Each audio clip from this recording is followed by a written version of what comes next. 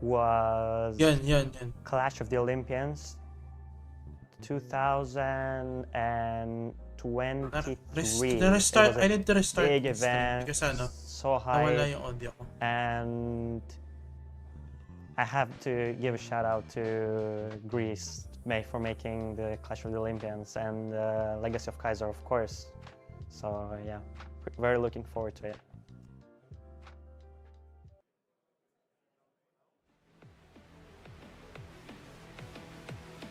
Sorry ah.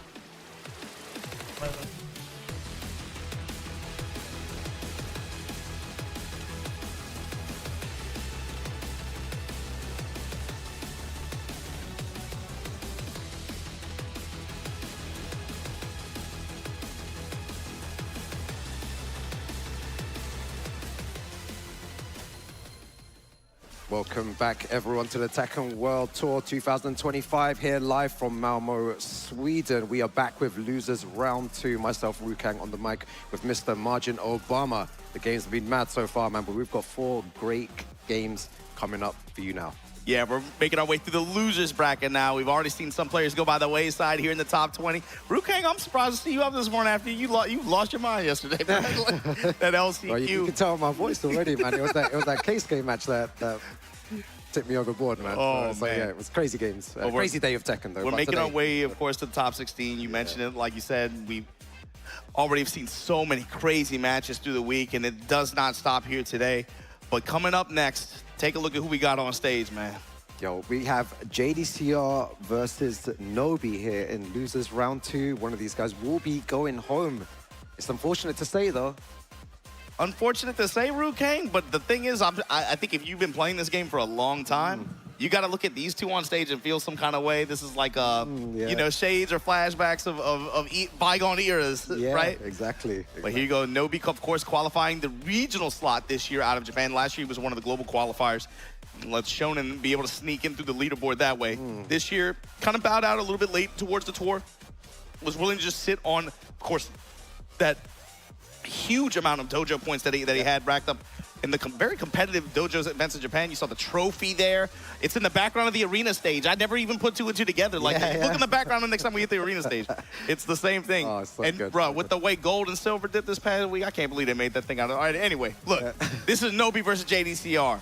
This is the real gold on stage right now. Exactly. Yeah, I was going to say earlier on when JDCR picked the Heihachi, the crowd went absolutely crazy. It seems like the Mishimas are a fan favorite. They always been. Yeah. And let's see if it's going to be the same thing. Even, you know, might go for the Armor King here, but 2 different characters. Armor King versus Steve. It seems like there's a lot of Armor King fans here in the crowd as well. They've all gone wild already. So I had a feeling that might happen, right? In Heihachi tradition, whatever he gives it to us on stage, he loses, he goes to another character. Yeah. This is his other trademark character, the Armor King. But Nobi, on the other side, going away from the Lars for, I want to say, the first time this tournament so far, going with this Steve pick. This is a common shell that he runs.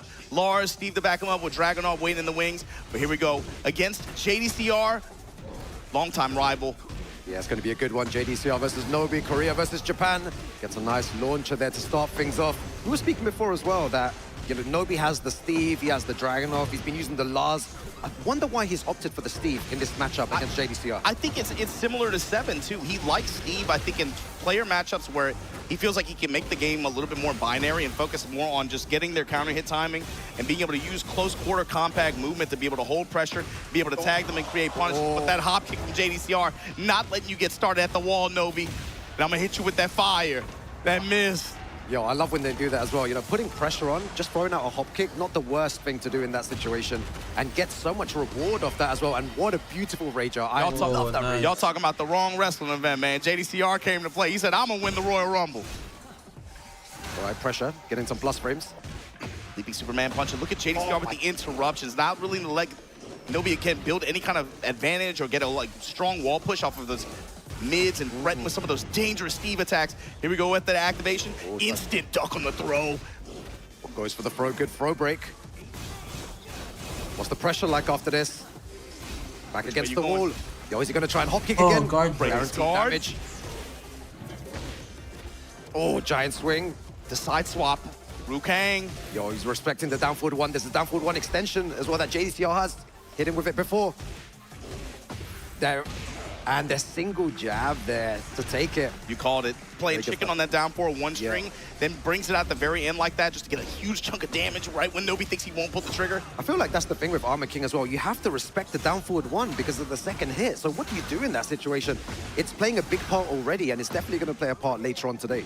And this round's a good one for Nobi. He's keeping it close quarters and come back kind of like the way he wants it to be, right? Not really giving JDCR any space to be able to try to build momentum on his terms. And JDCR's gonna up in his grill, gonna spit that stuff in his face, grip him up. And JDCR gonna take that round. Yo, that's what everyone wants to see here as well. Violence. Yo, everyone clapping for that as well. That's what they want. Yeah. Low's adding up here. Hits the engager. JDCR pressing. Gets the load across the armor. Jab. Down 4-1 float. Stomp him out and break this floor. So good. Gonna go downstairs here. What's the combo like? JDCR messes it up by the wall. Beautiful way to get out of that. I like JDCR, though, not trying to overextend there. Just dash to pursue. Knew Nobi was going to roll off like that. But Nobi coming out with the big floor break to take that away from JDCR potentially. Trying to even up the rounds here. Still in heat. Yo, that was sick. Spit that miss. Throwing Nobi just inside of range. Yo, uses the dash, trying to get plus frames. JDCR playing defense, tries to punish. Crouch jab, steal the turn back.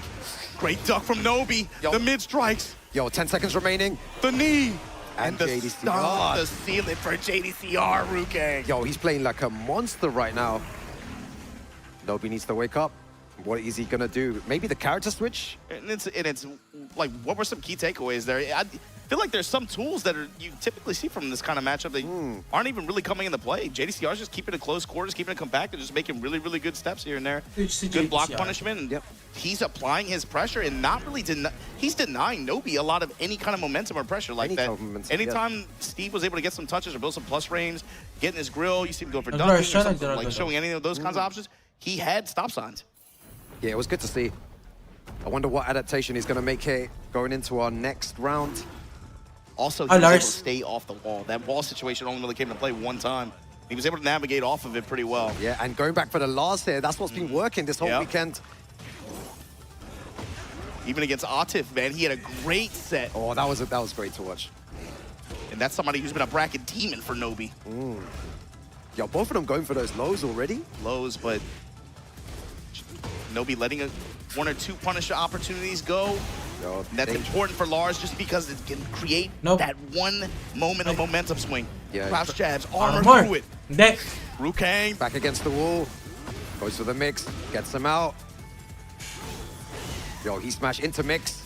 Man, the way that Nobi uses that low. But JDCR fighting back, goes for the low. And the back one to take it there. The trade in his favor, yeah.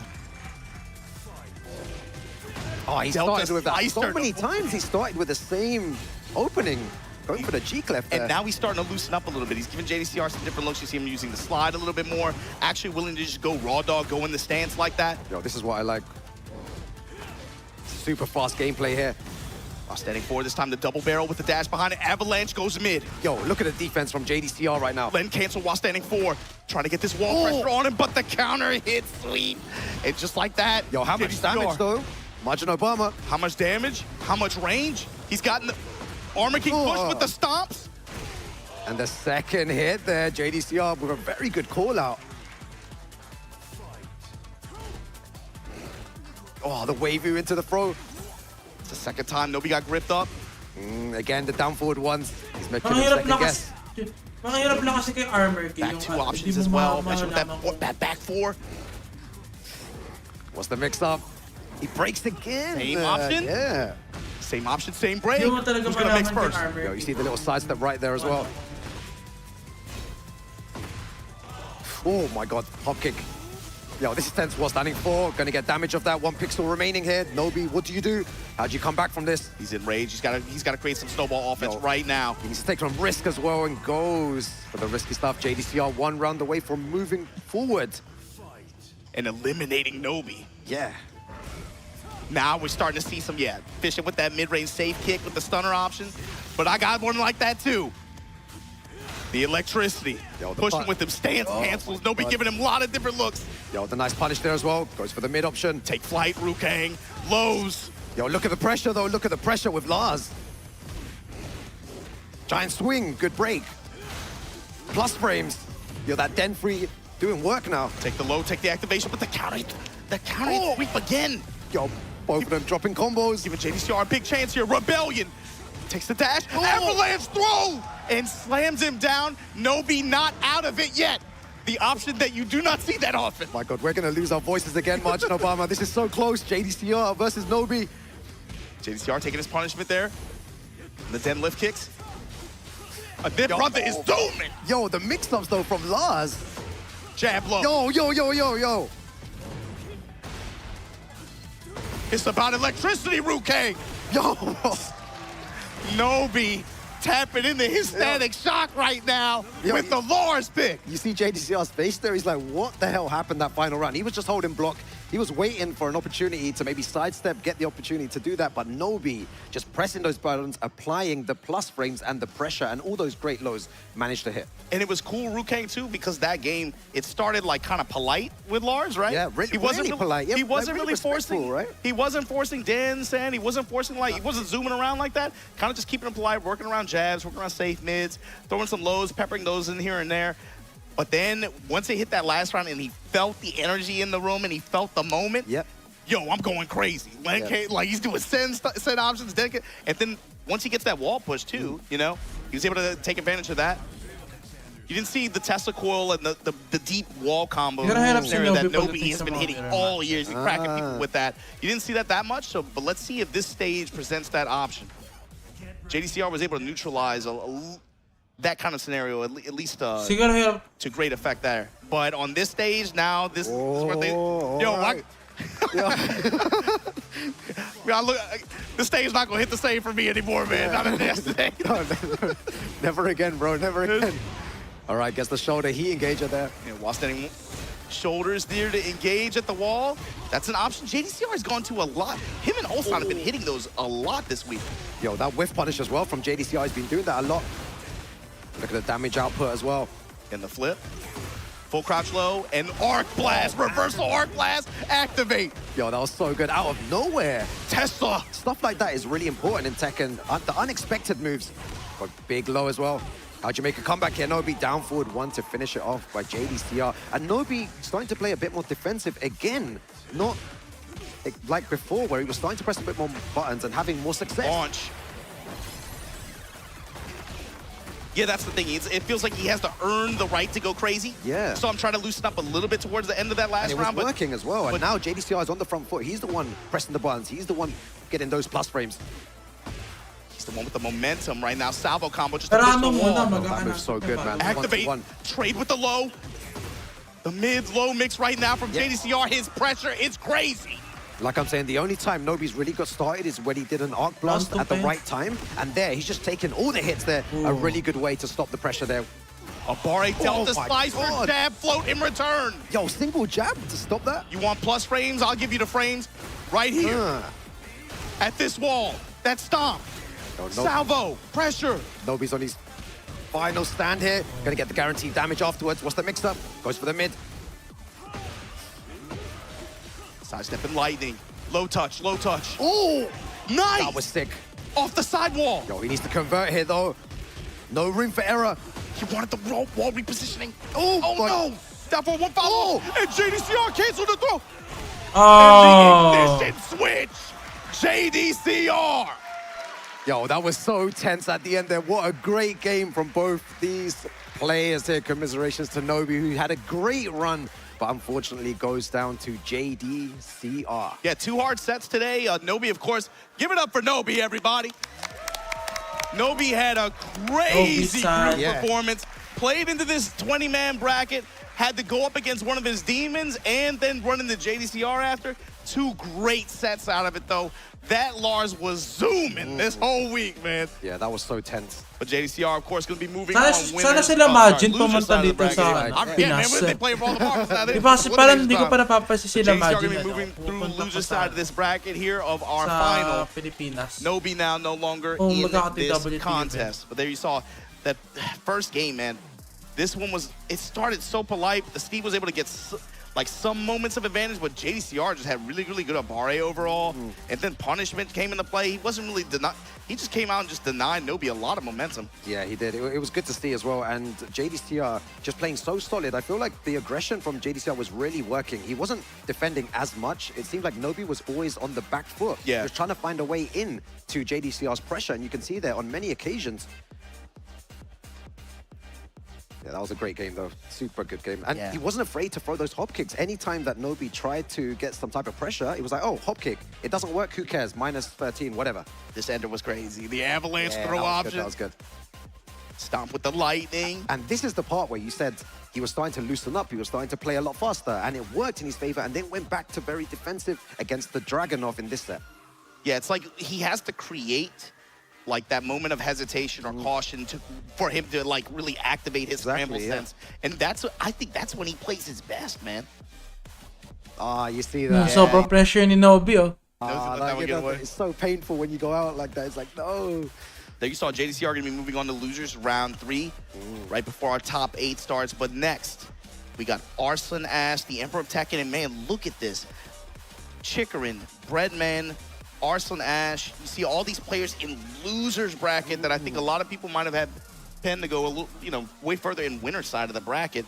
Arslan Ash, though, man, to say that you come into this event, one of the top seeds on the global leaderboard, exactly. You get to skip the first 3 days of competition, man, what a privilege. But the way that set in winner side went down to open things up, Usama Abbasi over Arslan. I'm gonna predict. The loser side of the bracket I want to predict Arslan Ash will go win. up against your Reds, who has played crazy this week. Yeah. Awesome performance in the regional stage. And then, man, let's see if he can follow it up with a deep loser.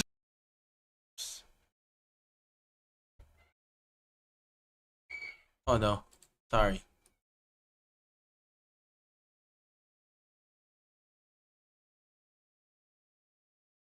In the world, hands down.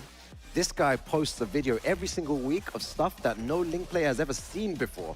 And we're just there like, what was that? What was that? What is this? Just so many different setups, so many insane combo videos. He is such a great player. So, big shout out to all the Link players out there. This is the guy we all look up to, man. We all look up to this guy. We all want to be like him. We all want to play on the big stage. We want to do the tricks like him. But it's really difficult. Siyempre, ang dami na panalo talaga ito ni Arslan. Tricks and different Oki situations and different options.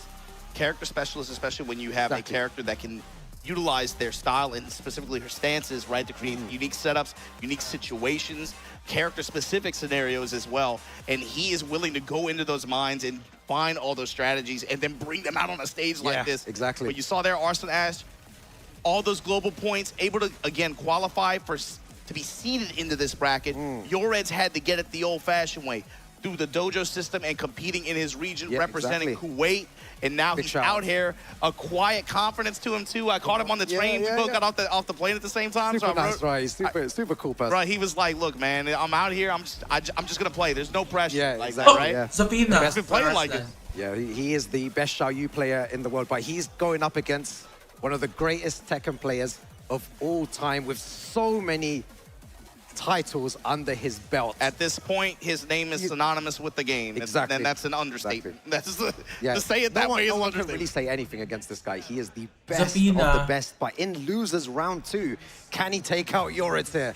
Now, I feel like we haven't seen this character on Arslan Ash in a minute, but Yeah, go with the Zafina. Now, you're giving a lot of praise to your Reds and like, again, the amount of approaches that he can bring. Exactly. Why would Arslan Ash go to Zafina in this character matchup? I feel like the ability to just whiff punish, especially with moves like that, the down forward one having good range as well. It could definitely play a part here. It doesn't want anything to do with any of those mix-ups. And Zafina, a very strong character in the game as well, and good mid options to stuff the AOP. Exactly. Specifically, mids like that one that reach really, really low to the ground. AOP might be more difficult for her to be able to try to use some of those evasive properties to get around her, like she can with so many other characters, including this launch pickup like Reds just got. That's what I'm saying. Those are the mix-ups I was talking about, really dangerous. And this is where you need to be careful. Hypnotist low. He might go for the low. Hypnotist low again, enhanced. Yo, and only minus 13 as well, remember. Yo, and the crowd going wild, right? They like Yoritz, but, it's like watching art, man. It's so good to watch Yoritz play the game. Finding the step there. Pressure right now on Yoretz's side. Oh my God. And again, using that Manticore. move. Yeah, trying to stuff any AOP. Just going with the 1+2 option. And back shot into the blast. Really tricky character to play against. And you were talking about it earlier. His combo decision-making is excellent with this character. Yo, look at this combo. I haven't seen that combo before. Whoa, yo, 360 homing, bro. Eyes on the birdie. Yo, homing move? And your Reds right now taking it to Arslan Ash. And you see there, Arslan Ash trying to pressure with down forward ones. It's not working, right? You're just finding a way out. Arslan Ash needs to be really patient here. Beautiful sidestep. Bro, just holding back at the walk, and it was on point, too. He didn't even pull the trigger. Oh, again. Just showing back turn stance, fainting, just walking around into the foreground. Gets the counter hit launch on Arslan Ash, presses into it. Yeah. Again, Activate. watch the mix-up, Margin Obama. This is where the tricky stuff begins. That's really plus good. frames, Take your plus frames, take your push. You should have put Nina. Go to the big low, guaranteed damage. Oh, And you need to be careful with a parry the up. parry option Yo. in your Reds. Yeah. One game advantage over Arslan Ash. Yo, this is what I'm saying. It's a really difficult game to play against Xiaoyu. It's so tricky. You need to be careful with all your buttons. You cannot overextend. You overextend once, you're going to be in trouble. And against a player who is constantly leveraging layered mix-ups like Exactly. that. In this game, on this stage with these stakes, Yo, it's crazy. close to the walls now too. It's gonna get even nuttier. Yeah. But we know the caliber of player Arslan Ash is. He would definitely try and fight his way back here. He's already downloaded his opponent. Power crush immediately, and look at that. I love Yored's approach to neutral too. He's willing to show Arslan like, yo, just back turn feint. Just constantly willing to walk into foreground, give him lots of different looks at range. Oh, goes for the low there. Really good option. Arslan Ash, plus frames. Dropping the explosion. Again. Finish with the back one chop, And the the trade trade. in Arslan Ash's favor. Yo, that was sick. Again, loads of Arslan Ash fans in the crowd as well. Yeah, man. they out here, man. They Yored's out here. fans and Arslan Ash fans. It's good to see. Fishing with Manticore, Arslan Ash trying to intercept. Some kind of offensive press from your Reds. Moonhair Palm this time gonna get punished, and that's a good one. He's right into that Manticore, the delay. This is what I mean. He's playing a lot more aggressive here. He's not giving Yored any time to really get those mix-ups started, and that's what's different from the previous game. Playing at that range 0. Oops. Oh, Nice no, block, nice good punish. And the low, this is what I'm saying. Arslan Ash is a true champion out of nowhere. 2 rounds straight when it looked like Yored was dominating before. Ooh, the slow lows too. Here. With the wall now. Yored's, what's your...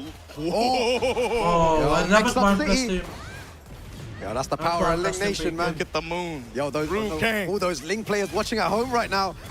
Yo, they all want to be Yored's, man.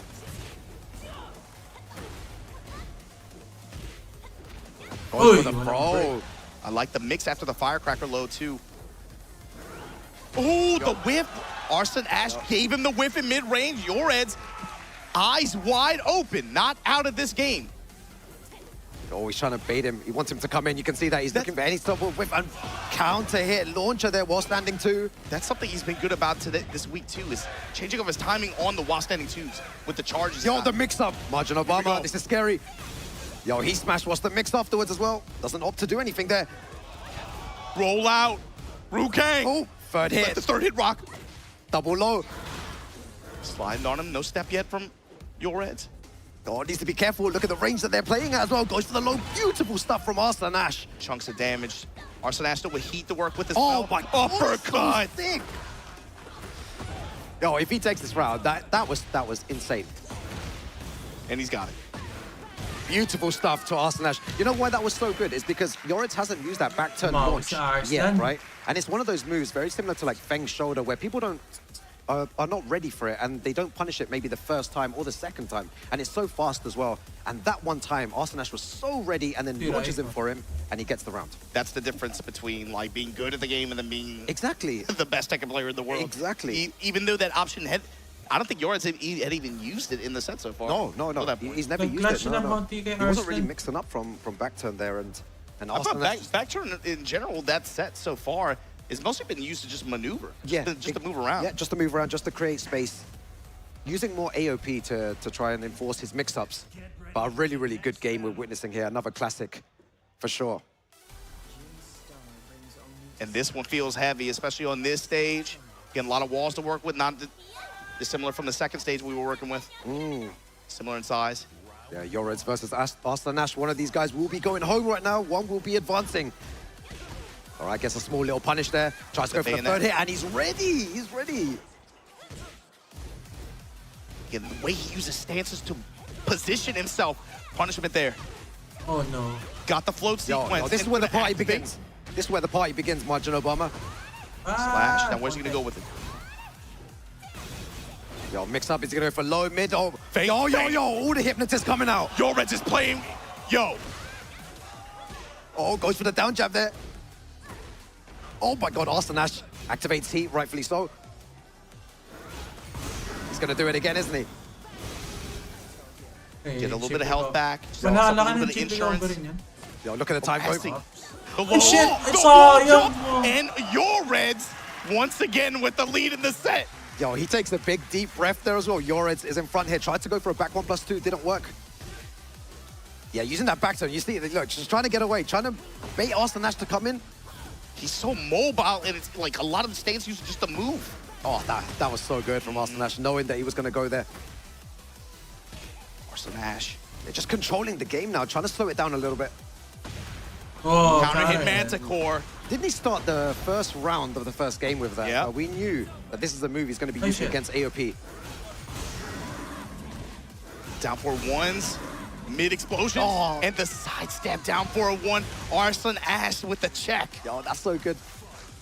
Yeah, just controlling the game. It's like Yoreds is showing a masterclass in how to mix, but Arslan Ash is showing how to control the game How with to these control moves. that. It's so sick. How to slow it down and control this beast. Yeah, even under pressure, this is what you need to do. Okay, going for heat. Actually, ang... Oh, he that's AOP'd the unfortunate. first hit. After Mix up, smash man. going hypnotist. From Yeah, trying to reposition maybe. Going for the mid option. Again, Arslan Ash just using these small pokes to try and win.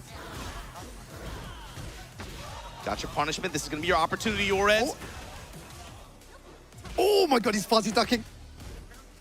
Oh! Arslan Ash, one round away from moving forward here. Bro, you know the concentration on Arslan Let's Ash's go, face, Arslan, you cannot let's let up go. for a minute, not even a second here. Being pushed here.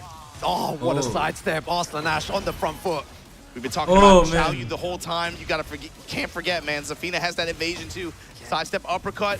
Look at where it puts Arslan Ash. Yo, just the control Chunks here. the damage. Oh. Back against the wall though. Holy Yo, this is shit! dangerous. About We're gonna we see see one of those your things we've ends. never seen before. Yoreds, he's got a mix though. Give me the frames, give me the Nice punish on that. pressure and Tarantula lows. Comes up with the mid this time. Oh, that was good. Gonna get the wall splat as well. Arslan Ash, what's your combo like here though? Needs to be careful. Yoreds has heat. Rage, sorry. Great challenge. Oh, With shit, punish boy. after Arslan Ash hangs on here. Loser side of the bracket. But wow, what a set in a master class in Xiaoyu play, man. Exactly. That was great. And a masterclass in defense and how to adapt. From Yes. Arslan Yeah, Ash. mandi ka It's na so maano si beautiful to Arslan watch. eh. Like I said, you have the art from Yoreds just trying to use all these different mix-ups to try and confuse Arslan Ash, and then Arslan Ash just slowed it down completely. Didn't go in too much anymore. Yoreds wasn't able to optimize his mix-ups, and then Arslan Ash just moving correctly, and it was so good. And what's to see cool him play. about it too is you saw how effective it was in the beginning. Yeah. But then you see the adaptation from Arslan Ash. That's why it was something beautiful. That's something like, bro, everybody's played online and just got clapped up by Xiaoyu. Yeah. You can look at the way that they kind of apply what's happening and think about how to control those scenarios and situations. And you can learn for yourself how to deal with that. Yeah. But yo, everybody, give it up for Yoreds from Kuwait. Yeah. Great performance all week here. Yeah, he absolutely amazing player. Man like Yoreds. Please He lang sa played a amin. hell of a tournament this Sabi week. nga, oh. And a really fun character to watch as well, which Wait, is also cool. I wouldn't go that far, but he put a show on, is what I'm saying. Yeah, but I'm He put a show. bit biased though. I'm I'm a- a Link player now. You're a Link hater? I didn't know that. Because I hate her, I try to play her. Nice. You know what I mean? That kind of thing. Okay, we're going into our next So si game Arslan here. ni na Halfway sa through pila na. losers round 2. Oof. And check out who's on stage. There you see Arslan Ash bringing it back in this third game. You're And this one here, this sidestep here Yeah. on the 1+2. And look at the pop-off there from Arslan Ash. You could tell Arslan felt the heat a little bit from that, but his ability, that has to do a lot for, like, again, just being able to settle himself down here, even though he finds himself in loser's bracket. The fact that he was able to take a set like that, play that kind of set where it was looking really nasty for a second, looking nasty, and then yeah. utilize his gifts and his, again, his knowledge as a player and his ability to control neutral like that, and find that win, Excuse me. find this path through loser side. But look at who's on stage. My man Questakis from Greece. Yeah. What a performance he has had so far this week. He said, I'm not done yet. I'm down, but I'm not out. Yeah. Problem. Super cool guy. Problem, Rukang. Kostakis from the EU, from Greece. He's got a problem on the other side of the stage, though, man. And this guy, the samurai of effort, the last samurai of effort from Japan, former TWT champion, and dominant player for, from the west side of the country, of course. This is Chikarin at this point in loser side of the bracket, playing to try to make it back to Dodge. He's going to have to go through Kostakis, and I have a feeling this is the... Oh, what are we going to see? Oh, no. Don't say it, man. Don't say it, please. No. I like Final Fantasy as much as the next guy. It's a blind pick. Oh, they called for blind. Just got confirmation here. Interesting. Okay. Opting for the Lily. He chose out of the... Yeah, I'm a Lily fan now, man. I just didn't want to see What if we see Lily versus Lars? Bro, that's crazy. Oh, no. It's going to lock in. Wait, it was a blind pick anyway, so? It was blind. Yeah. So Chikarin opts for the Lily instead of the mirror. Yeah, didn't want the mirror match. But we were going to get one. Yeah, Chikarin, one of those players, you know, that when speaking to loads of people around, he was a contender to win the Tekken World Tour Finals this year because everyone's seen how scary he is as a player. And when he locks in, he looks borderline unstoppable in this game sometimes. Yeah, I mean, the hard part is when he gets to, like, those Evo stages and you have to run through Arslan Ash and Atif and the Williams sisters and on different players, right? That's where it can get really tough for him. But here at this stage, opting for this Lily pick against Kostakis, trying to, again, just make the top 8 at this point, make it back to the big boy bracket. And you see him kind of just simplifying the game, utilizing Lily's movement and this pressure, the return off of, like, just jab strings. Very good. Real compact and just utilizing his movement and defensive habit reads as a player. Yeah, you've been telling me, man. We see the same cycle here when he's in heat. We're gonna see that 1+2. No, we're gonna test the graphics processor, and you are definitely gonna take some chip damage. This brother turns up. The lows, the throws, this time break it. Heat no longer an option for Kostakis. He gave that up. Eats the lows, though, from Chikarin. Very good low from Chikarin there. Big risk, but manages to pay off. Oh, we were talking about that before as well. That low. Down one to put him in the crouch. Yeah. He just goes for the low swipe, cut the ankles, then finds. That's how Kostakis even got to this point in the tournament. His uppercut placement has been on point when it needs to be. So good. Oh, goes for the big low there, down back 4. And no doubt Chikarin has been watching and has observed Kostakis likes to go to that down back 4 sweep option off the wall a lot. And Chikarin made it pay for it just now. Possibly scouted that out. Previous sets. Whoa. Oh, what was that? Cameraman got mixed. Beautiful sidestep on the 1+2 as well. But gets the dash combo here. Yeah, for 1+2 in the pickup. Tornado at the wall. Kostakis trying to cut him. Oh, the down one. Yeah, good block punish. punishment. Back against the wall though. What do you do, Kostakis? Flipping, gets clapped right into the rage art, and Chikarin able to steal that round back. Yeah, good stuff by Chikarin. Which is good combo awareness and options at the wall. Yeah, he's really shutting all the options down, but Chikarin a Clive main himself as well, so he'll really know how to defend against this character. That's why you see him. He's like, he knows kind of what mix-ups to look for in some of these situations. And Kostakis has not shown him a lot of Phoenix shift options at all. He's kind of just trying to play with him, out-poke him a little bit. Chikarin is going to be wise to a lot of these kinds of situations. Yeah, using that full crouch low to try and get him to duck. Going to get a huge launcher here again. It seems like it's always in Kostakis' favor, and then afterwards, you know, Chikarin always finds a way back. But this is looking like his round. Look at the damage. Wow. Oh my God. With the beam ender. What was that? Went for the smash to try to chip out. That might... Hold on, wait a minute. Yeah, we saying Chikarin, you want to make a... Oh, I was about to say it. Ugh. Good option there. In the mid-range, just take the low. Don't let him get too close. Lows now from Chikarin. Right into the steel pedal, and here we go. Yo, counter hit, big damage. Back, no, actually just gonna take the floor blast now. Now back to, now activate, yep. Yo, this combo is never ending right now. How much damage is this? Dantetsuki meter built to 2. Ah, and that's the move you were talking about, the up sequences. 1+2. People just been holding back. So you just take the chip. Chikrin with a lot of health to build, but clean walk around. Bro, the sidestep there, so good from Chikrin into the Matterhorn. The Lily Classics and the activation, the magic wall, gonna stomp on him on the way out. Back in open stage, Guaranteed and the damage. clean conversion with the guaranteed damage, as you said, Rukang, to put Chikrin up 1 game. Yeah, Chikrin playing so well. Kostakis needs to find a way to adapt to him, but it's really difficult to adapt to someone else who uses the character at such a high level. But this is the problem, is like, so he's CR lang ako. been running Clive, he could go to Lars. Yeah. Ano lang ako. Chikrin's been playing against Nobi Lars all year too, right? So Well, what do you do? It's going to be Well- dependent. Basically, he's going to have to just play and use some decision making that is going to really keep Chikrin off bounds. Yep. But it's just like he's too good at being able to slow matches down and perceive that, you know? It's not like he can. You're not going to throw anything at this guy. He's been playing for 30, 20, 30 years. You're not going to throw anything at this guy that he hasn't been. Not only that he doesn't know, but that he hasn't been playing with all year or all last year too. Exactly, Chikrin, an absolute legend of the game. So he opts for this Lars pick. What can you give him differently that Nobi would not, that would catch him off guard early on here, you know? To even be able to just like steal a round or two. Oh, okay. The sidestep into the Arc Blast, that's going to work here. Kostakis. With the activation now in the wall. Going for the Tesla Ender. Oh, the static shock. They got to bring that show back, man. Back 1. Whoa. You From are there? not getting off this wall, girl. Yo, Kostakis even get, whoa. Whiff, oh man. Yo, what is going on? Oh my, bro, that is sick. Yo, we're going to see another weird interchange right now as well. Crouch jab. Chikrin is still the turn back. I don't think Kostakis pressed anything. So that's going to be a guaranteed punish. That's going to be it. Beautiful stuff from Kostakis. Taking that round. Lars working out a lot better to start things off here. Down 4-3, looking for the plus frame. Goes with the knee after. Again, checking Kostakis for stepping. Arc blast, punish on it. Yo, look at that good punishment as well on it. Mid strikes, Black Swan at the wall. You better be holding back. 1-1, this time goes low out of back turn. Chikrin's pressure, but the Delta Slicer. Yeah, you need to be always careful of that. Still has so much heat to work with here. Goes for the enhanced version there. Oh, float, that could have been a lot worse, but the push after the heat engager with the dash behind it, Yes. gonna put Chikrin up on this round.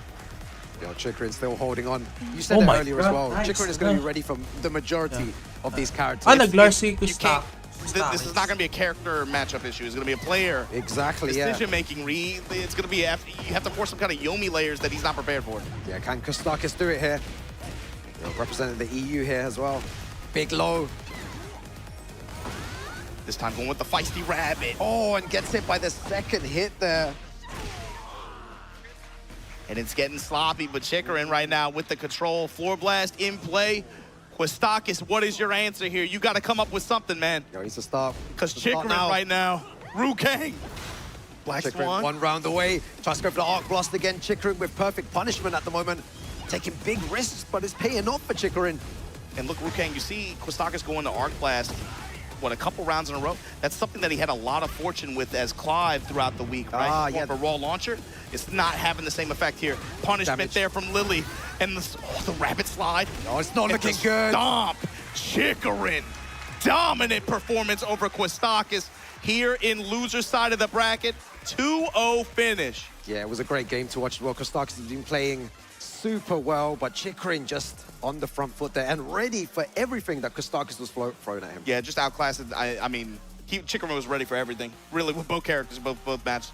But yo, Kostakis played his heart out this week. Give it up for Kostakis, everybody. Yeah, big love to Kostakis. I'm sure he had a great time here as well. At the Gotta Tekken feel World Tour good. Finals. Gotta feel good. You know, you got Rukang on the mic. You in Europe. You qualify out of Europe in the. I'm sure it feels nice. You're playing Lars, bro, in Sweden. That you Exactly, can't say yeah. that too often. Yeah, he is in the top 20 best players in the world as well. Highest placing players. Definitely something to be proud of. Not an easy feat. Played so well throughout the weekend, but just unfortunate there at the end. Chikrin a bit too strong. And with the blind pick at the beginning, which is really interesting, right? He didn't want to go potentially into the mirror match.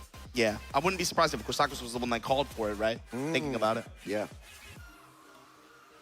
So there you see, going into game 2 with the Actually, Lars gusto- pick, and man, it just felt like Chikrin was just all too ready. You didn't even really see like Den stand sends it. Like there were very few opportunities for Kostakis to even get any kind of momentum rolling.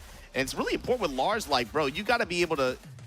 If you're not getting these small returns out of just like his compact, you know, his jab strings or like lows and strikes here and there, like you got to be able to zoom and move. You saw how much like fortune Nobi had when he started to loosen up and do that kind of stuff, right? It's hard to do at this level, of course, because everyone's so good. But if you can't create a little bit of chaos like that and the match is going like that, it's going to be hard for you. But speaking of which, this is going to be a tough one. This is going to be a tough one, bro. Yeah. You got a South Korea face-off. Both of these guys have a lot of play experience against one another. Representing South Korea here, the regional representative, Breadman. Breadman, absolute legend here. Probably going to be opting for the Leroy here. He got the keys to the bakery, man. Look at this. Breadman going to put this Leroy on stage up against Molgold, bro. Global ranked first place with 2,820 points, but finds himself in losers round 2, fighting for his life after a great TWT season. Yeah, this has been like an issue with Mogul too, is like in these kinds of tournaments where people are looking at him, we're like, bro, he's been so dominant, he's been so consistent. Exactly. He'll sometimes kind of fade into the background on the big stages, you know, like the EWCs or the towards the ends of the brackets, right? Like the EWCs or the finals, etc. The Evos. But he's had some pretty good performances this year. Gotta talk about the Evo Japan second place and then brought it back at Combo Breaker against some of the same people who beat him there, specifically Knee. But going into the bad, man, the Villains Arena here with the bombs on the walls. Yo, a lot of Breadman fans here in the crowd as well. I just heard, let's go Breadman. Let's see what Breadman has here. This time against Molgold right away. Gonna go into the engager. Yo, you can tell which characters the crowd like as well. You know, the Heihachi, the Armor King, the Leroys. That's what they want to see, man. Low snap kicks. Molgold now trying to get that win condition positioning that he's so well known for. Finding that wall, just applying that Claudio pressure. It's so simple, so clean. Yo, the Beyblade. That's Beyblade. Huge. Outcast arrow. That. And Breadman gonna close this one out too. And the other thing too, watch for Breadman's heat usage and how he leverages that. That's something to look out for. It feels like he just wants to use chain punches just to chip. Just huge amounts of chip damage. Nice back two there. We get some decent return, but again. Yeah, he engager. This is when it starts to get dangerous. Going into that leap strike engager again. That's how he found the first round as well. Yo, double down jab from Molgold. Yo, Breadman brought the low cane out early on here in the second round. Yeah, it's good that he remembered, man. Sometimes you forget about that move as well, so wanted to make use of it here. Nice damage. Run on him. Yo, is the wall there? No. I was about to say, Breadman, you got to be careful. Look at, down back look at where you put yourself. The Blue Moon burst in the Rage Art. Yeah, you know, I was about to say something, and then I thought, you know what? I ain't gonna say it because I'm gonna have all the Claudio players on me if I say that down back 1+2 is probably one of the best moves in the game. Is that controversial? And also, Claudio, you said the Claudio fans are gonna be mad? Screw those guys. We hate those guys. Y'all boring as hell. Season your chicken with salt and water. Get out of here, man. All right, goes for the low. Low strikes. Fishing again with those mid strikes with his back to the wall. And Breadman, you got to think about how he threw away that last round. He just with position. Went for that one situation where he put his back to the wall and you opened up for that comeback from Molgold. You got to stay off the walls against this guy. Walking around, the chain punches wrapping around. Yo, he actually sidestepped that and got...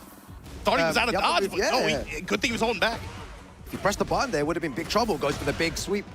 Launch punishable. Fighting Dragons. Punish here with the chain punches. Yo. Punishment on point from Breadman there, 1 round away. Breadman shaking it off. Ooh, got the float sequence, Rukang. You know where you're going. Yeah, I see Breadman not going for many big lows. Bombs away. Full lows. Playing so well. Yeah, I mean, that's a benefit too. And this character has a really good low. Oh my god, and the movement as well. Sick. Big launcher. Yo, what's the combo like, Breadman? Blow him up and activate. I like it. Stepping into it now. Yo, Molgold needs to find a way to activate. What a block on the low there. Heat dash plus frames. Big damage and the perfect there at the end for Breadman. That was a sick momentum play too. Did not give Molgold the opening to be able to activate Heat. kept him out of rage too, and then just had a really good call at the wall to end the ending sequence there. Like, he didn't open the door for Mogul the way he did the previous round. Yeah. You know? And then he was right when it mattered.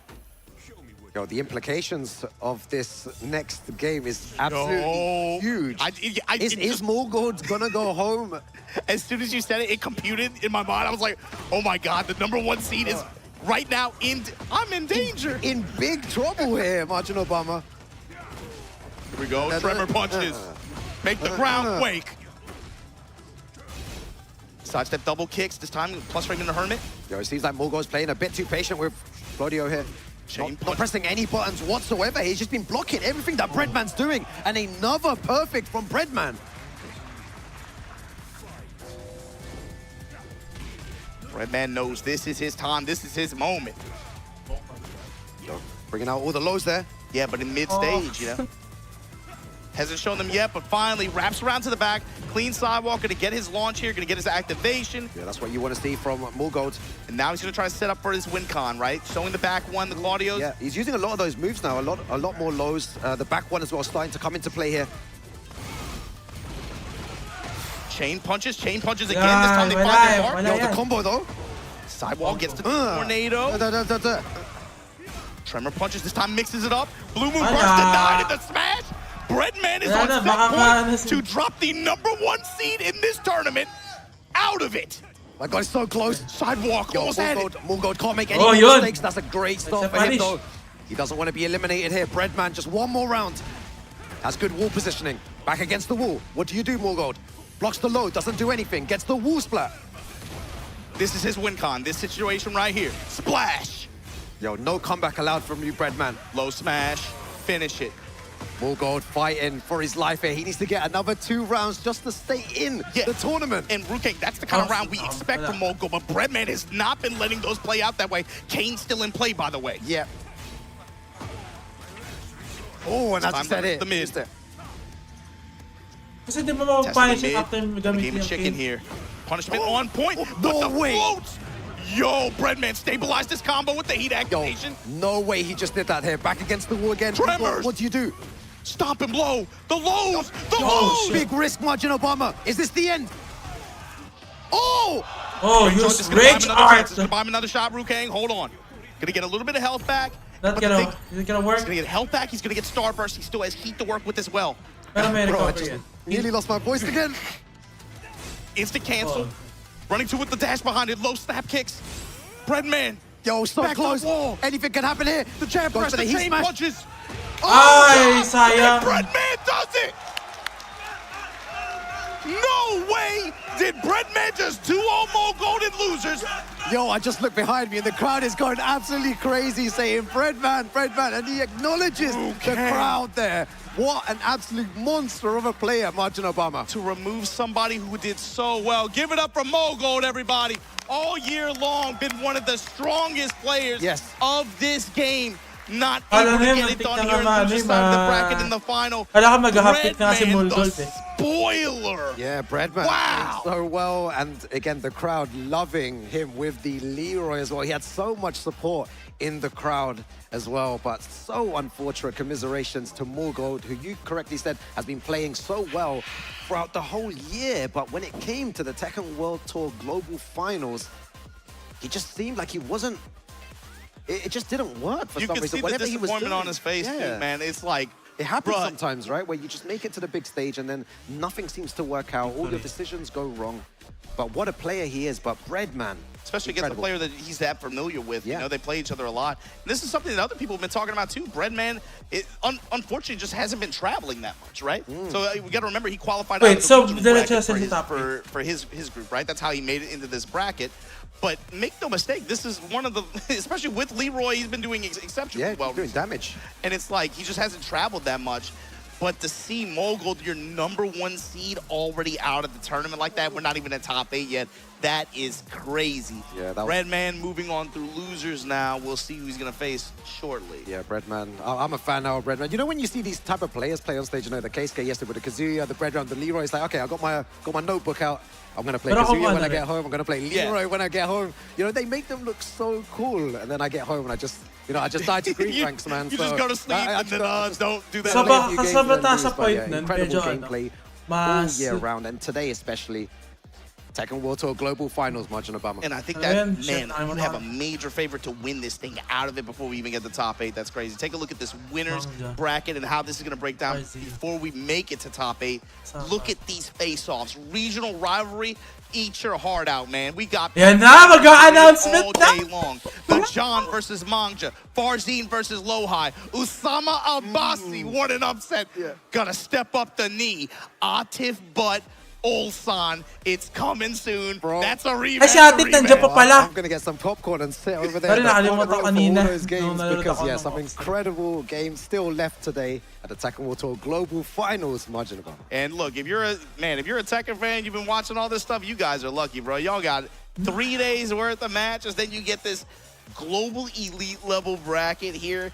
We're not even close to being done yet. Before we get to our next match, we got to take a quick commercial break here at the Tekken World Tour Finals in Malmo, Sweden. Don't go anywhere. We'll be right back.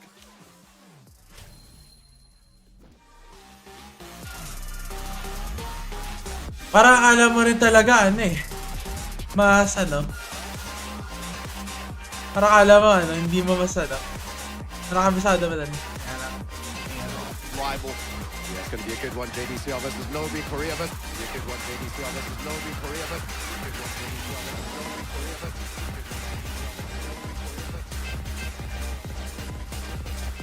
You medyo mas test. You medyo mas test. You medyo mas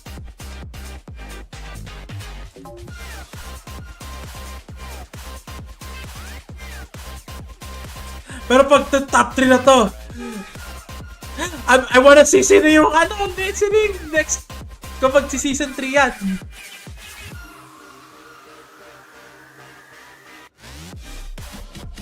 Pero si kanina si Orange. Sick yung ginawa ni Orange sa setup. Shout.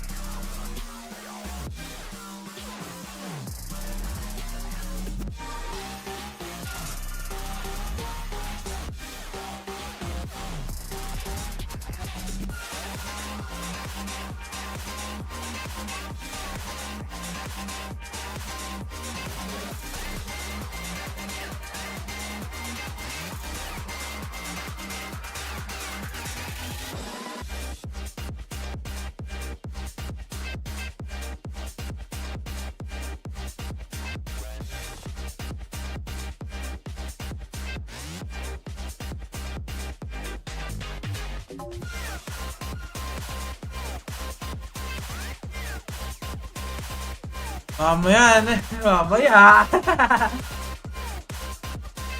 Mayang-maya yan,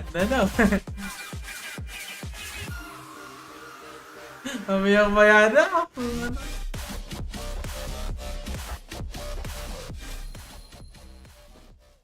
From your beginner days to where you are now, I've seen you win.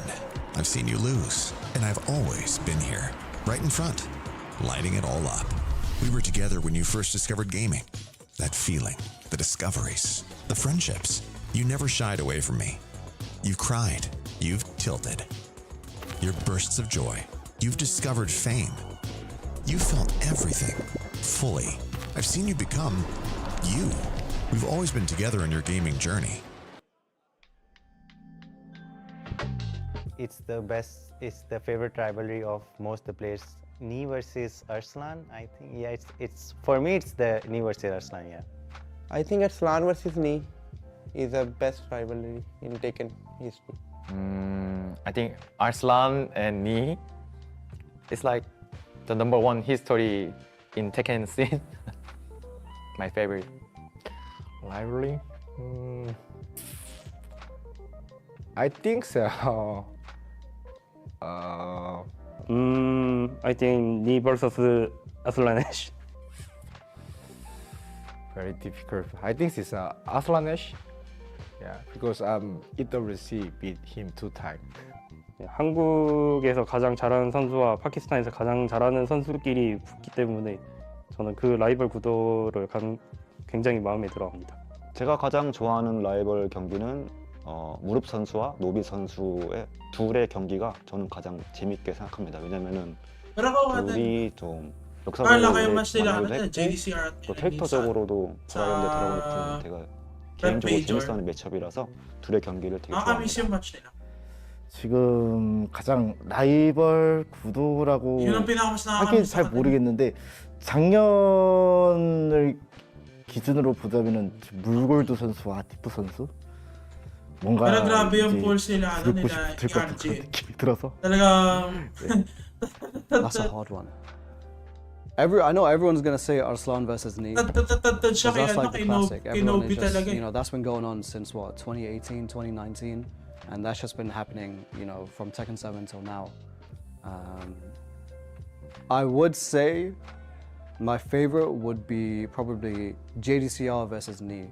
I think during Tag 2, the turning point of Tag 2 and Tekken 7, people are kind of asking questions like, oh, who really is the best between the two? Because you had JDCR traveling so much in Tag 2 to all of these American events, and he was winning literally everything. But you had Ni, he was winning everything in Korea. So it was kind of like, oh, who is actually the best between the two? Because, you know, JDCR, he's shown he's undisputed internationally, but can he still compete against JDCR? So I think that rivalry between those two, that's probably my favorite in terms of Tekken FGC. Unironically, Arslan and Ni. Ni and Arslan. I think it's the most common, but Arslan versus Ni is my favorite, like so far. A lot of people are gonna say it's Arslan versus Ni, but I think for me it's Ni versus JDCR because it's what got me into the game and hyped me up to play more tournaments and play the game actually. I say you probably get this one a lot, but definitely Arslan and Ni because you know they play each other all the time. They kind of exchange a lot on Twitter as well, so it's definitely a storyline there.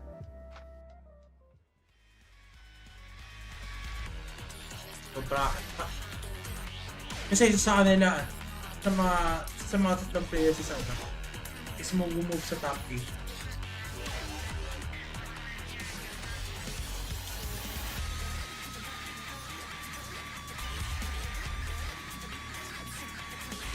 Ito na ba? Na-sweet na ba? Tete, excited na ako!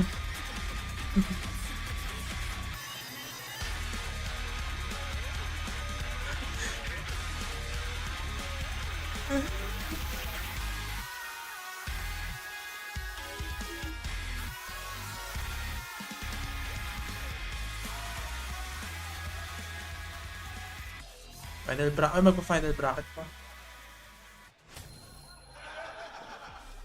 Welcome back, ladies and gentlemen, to the tail end of the Tekken World Tour Finals 2025 Top 20 here today. We have whittled our way down to the 4 top 8 qualifying matches on the winner's side. And I am the ever-hydrated brown man, joined here today by the ever-handsome Pun Life. How you doing, my man? You've been putting in a shift today. You need to stop glazing me, man. Hey, man. I blush every time. Got a glazer man live on camera. It's crazy. So, I am excited to see the matches we have up next. Absolutely momentous matchups that we have. And there is a pattern. There's a recurring pattern throughout those matches as well, which you guys at home might pick up on. But we have crazy action. But first, we have Mangja stepping up against the John. What can you tell us about Mangja? I think honestly, Mangja's one of those players that is a little bit underrated. Goes under the radar sometimes, especially when compared to some of the other Korean players. I think he's been around for a long time. Used to go by Malgu as well, so that's something to keep in note. A Nameless King as well. The Nameless King as well. Big Dark Souls fan. We found out the other day. He's had some really good performances. I think he's getting stronger and stronger, but often like kind of ending up in some of the lower positions. Maybe not quite first, second, third. Kaya nga na TGU si AK still ending up in really good positions. Now I think it's a tall order because the John's kind of been running with things, right? It's going to be a tough one. I think Mang just playstyle, the way he looks for counter hits, the way he plays around the nunchucks as well, and throws slides into the mix as well is going to be ideal. I think he's probably one of the best lows in the world right now.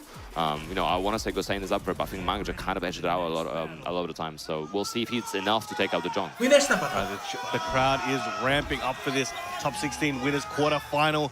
Everything's on the line here. Who is going to make top 8? Mangja versus the John. Let's get it going. Yeah, we're still in first to territory as well, so not that much room for adaptation. You have to be quick on it. And the John nice had a shift and a half yesterday and still going strong here.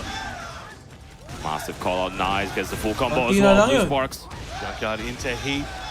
93 damage and still has so much heat to spare. Oh, nice break. That giant swing, get him at the wall. Oh, slide. The John in a bit of trouble. So much 1 health to recover. Nice in the chucks as well. The Dragon Hammer. Pressure na ni Mangja talaga. Already. You want to start running your game as fast as possible and start destroying the John's plan. Force him to adapt. All right, now knock him away. Checking with the down forward 1. Full string coming in. Again, chopping at those ankles. It's so important as well. You got to start sliding those lows, force John to start ducking so you can start utilizing those mid threats. Excellent whiff punish on the slide attempt. That Jaguar's been saving lives. And now John getting the running mix at the wall. Spring kicks right into him and slamming him down. So much damage as well from that interaction. Heat spent. John's still trying to run it. Nice move around. Doesn't get anything from the wall. But look at the great health on Mangja's side. Punish on the power crush. Breaking that grab. King players can break grabs. The legends say different though. Allegedly, yeah. Nice confirm. Just needs a couple more hits here, maybe like a little check. There we go. The jab stringing up, and Mangja really starting to run with it right now. He is definitely feeling himself. He's got that confidence, and you know, even there are options where the John is taking some health from Mangja, you know, getting the better side of a situation, but Mangja's not letting that phase him, and it's working out for him very well. Nice counter hit confirm as well from Mangja, starting up the offense. Oy! Nice, recovering fast enough to be able to deal with getting some counter hits in there. Oh! While standing 2-2. Oh, drop kick. At the wall. And on defense, but playing very well. It's the classical playstyle as well, death by 1,000 cuts. He's starting it out, but the John definitely going to be looking to do as much damage as possible with every opportunity. Oh, nice break. Again, Mangja's been on top of us so far. Oh! Nice break. Oh, nice. Breaks on both sides, perfect. Oh, nice. 10 seconds. This is gonna hurt. John now in the smash landing clean there. The John getting back on the board. 2 hits is so much damage from those 2 hits, like 70 damage, 80 damage. Crazy stuff. Oh, nice. Double dragon taking the John to the wall, exactly where Mangja wants him, activating that heat. Very dangerous situation to be in. Amazing junkyard combo. Look at that damage, 84, and then gets a little kick while he's down. And just keeping the offense going as well, using the slide, trying to look for the Dragon Hammer counter hit. And looking for the interrupt as well, if John tries to do something. All right, the John trying to feel him out there and test him with that forward 2 whiff. You have to be worried about the second hits, but here we go. The John, a crumb of health left, and the double down forward 1, closing it out. Mangja, the very strong first game. Yeah, and it's also like kind of, you know, if he gets a health lead, and we saw this happen yesterday with my musician as well, when John's playing from behind, when he does not have the health lead, it is very difficult for him to use things like the power crush, right? He doesn't have the health to actually use that as an option, which kind of makes it more easy to play around his interrupts, deal with him a little bit, make sure that you're keeping that offense as high as possible. So it's a very important aspect of I think, shutting down John to some degree. But we'll see how he adapts, if he's going to try to be a bit more aggressive to shut down Mangja now, or if he's going to do something else here potentially. Because the throws have not been working right now so far. We got that one, which obviously was a lot of damage, but the others were not enough. Yeah, let's see, in this a little bit of a different environment, you know, you got the Ghost watching, enjoying the show, you got the Pack Pixel. All right, now he's trying to catch him on those ducks, you know. But again, good defense there from Mangja. 2 duck call-outs in the first couple seconds. I wonder if that's kind of like trying to, you know, influence him to start ducking now, because maybe those duck attempts catching a favor failed, but maybe he's now trying to influence him to duck because of that. Could be. No, gets that heat reversal, gets heat back up. Nice. Slide. That slide attempt and a good block. John ready for it. He's at a good ratio on those slide defensive options there. Recovering a good chunk of health as well for that. Oh, no break this time. Sending him out. That's gonna keep. Nice tag. Punish. Spins back. Heat smash. I like the run-up attempt in the track to try to get something there, but the Jaguar has been working out beautifully. Nice, the mix working out for Mangja right now. He activated. Starting the offense very early. Nice dunk on the a little bit of a punish. Could have been a much bigger punish now while standing 2, but Mangja's still definitely in the game. But John trying to turn this around. Spacing out. Oh, the low not quite landing. Again, he's not. Oh, not gonna happen. Another one, but. Third time the charm, perhaps, but oh my God, the pedigree! Pedigree, and now very close to the breakable ground. Oh, floats him out of the air. Mangja about to take a whole grip of damage, and will have an amazing wall position to take advantage of. Gonna hurt a little bit. Keith might spend. John still recovering health as well. Nice Titan's getting gets the combo as well. He's making new combo routes on the fly right in front of our eyes. Yeah, that's incredible adaptation on the fly. And John already 2 rounds up in this round. Nice counter hit. Mangja trying to get back in. Against getting that heat very early on. Going for the slide. Not blocked this time. All right, he's letting it all fly. It all seems to be working out. Nice interrupt there from the John. Not caring about the hammer of the gods. Oh. Confirming it once again.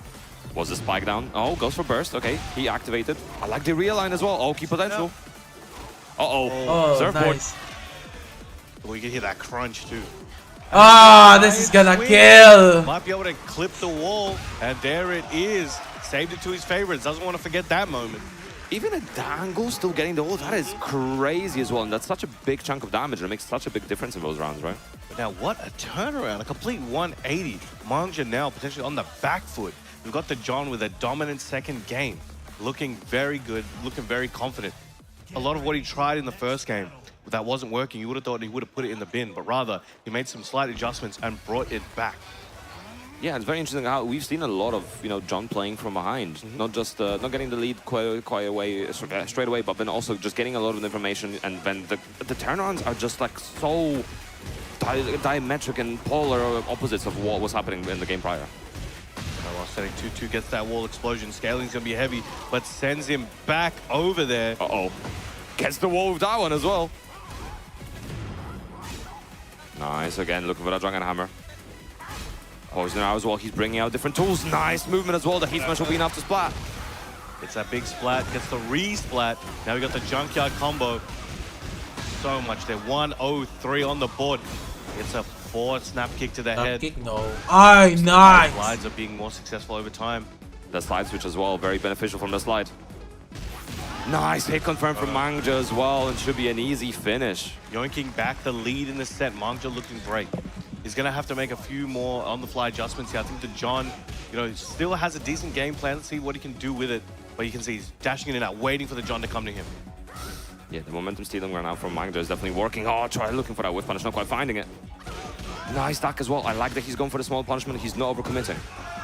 Yeah, as soon as the John starts looking for those, duck opportunities from Mangja, he knows exactly when he can start taking advantage of it. And again, trying to delay his time and try to catch a counter hit. Mangja, heat rush slowly running out. Don't get too greedy now. Yes, playing impatient. Now John still has a full stick of butter in that heat. He can activate it any time. Excellent counter hit. There we go. Down 4-2 gets that big launch, that mini nuke. Big confirm as well. Excellent delay, a bit short, but still a great situation. Goes for the drop kick, toe kick to get up. Alleys are coming out. Nice. Oh, nice. Drive his feet, 4 seconds. Back 2-2. Rage no, not gonna happen. With Mangja pressed, and there we go. Gets scooped up now. Virtus Pro Mangja, 1 round away. Set point from securing his spot in top 8 here and sending the John to the loser side. And this has been such a back and forth as well. And a water hop kick from Mangja, massive call out. I think Mangja might have ascended. Let's see if we can close this one out. Oh, there's going to be so much damage as well in the Oki situation afterwards. This is not great for John. Dragon Hammer as well. Poison Arrow just keeping the pressure going, but nice movement away from that wall. Not going down without a fight. Down, but not out. Goes to the low jab under that grab. Wala yun. Flips him over. Mangja looking in prime position. Heat smash. What is he going to do with these plus frames? Trying to keep the offense going, and now he has the life lead. He's trying to work it. Uh-oh. Ooh. Rage damage on top of us. He's got to nail this tech roll. Gonna get a little bit of health back. He doesn't get it. Oh, nice. Is this enough to kill? I don't think it is, but okay. Ah, shit! Nag-drop! Hits on the wall. Could this cost him everything? With that wall standing Ops, forward. wala. Big snap kick to the Nothing. leg. Nice punish. Mangja the driver, he just Nice. stealing it away. They are very flustered. There were some opportunities there were not capitalized on. gonna But happen. how Oh can you no, blame them? good This is whip. getting crazy. He's going for the Atlas That was hammer, the stupid. round start as well. Sometimes you gotta let it fly when they least expect it. Oh, 100%. Mangja trying to enforce the full crouch mix up a little bit more, being a bit more aggressive, but the John backing up, does not want to deal with whatever Mangja's got going on over there. Oh, big counter here as well. Mangja getting up, already activating the burst, trying to get the advantage. All right, here we go. Both in heat, 1, 2, 3, pushing the John back to the wall. Ooh, getting close to those nunchucks, letting the full string fly. Oh. Plus frames on the heat smash, goes for the drop kick. Mangja trying to fight back. The John with a little bit of a life deficit, trying to get Mangja to fall into his trap. Holy and there we shit! go, Mangja with the amazing while standing 2 to close it out. Cheering, showing his pride to the crowd, sending the John to the loser side, and at the same time, locking himself in for that top 8. And that was such a strong performance, but honestly, how polarizing was that set? 3-0 one way, 3-0 the other way, and then almost a 3-0 back as well. So both players, just the way of their adaptations and the way they were playing around the momentum was incredible. Big round of applause for Mangja there. We'll be seeing the John back again soon, fighting for his life, but Mangja gets a little bit of time to relax, recompose, and study for what he might be facing in that top 8 bracket. Yeah, you know, that top 8 is going to be a different kettle of fish as well. Obviously, there's going to be first to 3 format, which makes it so much harder. It's a battle of stamina, it's a battle of adaptation, and of course, may the best one win. All right, there you go. A lot of emotion on both these players' faces. They've come this far. They've spent the whole year, one way or another, finding a way to make it to this building today in the positions they're in. So there's a lot on the line, a lot of emotion you can So, feel kaya pa ng through the lakas ko screen. manood pa ng But top. up next, we have another banger of a match, another Pakistan versus Korea matchup, one of the most legendary couples of countries. Here we have Farzine and Lohai. But before we get there, I want to look at a few more of these clips from the match we just saw. Look at that giant swing. giant You know, it swing. surprised you on that angle, right? But it got exactly the amount of damage he needed. And those confirms here from Mangja with that while standing 1-2, getting that wall splat. And his space control was very good in the clutch moments. Like you saw there, the back 2-2, you know, closing the gap and taking that damage. And 1-1-2, that was an opportunity there for the John. But again, who would expect a forward 4-3 in that position? Yeah. You never expect a dragon cannon until it hits you, right? But yeah, crazy Popping performance. off, feeling that pride, representing his team, representing his country, representing everyone who's ever helped him get here today. But if you take a look at the bracket, what do we got here, Pun Live? Yeah, so that's our first top 8 qualifier on the winner's side. Mangja making to the top 8. Then obviously, as Brahman said earlier, Farzine versus Lohai will be coming up. Then Usama Abasi versus Ni and Atif versus Olsan. So there's a theme forming there, right? Pakistan versus Korea is the name of the game, at least on this winner's side. And, you know, it's all killer, no filler from now on. 100%. And we ain't going to stop till someone is crowned the champion. So here we go, Farzine, the young prodigy, who's becoming not as young, but still a prodigy. Crazy how that works. And then we've got Lohai, arguably one of the best players of all time, arguably the best Brian of all time. And we're going to see what he's got here for Farzine. You can see Farzine's run this year, 2,081 points. Madness. Second at Melbourne, 400 points. Shout out to Melbourne. Went to Greece as well, stacked up a bunch. And now we got Lohai. What can you tell me about his run? See, the interesting thing about Lohai is I think he was really struggling for just getting a major win, whether it's a challenger or a master. He was really struggling for it. When the UFA win happened, I think he was so relieved and happy to be able to achieve it. He was in that position where he's like, always the bridesmaid, never the bride. And that UFA win, I think, kind of cemented his position and then helped his confidence. But we'll see if that confidence is going to be enough to take Farzine again. Farzine's had a hell of a year as well, so he's not going to be no slouch. And we're seeing him on that Victor again. No Lydia, Victor. I was low-key expecting a Yoshi at some point. I know he was practicing before the finals on the Yoshi as well, but we go back to the Victor. All right, sticking with you gotta, sometimes you gotta leave the dance with whoever brought you there, right? So seeing the Victor and seeing the Brian here, very fitting. We're gonna see some super fast tempo, high APM gameplay from both of these players. That's how they go, that's how they rock. So you guys better get ready. Yeah, Victor as well, not a card that we see super frequently, so it's nice to see him on screen. Already activated he as well. Lohai looking for something. Doing the same. Those upward strikes, trying to catch him with a counter. Mixing out the approach as well, another cannonball. Incinerator stops early, I like the step afterwards as well. Oh, and the parry as well from Perfumer. They should be able to get a whole load of damage here. Both players without heat, so they're gonna have to rely purely on skill. Oh, side stage combo, yes, there we go. He's got the stuff. Losing it for that. Man, we've seen that so many times before, but it never gets any less hype. Hype every time, from the first drop to the last. Right now, Fazin backing up. Lohai coming in with the machine gun punches, trying to lock him down. And again, amazing work there. Oh, tried to catch him with the forward 2-1 after the taunt. Was not able to hit the mark. Oh no, not nice gonna. power crusher as an option very Yung well. ano talaga ni ano Incinerator again, ending early by mixing up the options afterwards. Catch them with the homing, guaranteed follow-up. Lohai in a little bit of trouble. Fazin slowly chipping away at his health. Nice burst as well, circuit breaker. Oh, and beating out the while standing one. That was a big option from Farzin as well. Very, very risky. And he's willing to do it. He knows the risk, he knows the reward, and he's willing to put it all on the line. Now down 2-3 there from Lohai. Oh, nice! With the 1+2. Yeah, such a strong tool, a counter hit tool from Victor on that 1+2. Nice carry as well. Viscardi has so much wall carry and just making the most of this right now. Spike down, going for the mid, give him the energy blast. Activating that heat might be used to get out of there, but Fazin catches him, gets his guaranteed follow-up, gets a tailspin, putting him in a load of trouble. Could be his chance to get around on the board. Oh, big sides plus one. Lohai getting a conversion and will be able to recover a bunch of health thanks to that heat. Going for that heat dash. For that counter hit knee, but nobody home. And Fazin securing himself. One singular lone bubble getting on the board. He's got a few more to go. But Lohai trying to make it hard for him. I wonder if that was an orbital round start as well. Definitely looks like it. He's rolling with this momentum. Going for the energy blast again as well. That mix-up is very, very scary. Oh, up 4-1-1. Counter hit confirm off of it as well. Not working. Using that heat to kind of push Lohai back, breaks that wall. Easy carry to the wall. Uh-oh. Mixing up the different options now. Tracking him with the stance transition.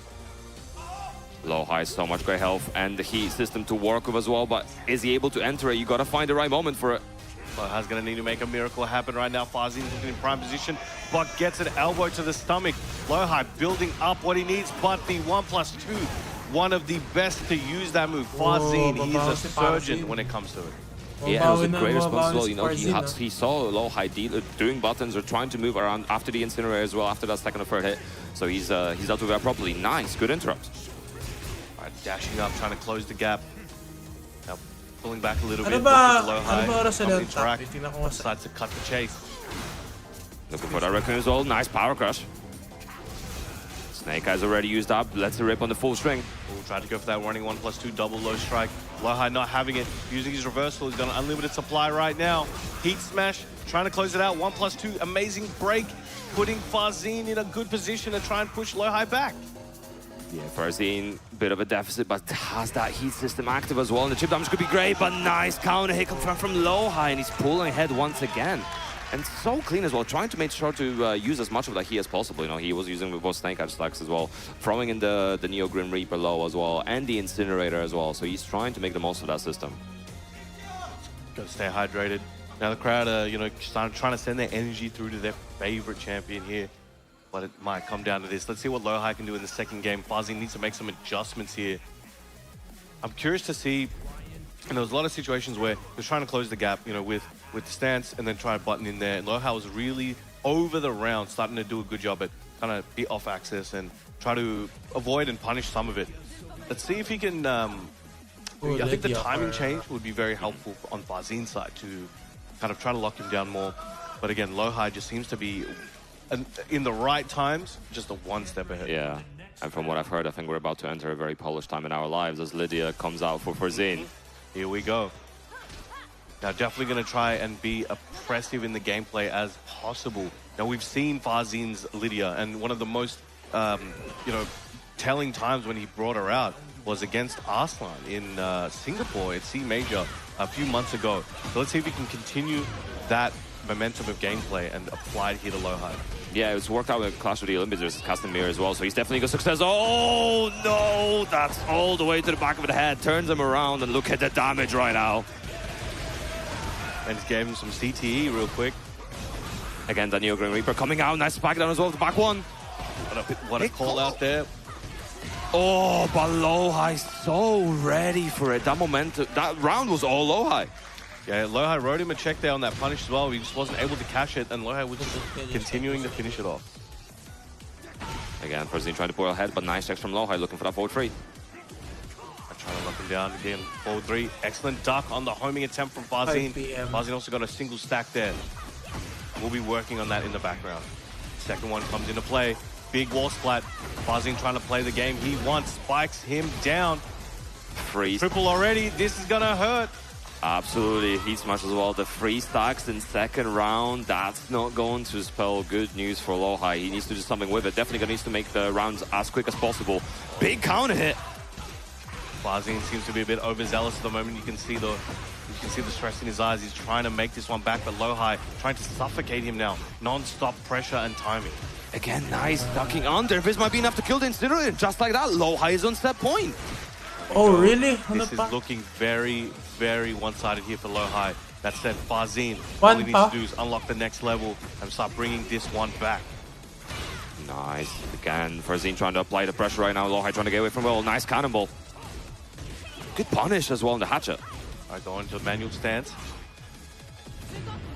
I like the slice to pride duck as well. He's trying to do with a lot of leading options. No, the parry of the Fisherman. Oh, but near the wall. Farzin has an opportunity here. Needs to make the most of it now. Political Storm. Use that heat smash. Amazing lateral movement there from Lowhigh, getting out of trouble and getting a big punish for himself. Goes to the chopping elbow. Garrett. Oh, not quite. Goes for the orbital and the follow-up. I mean, the punish there from Farzin. Staying alive. 2 rounds apiece. One more round, he can even it up, and one more round, and Lowhigh keeps it pushing. Nice confirm from Lowhigh as well. He's trying to stack up as much of the damage as possible. Cannonball as well, looking for something. Hits it this time. Nice conversion thanks to the wall. Backing him down. It's going to be very painful. Lowhigh on the home stretch. Can he complete it? He's definitely looking for a back one. Incinerator ends early once again. Oh, the block on the down jump was clutch, but needs something more. Cannonball whiffs. Nice duck and punish as well. And the movement into duck from Lowhigh was so crucial in that set. And the punishment so on point. He's moving into that top 8. Congratulations there. Yo, the crowd is loving it. Farzin going to be moving into that loser side as well. Obviously not out of it just yet, but definitely going to be harder to make it all the way to the end as we are heading into that top side slowly. As long as you're still in it, you got a chance. Absolutely, you know, there's a life's a life, and he's definitely going to be trying to get back into it. But there's so many crucial moments in that set. I think honestly, the slice to pride duck movement, especially from Lowhigh, is super important. It does deal with a lot of Lydia's immediate timing options. Not quite, you know, if you start adding delay, then things can happen. But the immediate timing options are definitely something you worth dealing with. And we can see a few clips here from earlier in the set. That first game, definitely going into Lowhigh's favor. Yeah, he's like, yeah, I know, yeah, I did that. Oh yeah, I'm cooking, yeah, I'm right. But the Incinerator string as well, like obviously we saw Lowhigh using it a lot. So there's moments where he finishes it, where I think the only kind of play remaining on it is like power crash through it. But even the earlier hits of it are actually pretty decent in the frame data, so you can move around. We did see him contest with the jab as well, so it is a difficult string to deal with, and he's getting a lot of mileage out of it. Well, now we could see another heat smash punish on the get-up kick or the spring kicks. One of the few moments here, and that Incinerator taking that round. And it looked like Farzin really, you know, had the tools he needed to close this out. But, you know, when you go to that final round, this one moment here, that duck after the side save, you're talking about it just before, set him up for success. And there we go, Lowhigh taking it forward. And we have our next matchup, a fellow DRX member here in Knee, the legend himself, versus the new blood, Usama Abbasi. Yeah, so far, you know, Korea stacking up with victories in his Korea versus Pakistan matchup. So there's obviously a couple more to go, but we'll see how Knee handles Usama Abbasi. I mean, we said this earlier, Usama Abbasi absolutely just ready for business. You know, he rolls up, he didn't even tell us what side he wanted, he just went to that side. You know, he already know, he came in, 6-0 hex mark and just made it very clean. But, you know, Knee, our oldest participant, as far as I'm aware, here at the finals. So years and years of experience across so many different games. Hasn't quite been able to capture the TWT title yet. And I think it would be nice to see him do it this year. I mean, he's on track right now. He's on the winner's side to qualify for top 8. So, I mean, if any time could be it, it's right now. But then we also have one of the upcoming challenges in Usama Abbasi, who, again, He had to beat some monsters just to get here to verse another monster. So we'll see what he has in store. Now, we did see a couple characters come out of him. I'm curious to see. Maybe we're going with the Asuka. Looks like it. Oh, no. Going with the Eddie. My bad. So, Eddie versus Brian. Here we go. And I know the crowd is going to make so much noise for this one, aren't you guys? There we go. They clap it. They clap it. Let's get it going. There we go. A little bit of a delay. They're doing it the timing delay, you know? Yeah. Woo. All right. They love Eddie. Let's see, big stage to work with as well. So we'll see what he can do as well. He was so clean in group stages, but he needs to maintain that cleanliness. Nii refusing to do anything besides move forward, pressing Usama. Again, looking for that jab usage. We saw it before in group stages. He's trying to keep it up. Trying to chip away with those lows. Having a life lead with that sidestep, 34 sends him up. This could be his statement at the start of this set. Yeah, big chunk of health taken by that. I mean, I did like the burst though. It was not a bad idea in the situation, especially if it was a little bit faster. It would have been perfect. It would have gone a little bound there, but hey, it is what it is. Can't get him every time. We're going to run up, down 4. Now again, Nii trying to do a more active job at trying to track Usama and his movement there. But again, getting caught out on occasion. Yeah, Usama catching his timing as well, but Nii, honestly, like it's weird because he had such a nice little, had nice amount of health and an advantage, but right now Usama just tearing all of it down. All right, get that 1-2 punish, keeping that momentum going. Sidestep gets away from that low jab. Usama again throwing those out there, trying to stop Nii's approach. Is he looking for something? Nii again looking for that jab, not quite working out, goes behind. Eddie's evasiveness is sucks, but Requiem right now still bringing a lot of damage to Nii. I don't know if he's able to kill here. Not quite. All right, good block. Needs something. 10 seconds to go. Again, highs, but big call out on the low. All right, getting around on the board himself. Nice interrupt. Oh, and again, the movement while standing one in the back. He goes for a mid this time. He does not want to be evaded once again. Getting a nice long combo here, still wall a while away, but it's dashing in his face. What are you gonna do? Gets a big counter hit on that forward 3 Nii. Gives him a concussion. Yeah, massive chunk of damage and the tracking on it. We've all been hit by it before. Oh, Ladder stepping in his face, snake steps. He's slithering. Shout out for Malfoy. All right, going for that low. He's going low. Yeah, he's trying to get back in the game as well. Nii, not that much of a health advantage right now, but you know, at least Usama has a bit of a chip protection. Doesn't finish the string.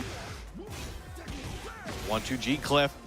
Dashing up to him. Anybody's game. Usama has that heat though. Activates that Rage Art. Nobody home. Usama sends him up, taking the 3rd round.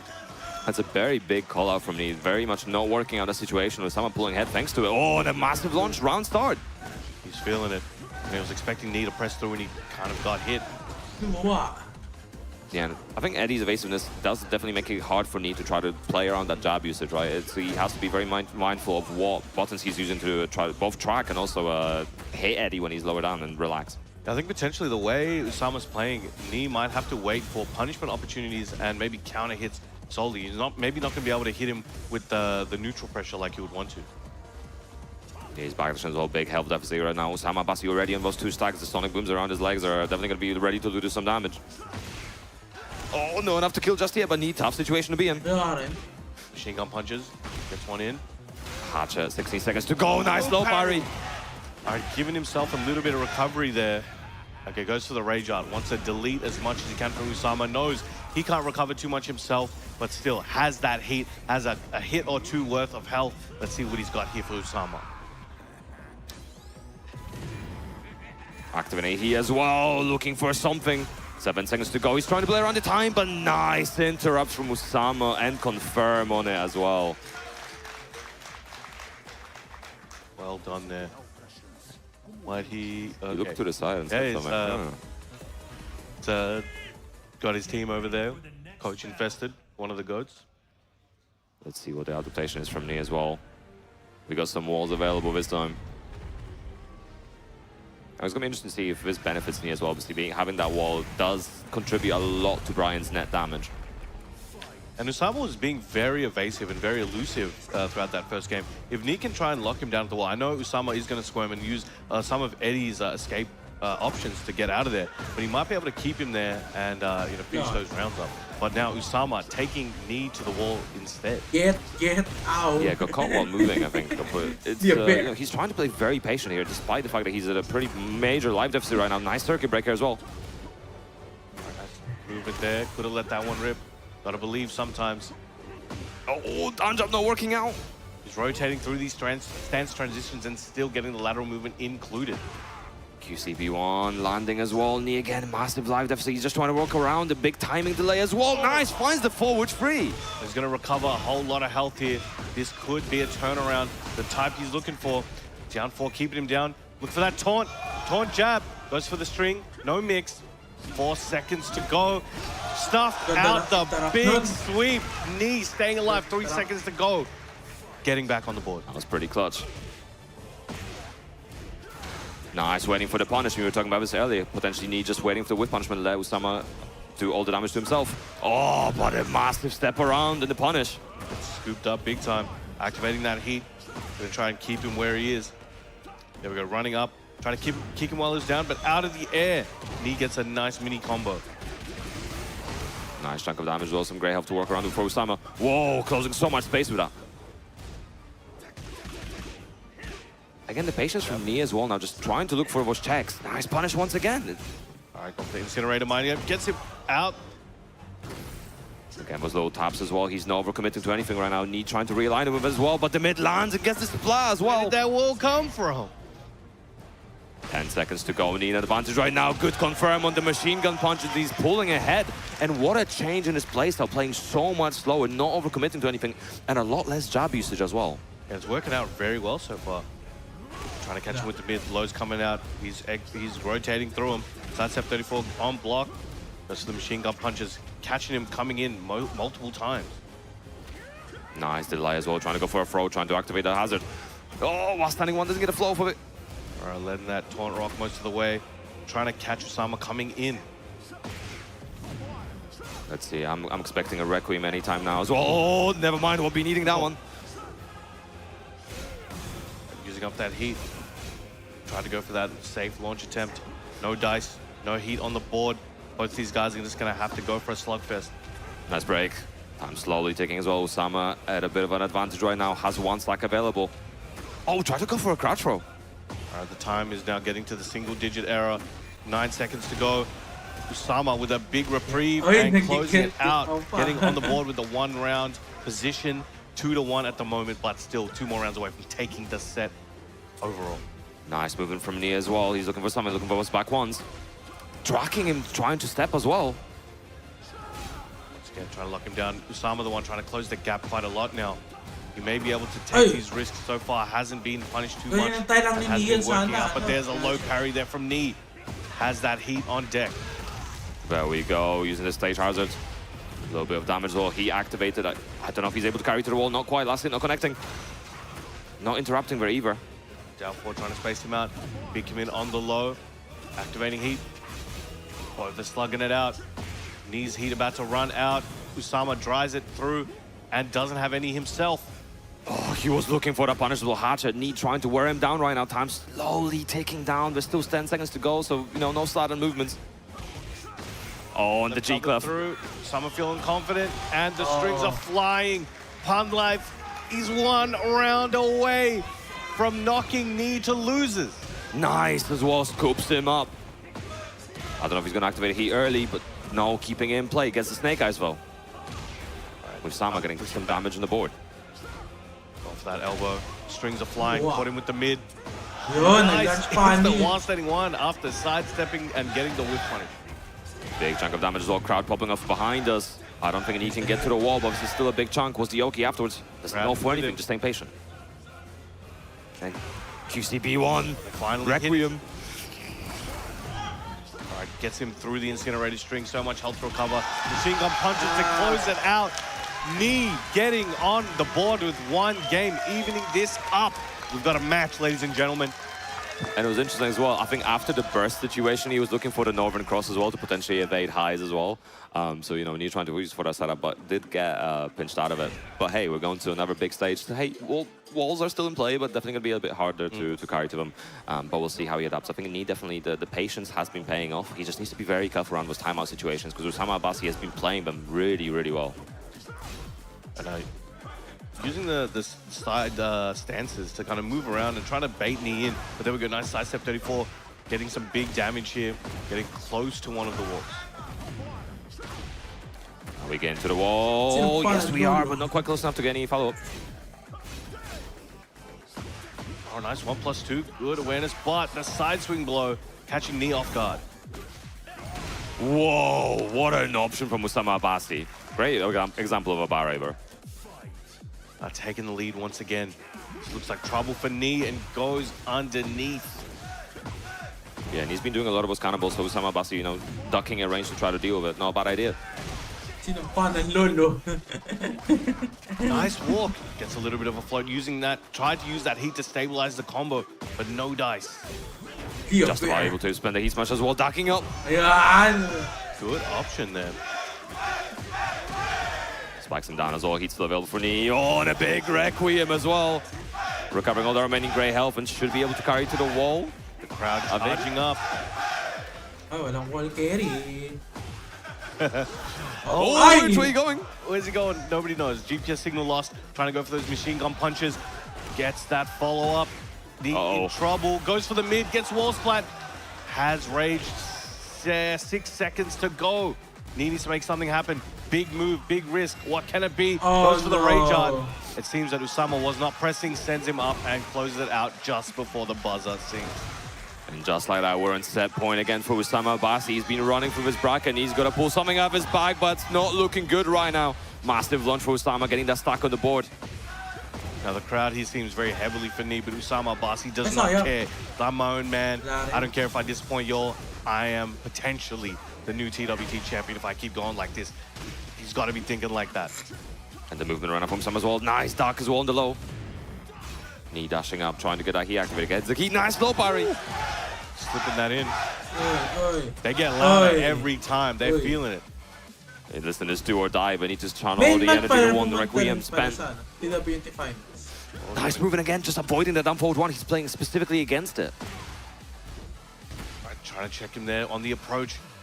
Knee needs to close this out somehow, and he knows he's in a bit of trouble. Usama can afford a little bit of the risks. He does have the lead. That elbow there trying to stop Knee. 6 seconds to go. Hatchet goes for the forward 3 and gets caught with the second hit of back 1-3. Back 1-4. And another name taken down by Usama Abbasi. He's having a hell of a run today. Amazing, amazing work. But of course, Knee will be returning on the loser side. Usama will be moving forward, securing his spot on the winner's side here at TWT Finals Top 8.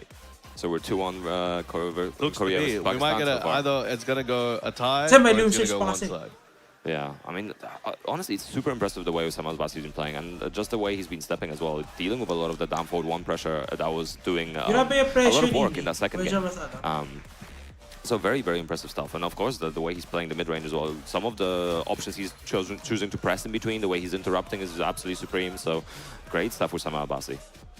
I think Usama's one of the youngest players in this event. And as I understand, I think Knee is officially the oldest. I think he's the oldest. As far as I know, he's the oldest. Oh, and here we go. Let's take a look at a few more bits of the set we just saw. A nail biter. Knee again just was not able to close it out there. Usama Abbasi was looking as dangerous as I've ever seen him. Yeah, the first game as well, you can see there was a lot of, obviously the jab control that we were seeing a lot in the earlier sets really not working out, and you can see Knee stop doing, trying to use that controlling jab, instead opted in for a lot of those machine gun punches and trying to confirm it as much as possible. And then Usama's adaptation to that was when trying to step to be specifically the machine gun punches. So it's pretty good adaptation on both ends, and it's a simple change, right? But it was doing a lot of work as well. But here we go.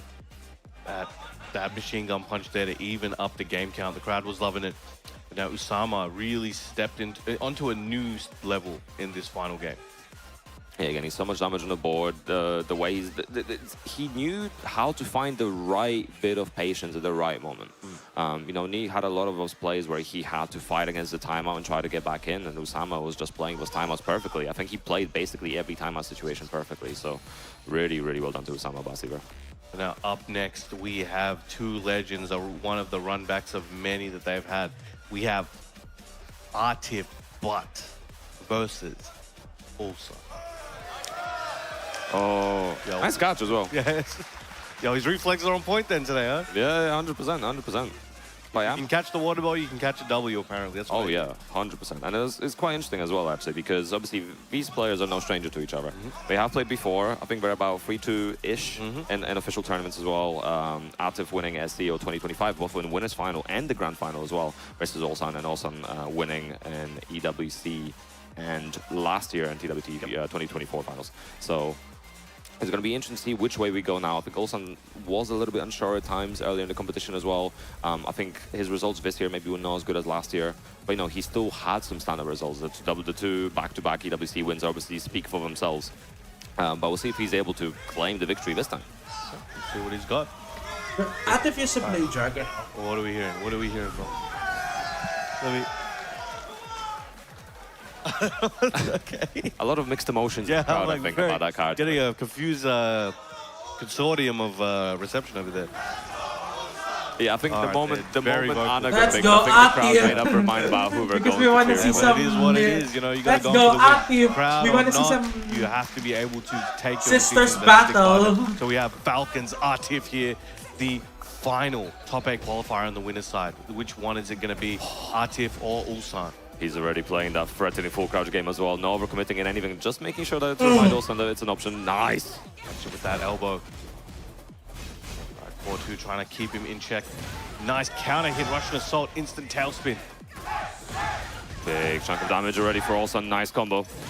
Another running two as well. Oh, but Atif, 4-4-2 of his own. The Headless Horseman doing work.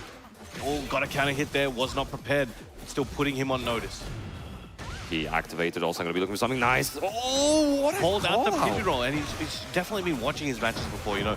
He's been using so many pigeon roll into buttons, so many pigeon rolls after certain strings and options that, you know, an immediate, no hesitation call out. Atif was waiting for it. Yeah, and also I was just, you know, looking for that down jab as well to try to interrupt the pressure. Nice, small checks, no overcommitting. Oh! Counter hit is all looking like Atif, but as I said, that Ulsan, excellent block, staying very sharp. Nice dog. Bit of a punish QC for come through as well. What's the follow-up?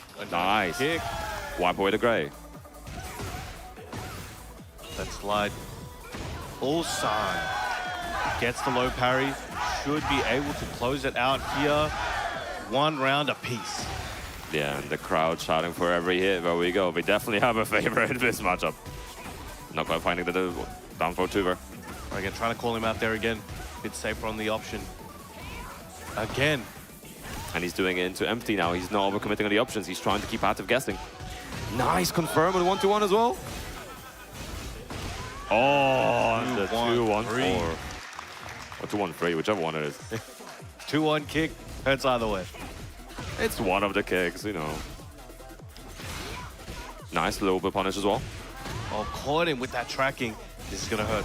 Ulsan now on the back foot, but not caring. Down forward one, goes for the full switchblade string. Atif in prime position.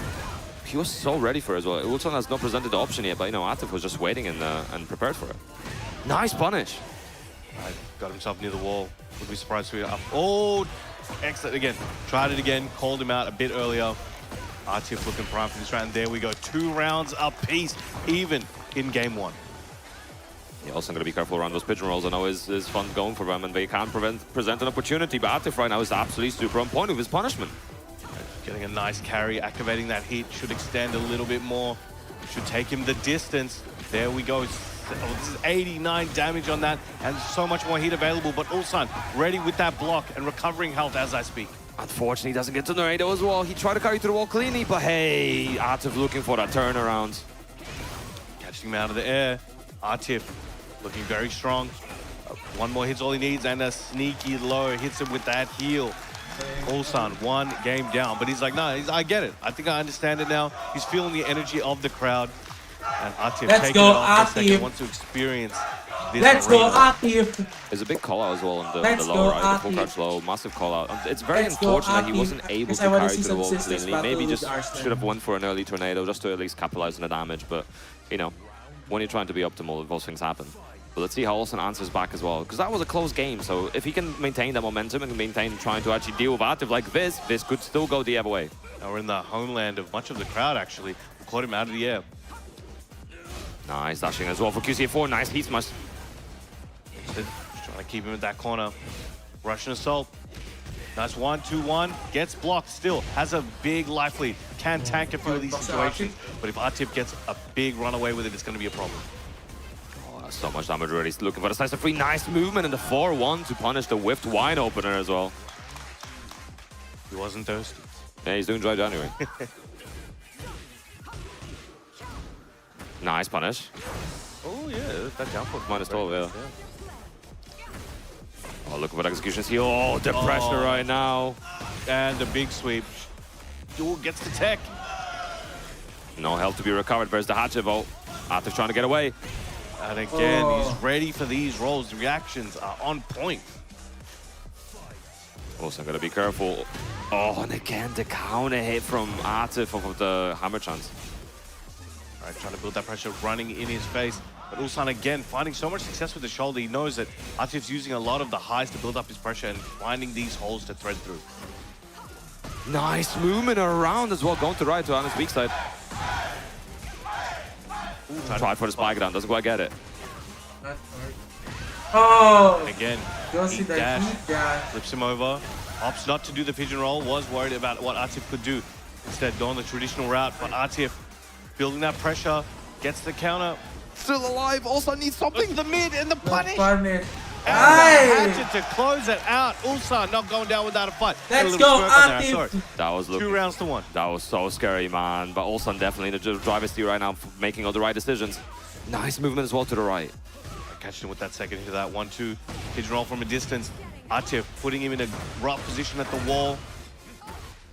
And he's going for the big decisions, you know, going for the low over and over again right now. Ay, sayang. Potentially trying to condition Olsen into expecting another one. Using up that heat, trying to push Ulsan's back. Nice counter confirm as well. Ay, galing Got da. him. Even Atif was like, yep, fair enough. You know, I got a bit too greedy with that one. And Ulsan feeling the energy of the crowd. Feeding off it. Oh, this the is what little gives him tongue strength. out as well. You know, he's feeling himself too much. He knows the room is with him. He's charging go, the spirit Atif. bomb. And meanwhile, Atif taking his headphones off, getting some air, listening to the crowd. He is going to use that fuel in the opposite direction. You guys want the other guy to win? I'm here to disappoint you. I'm here to crush your dreams. Let's see which player will be moving forward from here. He's done it before and he can absolutely do it again. And wow, closing the distance and getting the counter hit on it as well. The adrenaline is flowing through both of these players. You can see it in their eyes. They're locked in. It's all or nothing Tatas right na ng now. dalawa ni Arslan No punish eh. for Para Olsen, ano. unfortunately, as well. Para And a assistance big battle full sila crouch eh. down Para sa forward one. Evo Coming through for World Atif, Fight. getting that round. Oh, not quite getting round, but hey, there we go. Closing it out Golden here. letters. He seems fueled up. Let's see how Olsen answers. Again, trying to get some plus frames, mixing up the options, changing to the mids as well. All right, Atif being very agile at the moment, hard to hit. But as I say, Ulsan building up that momentum. Whoa. Big sweep in return. Whoa. Mine hits harder, Atif says. And he's been using so many of his sweeps, and they're all pretty much just working out except that one that got blocked. We'll get hit with the hammer chance. Mixes it up, goes mid. Spending that heat dash as well. Look at the damage, man. There's so much from the interaction. Gets the side splat as well, and just like that, Atif changing it all around. Nice. Olsen on the brink of defeat right now. And even he reeled back and he was clapping. He's like, all right, I see you, I see you. He's still in though. 3 more rounds is what he needs. Easier said than done. Atif, 1 away from closing this out. But the tempo has increased. The swings are coming harder and faster. Oh, there we go. I was going to say, has to be careful around the 2 jab. Atif looking for something as well. Parallel to the wall. And again, going for the sweep. I don't think he can kill, but it's still going to be a chunk of damage. Gets the wall. Well, it's that resplat. Low jab, trying to keep himself alive. Recovering a little bit of health. Going for the strings. Nice duck into the step. Ulsan still alive. And the backswing blow.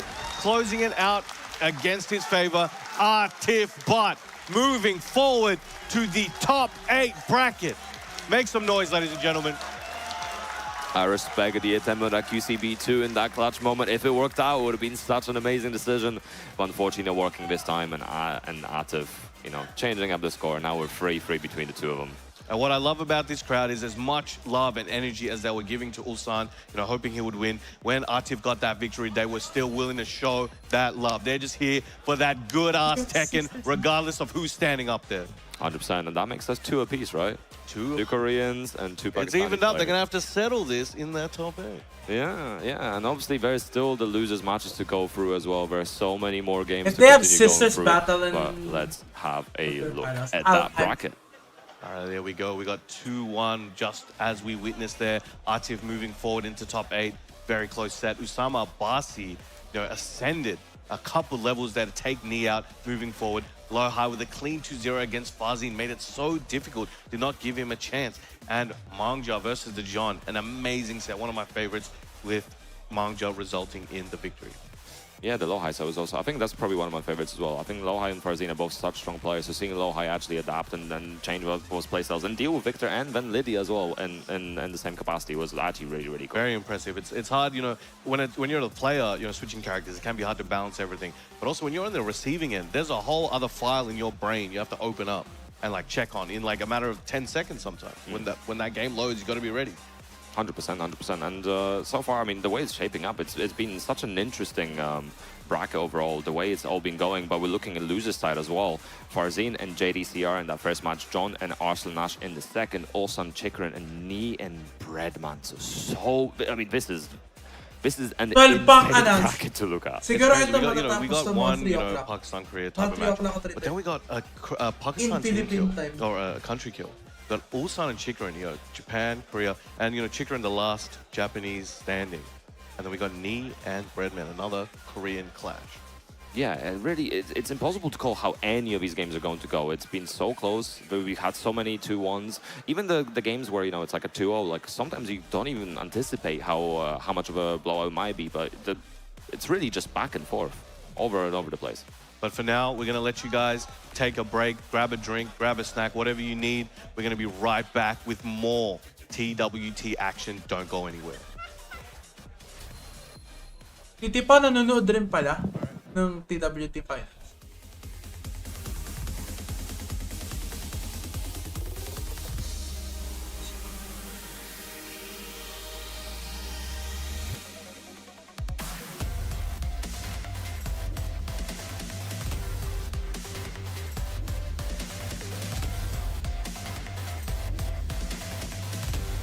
Si Titi pa nanonood rin ng TWT Finals.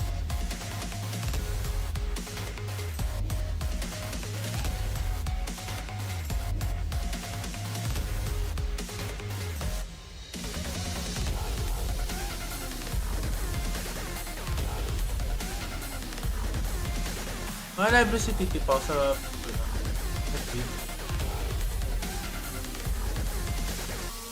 ay, wala si Titi Pao.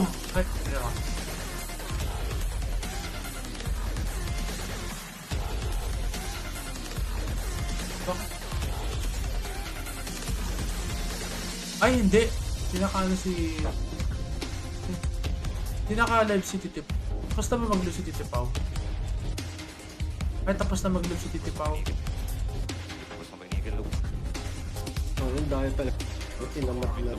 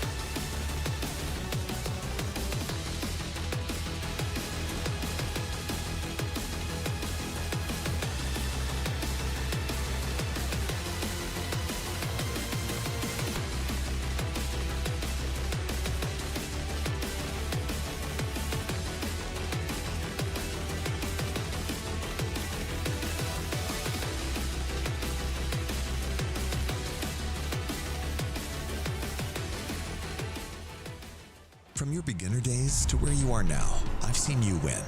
I've seen you lose. And I've always been here, right in front, lighting it all up. We were together when you first discovered gaming. That feeling, the discoveries, the friendships. You never shied away from me. You've cried. You've tilted. Your bursts of joy. You've discovered fame. You felt everything, fully. I've seen you become you. We've always been together on your gaming journey. ゴールデンレバーの会社が作ってる VM6R っていう多分アケコンだと思います。使用しているのは堀井さんのファイティングコマンダーオクタプロっていうコントローラーを使ってますね。I'm using Kamba Obsidian 2. I think it's the best controller out there. अभी तो मैं खेल रहा हूँ golden liver पे। Golden liver ही मेरे लिए अच्छा है इस time. I currently use a default PlayStation 5 DualShock or DualSense controller. Actuellement, je joue avec une manette Xbox One.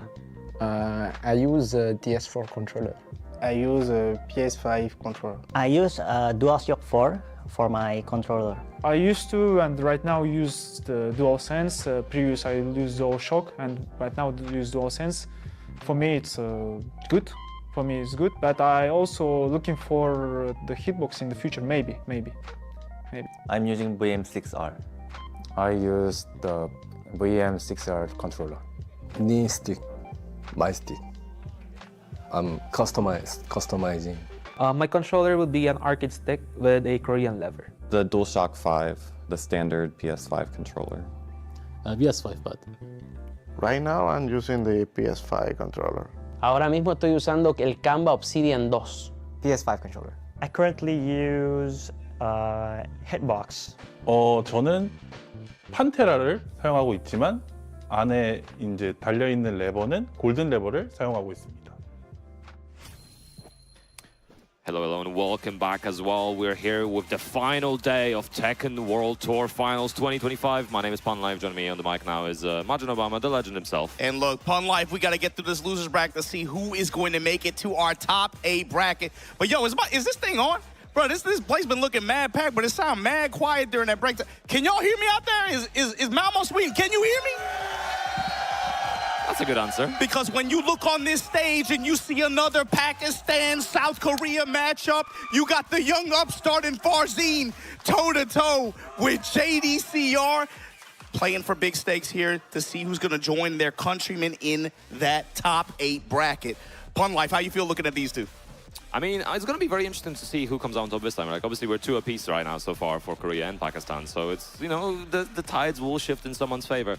It's been nice to see JDCR obviously having a big resurgence. He did make it to 17, 18, 19 TWTs, but he's not been at a TWT since. So it's good to see, you know, the old dog still learning new tricks. It feels like we're a far cry from the early 2017 era, you know, the Xbox days.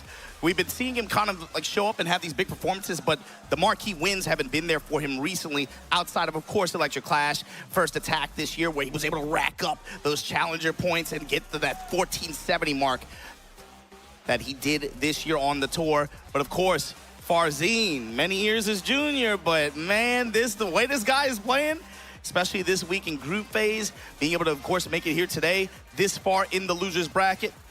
But the thing is, man, to make it and join the likes of, you know, Atif, we just saw, who had an intense set with Ulsan, and then the other players that Osama Abbasi, the way that guy is playing out of his mind today, for them to be met with, again, this loser side of the bracket and what is waiting in this thing.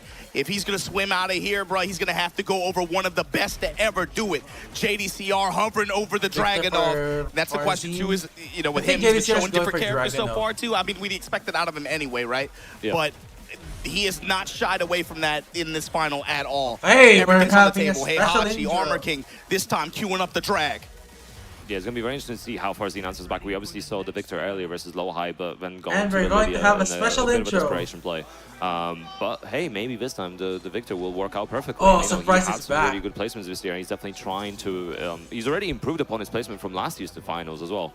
So we'll see if he can go further. And when you think about this matchup, or what cues do you think we're going to be looking for? Me, I'm thinking about the way JDCR likes to lead with that one jab and try to walk around, especially stepping towards I was Farzeen's going to weak say, side. something like Flashbang or Perfume Parry could come in very vital. It's Farzeen, dude. He's going to be banking on that shit, especially when it comes to the counter hit timing. If he's able to sniff JDCR out, or is JDCR going to draw first blood with that cocked hammer punish here, parallel to the wall in the activation. Nice, big chunk of damage as well. Standard wall combo, no shenanigans. And there we go. We were just talking about this off camera as well. Clear out all that gray health. You got a duck on reaction. How about you eating all the that? Slides, the trades in JDCR's favor, but the deep cut from Farzine here. Gunshots carried towards the wall. Nice. What's the Oki? What's the Oki? Is he going mid? Oh, the delay diving as well. Goes for the scabbard, spending the heat on. Nice. Just feeling that round. The delay, the wait and see, then the mid. Down 4-1, JDCR testing him here, checking him mid real quick. Goes with the running low this time. Yeah, just immediately canceling out of it. He doesn't want to overcommit. Nice low punish on that. No, It's the break on the grab. Farzine, he sees something. Nice mix of mids and lows here. No counter hits. JDCR just getting cracked. There he is.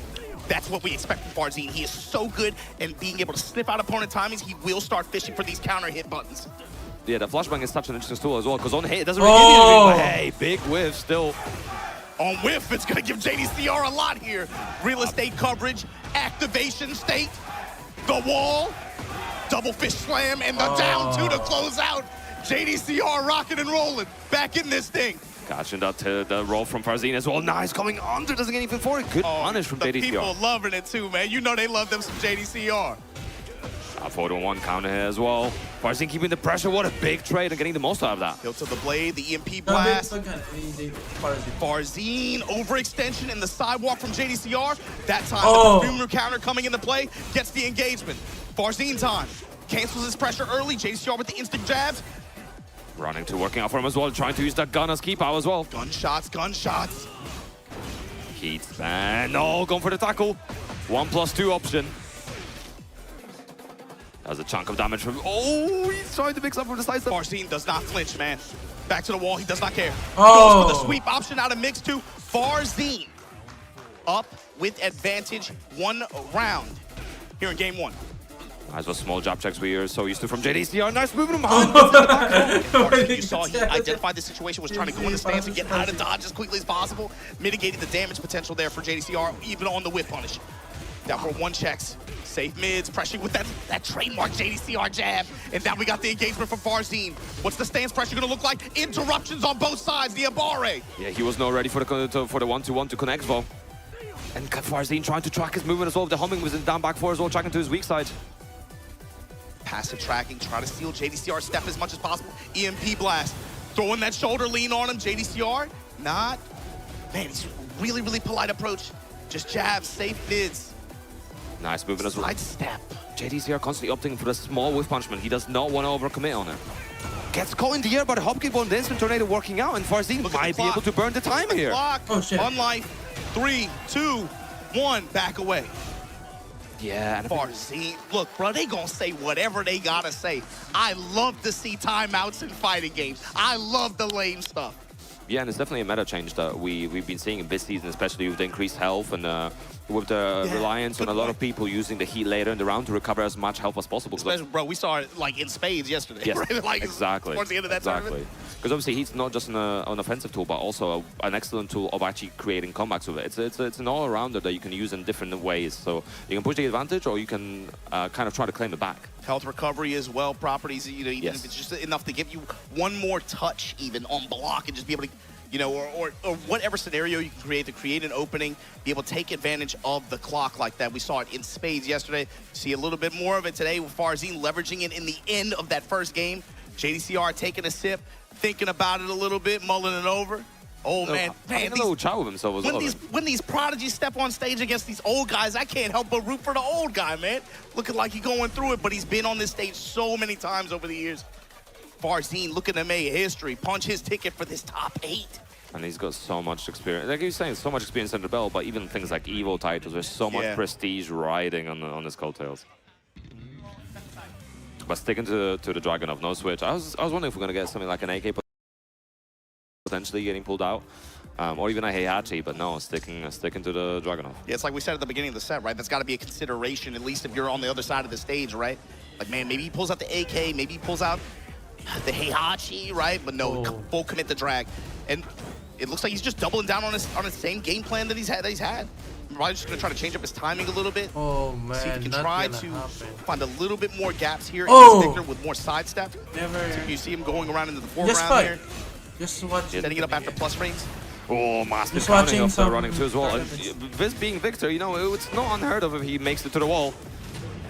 There we go. Actually does make it to the wall. Well, it's nice when you have built-in movement in all your stances. Yep. It's nice. Must be nice, huh? Jab touch and the sweep. With a low. Oh, he spends the well, trying heat. to look for Farzine out of heat. And doesn't matter. matter. Elbow to the head. Dropping bows on him. JDCR is really catching. Need to wear a helmet, bro. You can get CTE, wears around it, but you wear a helmet, get CTE now. Jab strings, goes into the salvo, gets the engagement. Nice as well. That's CD3 working out beautifully. He's trying to dash in as well. Ooh, he was ducking, but not quite long in time, but big while standing too.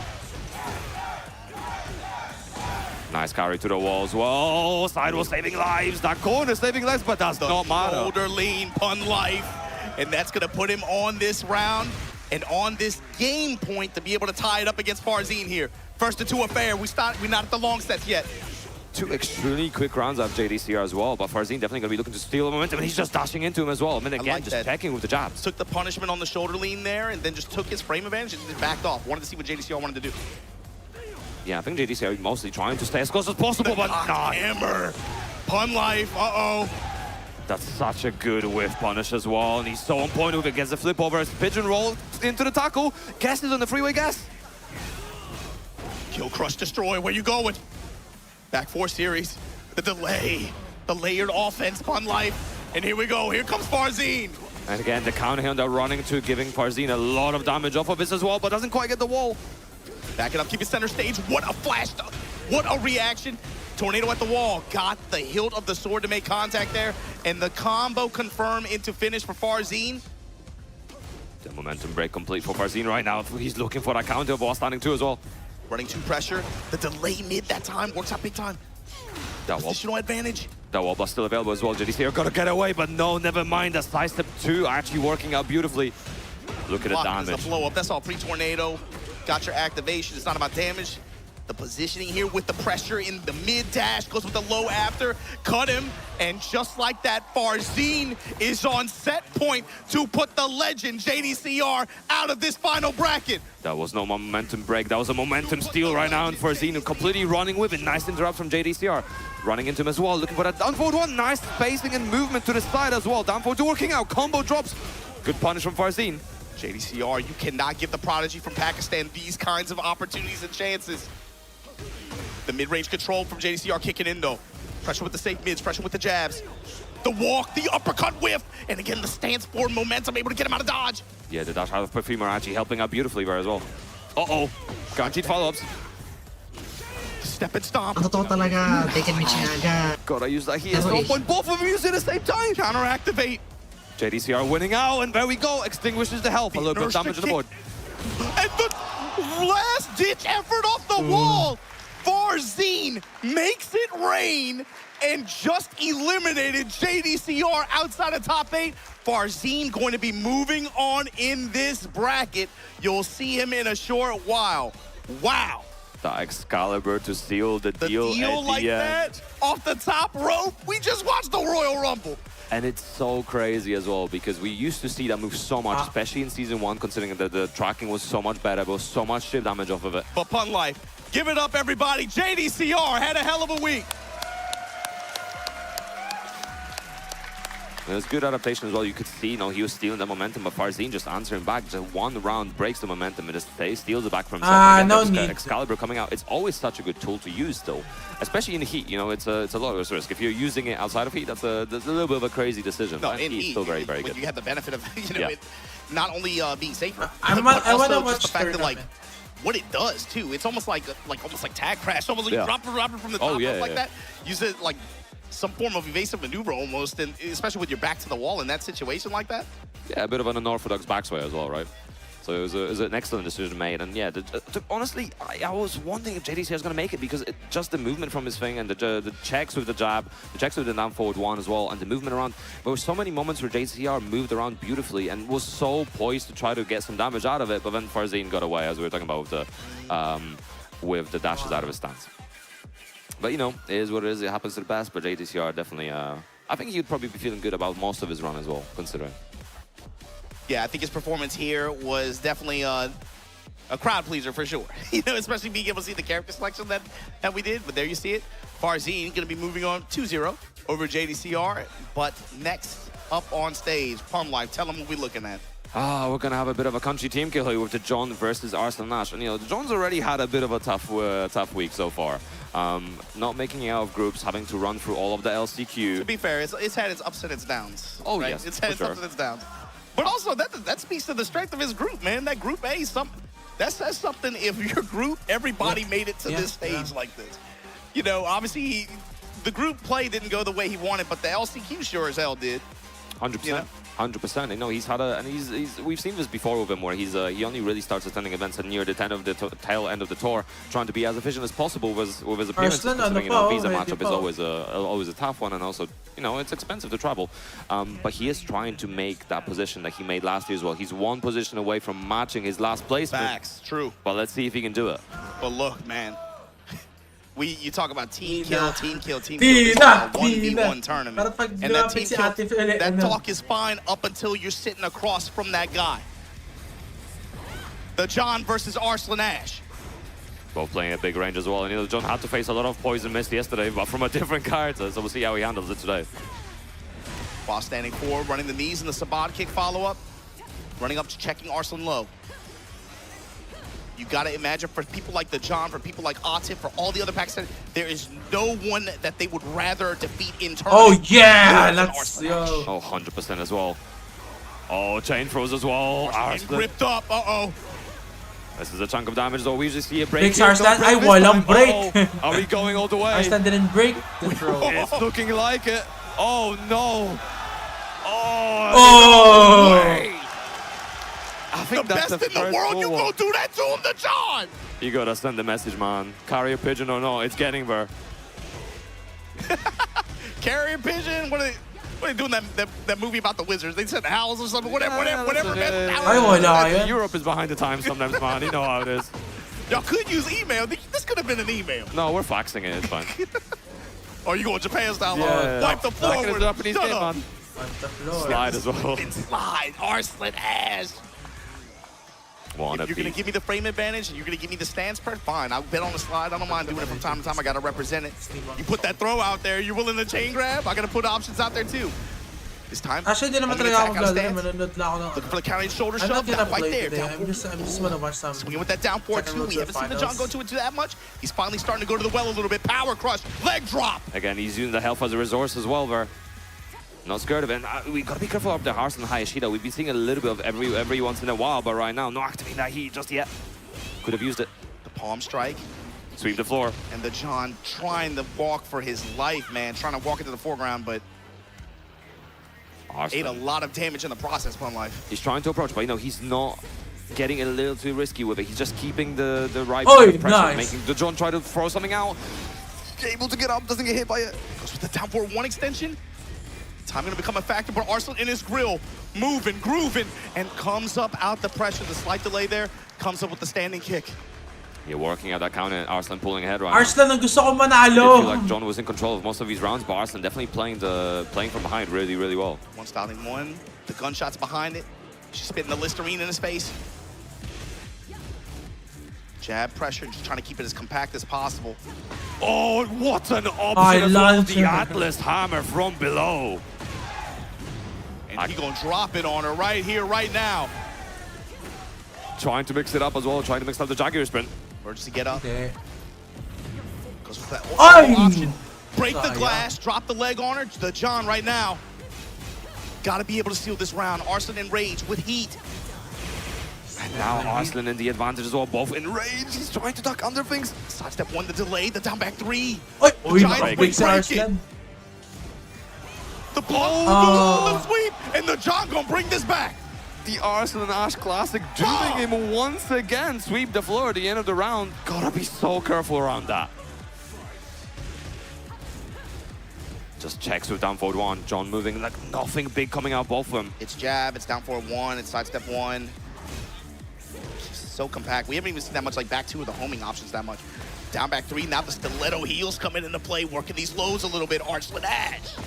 Oh, Ferdy connecting as well. Oh! He activated Arsenash, pulling to the wall. Look at the John, he's just holding back. He has to. I mean, what are you gonna do? It's Nino, right?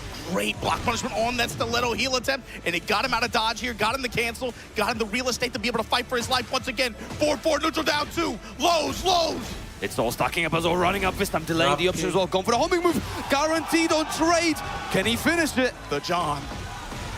Not the end just yet, but a down 1. Sealing the deal on that game. The John staying alive and pulling ahead. Arslan, Ash. He starts and he was looking Ash. for the right moment. The Nina pressure is so deadly. He was just forced to block for so long, but found the right moment. Threads the needle and makes the most of it. The patience, dude, that's crazy. In You that wanna see some moment, holding sisters back for your life, battle? and he somehow found the timing, saw the low. Listen, this is a Either borderline grand grappler zone finals matchup at this rate. Counter hit, uppercut to start things off here in game 2 for Arslan Ash. I want the wall, I want it all. Stomp on him. He's backing up again, looking for the right moment, looking for a potential muscle armor as well. No overcommitting, but nice little punish. Nice! Blocking the low as well, going low this time. Arslan Ash. John making Arslan Ash pay for these lows in the down 4-2. The John trademark. Activate. Nice, stabilizing the combo as well, doesn't get even more for it, keeping the pressure going now. Arslan just stealing it with a down jab. Crouch jab just to be able to get that in activation. Oh, Already shining. The low. Whoa, that was the John. Ali kicked to close things, bro. The lows and the way that they have come to play, and then the block punishment on lows from the John too. And again, just a small whiff punishment. He's playing a perfect spacing game. Nice break on the blue spark this time. He is bringing it to Arslan Ash right now.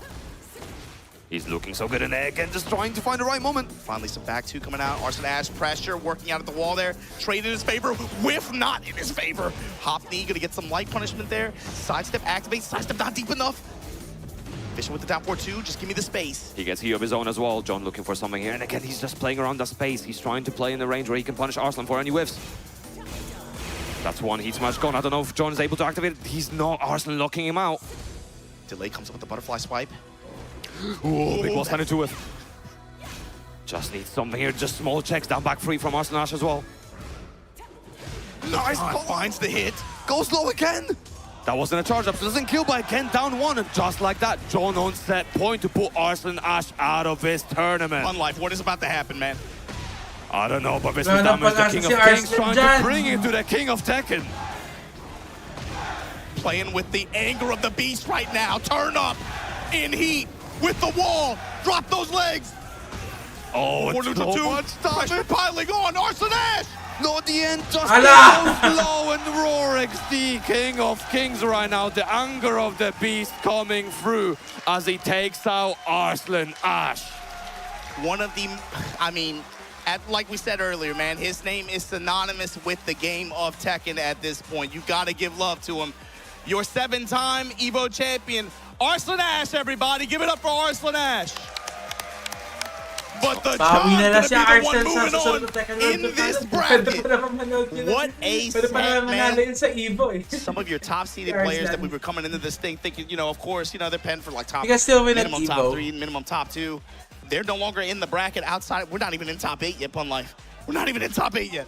And this feels like almost like a TWT Finals curse where, you know, the greatest of that year, the highest seeds come in and they actually just have the time. They just get clapped. But it's just a different kind of magic. It's almost like the inverse of the Arslan Evo power-up, right? Yeah. The TWT Finals debuff. That's just like, man, the competition level and just the way this game plays out. So doon sila ano? How people are playing on the day, but also how they're playing in the moment. The John, man, how many rounds did it feel like he was just getting smothered, and then he just finds that one opportunity, able to create space, go into heat.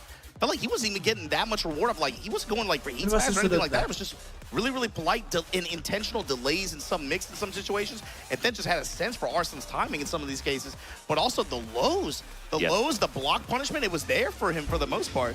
Yeah, and I remember, I think earlier in the lifespan of this game, I remember London D talking about how important the usage of lows in this game is and how people don't use enough of them. And I think John really was stating a perfect example of how important they are. You need to fight the fear of using them. I know some of them are really punishable, but you just gotta keep doing it. Si Ulsan tsaka si Chico rin na coming up on stage, this is a run back of run backs. This In fact, Si it Olsan has tsaka been si a Chico rin Tekken World naman. Tour Grand Final before. We're not even in the top 8 yet. That's how good you guys Ay! got, man. Y'all are spoiled as hell, bro. Look Tekken at World this Tour Olsan, Finals Mr. 2-time 2019. EWC champion, We're gonna get fighting it for his back life from and Tekken lose his World Tour bracket Finals against the 2019. Doryoku no last samurai from Japan, the last Japanese warrior we have in this bracket, Chikarin, the old man, his senior. But here's the thing, man. You can teach an old dog some new tricks. And I'm curious if he's got anything different. Doubtful. I'm still thinking he's going to go with this Clive Lily Shell, right? Maybe he's going to the Clive on point.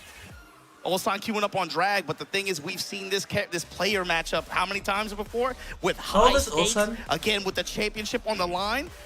This time fighting for their lives in loser's side of the bracket. I mean, I think it's a very, you mentioned an interesting point of like, well, what if he pulls something else out? You remember when he won, pulling out Akuma in the finals. Yeah. He was playing Geese most of the way, and just, go to Akuma.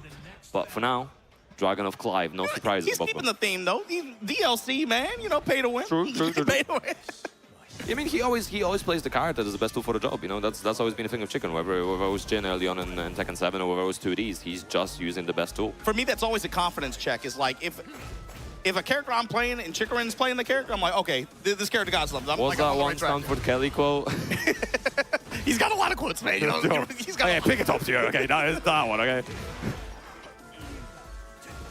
It's already going to be very interesting to see how Olsan tries to control Clive versus Booth 1-1 especially. Specifically, how he is able to control him and mitigate the chip damage or real damage that he suffers when Chikarin is in heat. And you can see why right here. Going with the up 1+2 option at the wall like that. Damage, and now frames after the heat smash. Was looking to try to reel him in, but Olsan getting his ankles cut up. You have to put some lotion on that, baby. It's interesting as well because we don't actually see the heat smash from Chikarin that often. He often goes for the heat dash options, but hey, maybe it's going to be something that he's going to be using more here. He'll use the other heat enhanced attacks to be able to try. Like, he uses a lot of gauge that way. Especially this weekend, we've seen a lot of success with that from the Clive players. Oh, man. They're willing to just put people in that, especially like the up 1+2, that kind of sequence. Then people will just hold back. They won't try to make a bet on the guess. Yeah, absolutely, and that chip damage just stacks up. Especially when we're not even close to rage, so there's no chip protection. Nice on 2 as well. He's delaying his option. He's trying to move around to try to potentially beat the while standing 4. Also, right now stepping with him, throwing everything at him. One jab, back 2s, down 4 1s, pigeon rolling, nothing. Flame blast, fine, I'll tag you. That was a very tight offense as well. No crazy spaces, no crazy moves. He's just finding all the right spaces. Manual just full crouch, going with the low slash there. Flame blast has not been effective this set so far. Loose up as the wall, no, just lets the rip on the down 4-2, and what an option. Uppercut. Back 4 stomp on him. Ooh, the homing attack after the read. Olsan right now. Damn, he's trying to send a message. He is playing like a man possessed right now. See, that wasn't even a pigeon. That was way faster than that. It's a horned owl, or whatever you call it. That was an eagle. Ignition switch whiff. The one jab, and then comes up with the while standing 2 here. This is going to be wall. This is going to be activation. Yeah, very easy carry to the wall as well. Going to be probably using all the stacks of heat. Again, went with the homing option, trying to anticipate Olsan stepping off after in recovery. Nice. Down 4-1 checks. Out of heat now. Olsan a bit of a gray health to be able to recover as well. 4-2, light punish there, but the side swap after the grab break. 4-2 able to intercept the armor there. Uh-oh. Looking for that claw as well. In range of the low at the end of that sequence. Wow, Chikarin tying it up here in game 1. I like the placement of the claw as well. He's looking for that Garuda help. Nice. Again, light punish could have been a little bit more. Nice. It's one jab, punish, sidestep jab. Down 4-1. Olsan is playing with less than 10% of the move list right now. Flame blast, this time to engage on Chikarin's side. Ooh, didn't go for the cover. Yeah. Could have been scary. Olsan got to get away from his wall. Nice burst, circuit breaker. Burst. The shoulder lean, all that just to run the homing attack, and then comes up with the punish. Chikarin gonna seal this first game. The call-outs on that slide have been absolutely impeccable from Chikarin as well. And he gets so much damage out of it. Clive gets a chunk of damage, gets a chunk of carry as well, and the wall situation afterwards is always going to be a scary situation to reckon with. Yeah, Chikarin wasn't really even overextending too much either. Like, you didn't see a lot of, a ton of Phoenix shift mix up like that. I mean, it felt like in some other sets, maybe, especially like watching Kostakas earlier, where he's constantly going into it and constantly betting on slides, stuff like that. Like, Chikarin kept that really polite in a lot of cases. A lot of just uses of 4-2, controlling the mid-range as much as possible. Yeah, we're getting a coaching session here as well for Ulsan. We'll see what the adaptation is going to be from Ulsan. But as you said, it's very, very interesting to actually see how compact Chicken is playing this Clive. You know, between the really tight movement, between just making sure that he's using options that try to lock Ulsan out, but also not overcommitting. So, you know, he might do one step, he might do the forward two, but he won't try to overcommit to a second one, for example, especially Ulsan trying to back away. I think he let the full forward two-string rip once. Yeah. And he got tagged for it, but it was a light punish. Yeah. So we'll see how it goes with the adaptation is from Ulsan as well, getting a little bit of advice, big breaths as well, and let's see if he can get back into it. This is still first to two territory, so you know, you gotta do or die. No more lives remaining. No breaks here, but we do have Wall who can get control of it, who can make the most of it. Yeah, Clive definitely won't have any trouble going corner to corner, wall to wall, or any other direction. Chikrin is cheap as hell, man. He brought a sword, a spear, all this to a fist dog. fight. A dog. Multiple icons. Bro, how you look showing up to a fist fight with a dog, man? That's messed up. He gonna use him too. Break on the grab. In heat, and this is what's important for Ulsan to be able to mitigate the damage and the bleeding as much as possible while Chikrin is in heat. Nice. So like, that was a really good. That was a really good sequence. Just the fact that he didn't hang around with it that much, didn't suffer that much for it. Gets pulled in. Oh, not breaking generic. You got to be able to win this round though. Phoenix shift slide, shoulder lean. What comes after the jab float on the orbital? Stepping into the wall to try to reposition. Pigeon roll goes mid. Nope. Nice break this time. This is so tight. So good block on the low. Ball steady 4 goes up with the deep sweep. Nice punish. Could have been a little bit more. But oh, back 4 still tracking him there. That flashed up in mid-range that comes up with that wall steady 4 was enough for him to put him in position to be able to close that round. The reward for just tapping down like that. Oh, the side step right from Chicken straight to Duck, and what a down 4-2 as well, getting that counter hit. After a block steel pedal, he had a sense for Ulsan's timing on the reversal presses there. That uppercut to find its mark. And Chikrin to find his back to the wall. Doesn't matter. Found the launch, couldn't convert. Nice movement as well. I'm gonna get a split off of it. Big tornado, max damage. Ulsan has to make this positioning count though. Stomp and then homing attack. And he's constantly going for that homing move as well. That's a mid, because we're seeing Chikrin do a lot of sidestep into Duck as well. Oh, nice punish from Ulsan right now. Doesn't get the wall. That's so unfortunate. Could be so much more damage. Forward 1+2, heat spent. Chikrin still behind. But for how long? 7 seconds to go. He's almost back, running 2 as well, going low. Oh, no. Ulsan. Rage Art to be able to put himself 2 rounds up here. And it's cold outside, boy. Threading the needle. This European crowd, there's something about Ulsan. They love Ulsan here, man. He's just a cool guy, man. That's why. He's playing an honest character. Right now, he's pressing. Nice punish. He's stressed right now. Oh. Uppercut. What a catch as well. Ulsan coming in right now. That's the counter hit. The blazing slashes. Look at the damage. Nice patience as well, and another down forward 2 as well. He's going to be stealing this momentum, and we've seen this before. Every time someone steals the momentum, they just keep running with it. The wall confirmed there with the Flame Blast Ender. Chikrin not trying to see this go to a game 3. I'm not out of this game 2 yet. Nice. And the interrupt with the salvo from Ulsan. Beating at a parry as well. He was looking for it. Fish with that sidestep 2, Chikrin. Jab touch, goes with the counter hit down 2. Whoa, what a confirm as well on the whiff. To beat the Tundra Slasher. Phoenix shift slide. Phoenix shift slide again. He is not deterred from sliding. We didn't see it at all. Use raw dog like that. No punish as well. That could have been the down 1. The low slash. And again, that's how did that slide hit? Listen, don't TA report that in. Going low again as well, looking for something else, moving away, no break on the 1+2. Is this enough? Yes, on that point. The reverse sweep is almost complete. And Ulsan got his ankles messed up that round. The full crouch mix, the Phoenix shift slot. He figures something out timing-wise. Back 2, trying to steal the step. Beating out the orbital, he just oh my god, he is fearless right now. If at first you don't succeed, pun life. Try again, and Chikrin definitely trying it. Set him on fire! Sunteskin almost at level 3 as well. Doesn't get the splat. Going low once again. Nice circuit breaker. He has to make it happen here. Ulsan, life on the line. Rage available on Ulsan's side as well, running through landing. For Chicorin. Ay, galing ng pressure sila. Ulsan finds the Chicorin upper. talaga medyo And we're going to game 3 as well, and Chicorin looking around. Nobi going up on stage. Calling for that third perspective on any habits or anything that's going on. Nobi coaches, I mean, he's been coaching in Japan for like 15, 20 years.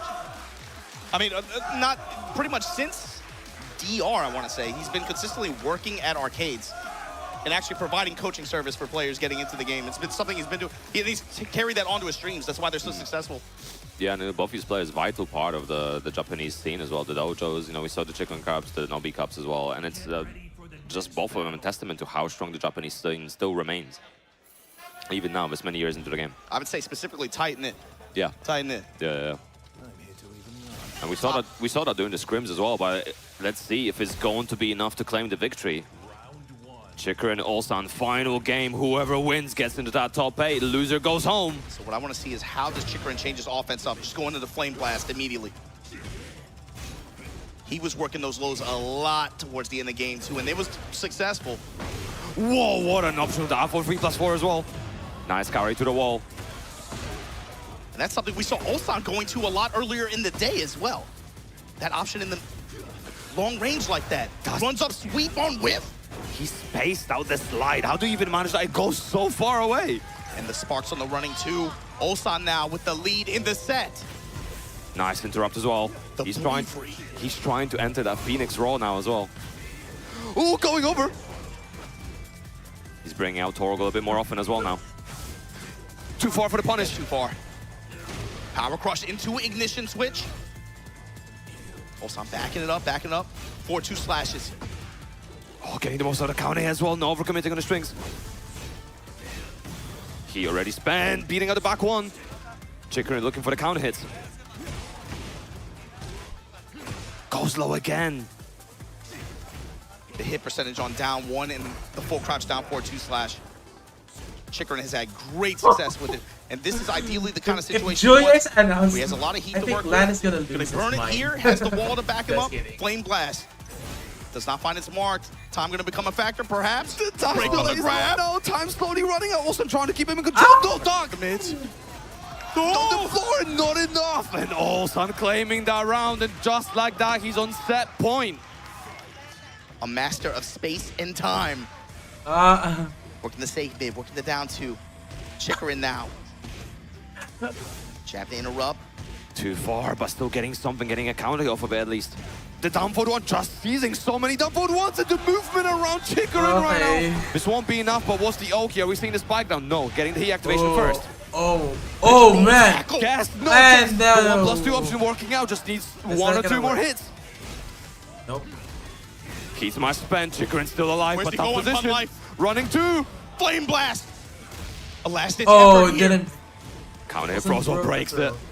Still alive, he gets the wall, and Ulsan staying alive and moving into the man, top 8 Ulsan got his after revenge all. on Chicorin.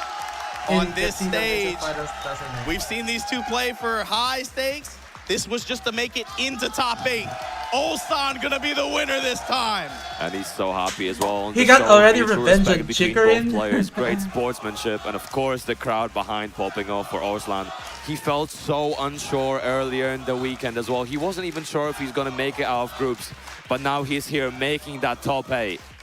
Making that top 8, congratulations to Ulsan, but everybody in the house, give it up for Chicorin. We still love him. The former champion, I'm sure we're going to see him back next year and many years after that as well. Such a strong player, and was almost Basta ako, babawi ako sa ano. Kung magkaka-Philippine this is another guy who's riding the energy. We'll get to that. Babawi ako. Focus on the replay. Yeah, man, this, especially I was looking.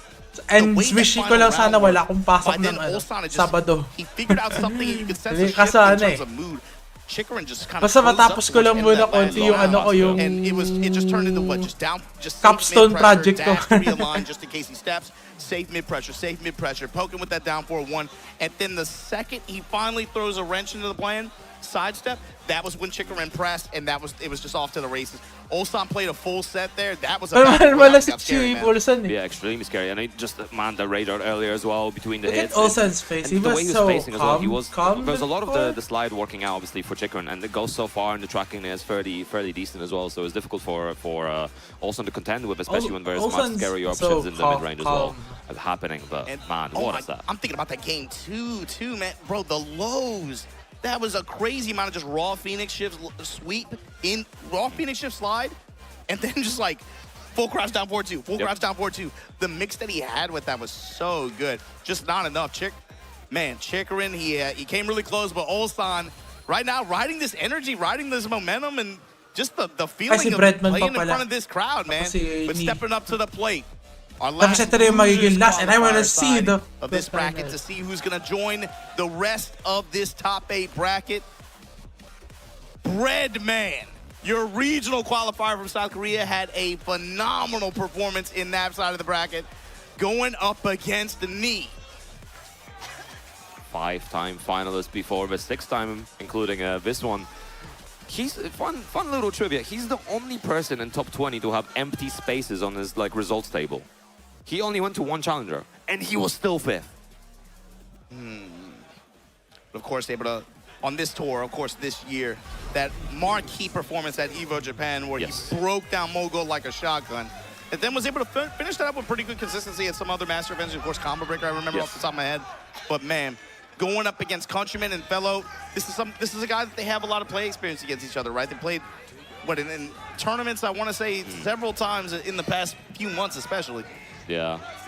Especially considering, there's dojos and there's training camps and things going in Korea before the TWT as well. It's going to be interesting, but this is, I think, our last qualifier for the top 8 as well. Absolutely. One spot remains, Breadman or Knee, who's going to take it? So a key point, I want to see what Breadman, how he plays around the mid-range, especially against Brian and Knee-specific timing on Cannonball Straight.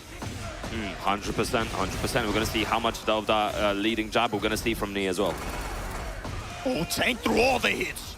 It was definitely worth it as well. It paid off. Armor for days, and the heat uses from Knee, able to just truck over Breadman in that round. Chain punches, though, to open things up here. Stepping low, 1-2-1. Oh, the step around each other as well. Looking for those cannonball straights that we're talking about, mixing up on the third one, going for the Requiem. And so now it's the rules of 2s and rules of 3s. How is Breadman going to start to operate in that space now around that cannonball straight? That's something that defines this matchup for a lot of players against me. 100%. Step and activate. Again, cannonball straight, Requiem, he's mixing up the pattern. Him. Oh, already using the Cade. We're only in the 2nd round. I don't think this is enough to kill, but it's still going to be a lot of damage for Breadman. Never mind, it is enough to kill. Spoke too soon. He did that with confidence. He knew Bun Life.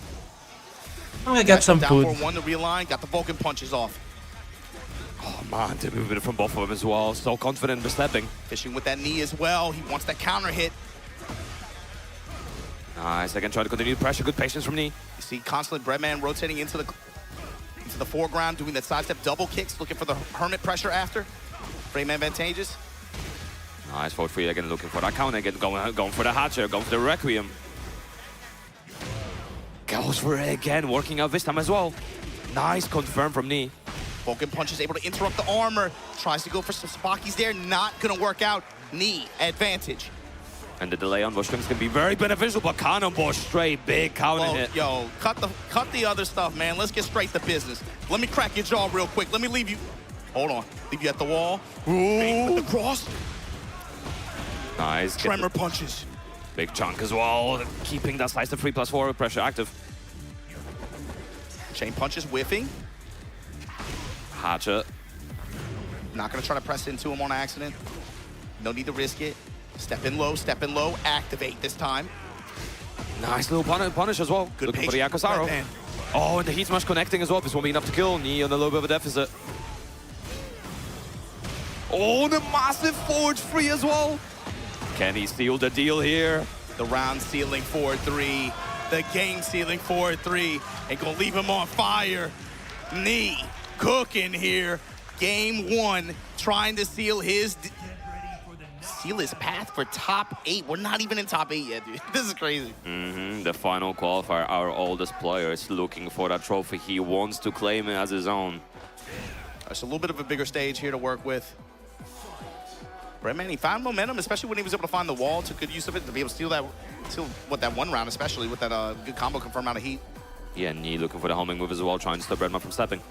Bishop down 4-2. Breadman cancelling out stands as well, trying to overcommit a lot of his options. He's trying to mix up his patterns, make sure that Knee is not trying to catch on. Nice, that 1+2. He activated as well, going low. Again, outcast arrow looking for a couple of them. He's fishing really hard for it. Chain punches, again, just the passive chip as well, especially while he's in heat. Low touch while standing 4 on the block punishment. Okay, Breadman. Okay, Breadman. Oh, those lows stacking up as well. And goes low again. Side mid kick. Rotates his options, holds, duck in his face.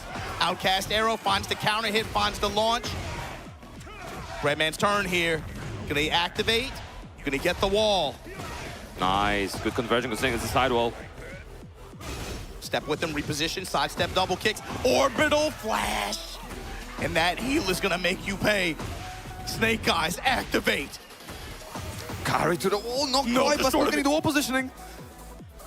I'm waiting for that incinerator string, but no, it doesn't go for it, gets the Requiem instead. Just wants to push, just wants the wall. Heat no longer on the table, you got what you asked for, everybody. Oh, but a 1-4 gets the wall splat, and Knee moving on. I wonder if Knee's actually, because we saw a lot of incinerator from earlier, I wonder if he's being very careful about it because of the throw of the parry as well. Yes, that's something that Breadman specifically showcased, I think, against some of the other Brian players so far in this tournament. Interrupt on the cane, still got it though. The cane's still in the tank. That's so cheap. Homing attack, hatchet kicks, 4 threes. Counter confirm as well, big chunk of damage. Uses it this time, going low. Has heat available, can he steal the deal? No, he can't, not this time. Uh-oh. 1-2 with the wheel kick. Damn, what an interrupt. Unfazed, and Breadman trying to equalize now. My man is working this Wing Chun, working these chain punches, and baby, here we go. Man, that slice the right jet upper as well. Jet upper, got the wall, stepping off you. I bet Knee's gonna win for the cannonball almost worked out. Step activate. Finally, the incinerator string. And the step on the kip up, heat smash, Knee on set point. Can he close it out with Requiem? Definitely a good start to this round. Going low, a little bit of a toe tap. So he's not greedy at all. Willing just, yo, give me that low. Give me that low, I'm in heat, I'm cool. Going for that knee as well. Looking for the counter hit. 3, this time the hatchets. Pun life, they're adding up. He had the step, he got the upper. Man, this is going to be so much damage as well. With Requiem, he should be able to reach the wall. There we go. It's not going to be enough to kill, but this is the damage. Snake Eyes Span needs something more. Wake up, Outcast arrow. Breadman said the hell with it. Still has he available as well. And Rage. Sidestep double kicks. Feints out of it. Goes with the chain punches after. Step in low. Goes for the outcast arrow again. The step from Knee. Oh, Breadman going low. He's looking for the counter hit. Oh no, he broke. About even right now. Cannonball. Another one. That's it. One more hit. Bucky. Still alive. Ah! Counter hit, guaranteed hit, and we're going to the final game. Almost close. Man, this game going the distance right now.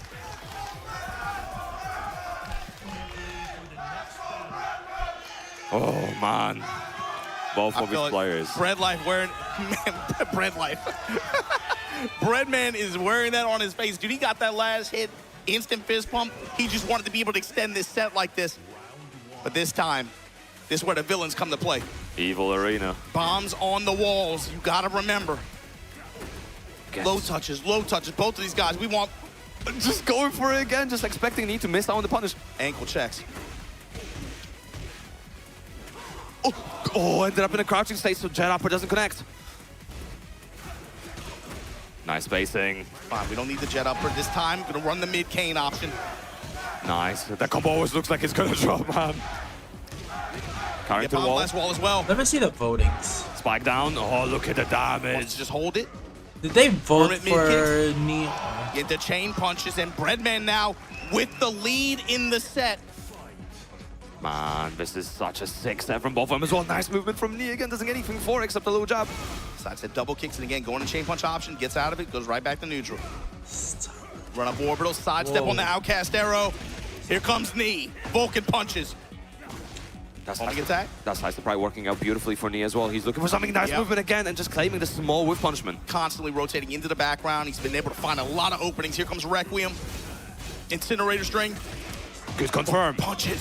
Ooh, gets counter hit. Shades at the end of that last game. Breadman is in trouble now. Sweet bang. Breadman trying to get back in it. He activated. Bringing all the lows out. Got the raw heat activation. And that's enough to kill as well. Set point now for Breadman. On life, what are we looking at? Are we looking at Breadman threatening to eliminate Knee from this tournament before we even make top 8? Counter hit. Knee definitely has something to say about that. Still, he's not out of his just yet. Carrying to the wall as well. Keeping that in play. That explosive wall is going to be a threat. Nice confirm again. Breadman's more He activated on Breadman's side, recovering all that heat. Oh, good. Requiem. Requiem, nothing behind it. Nah, it's orbital. And here we go. After the activation, there should be more than enough to kill. That's gonna kill. Keeps it simple, keeps it clean. Set Knee him on still fire, alive. getting that Viking funeral, and here we go. Knee now. Fighting to take back what was his. Oh my God. These lows from Breadman and find, oh my God. Pun life. Activate. Able to carry to the wall as well. Spike down. This is so much damage as well. He's about gonna 10% left. Doesn't commit. Safe bits. Bang it on outcast arrow. Vulcan punch. Going under it as well. Still Husky available. Hasn't been able to activate as well. 2-1s. Nice movement, and just like that, 2-2 sealing the deal. Breadman eliminating Knee and putting himself in that top 8. What a performance from the regional stage. Look all at the way emotion, here. man. Breadman, he got the keys to the bakery, and this crowd loves it. They've been making noise every time he gets the hit. Congratulations to him moving on in this TWT final bracket. But everybody, give it up for the legend of Tekken. Give it up for Knee. Yeah, he's still a legend. Performance from both of them. Knee's path getting cut short, but man, I'm excited to go see Breadman in this top 8. I think this crowd is too, man. They popped every time he was able to land a hit. They love them some Breadman out here.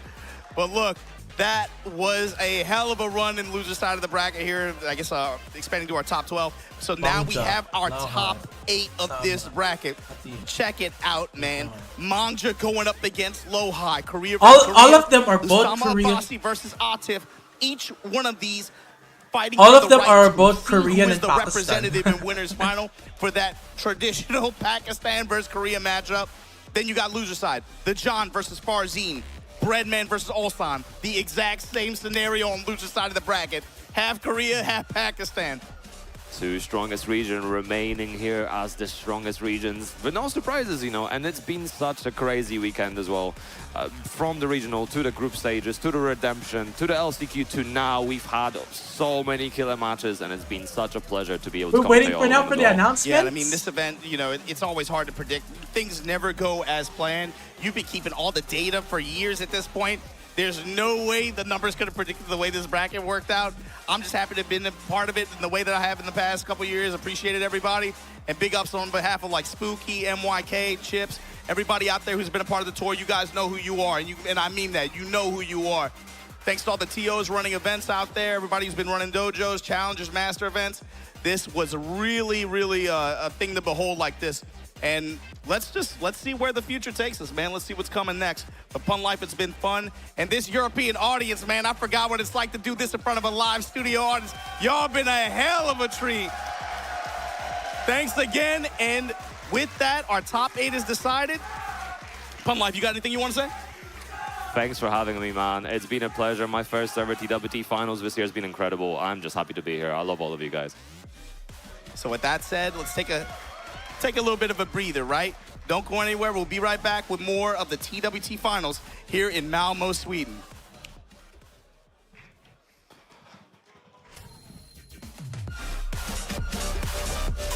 All right, I'm gonna go for a rest for you guys.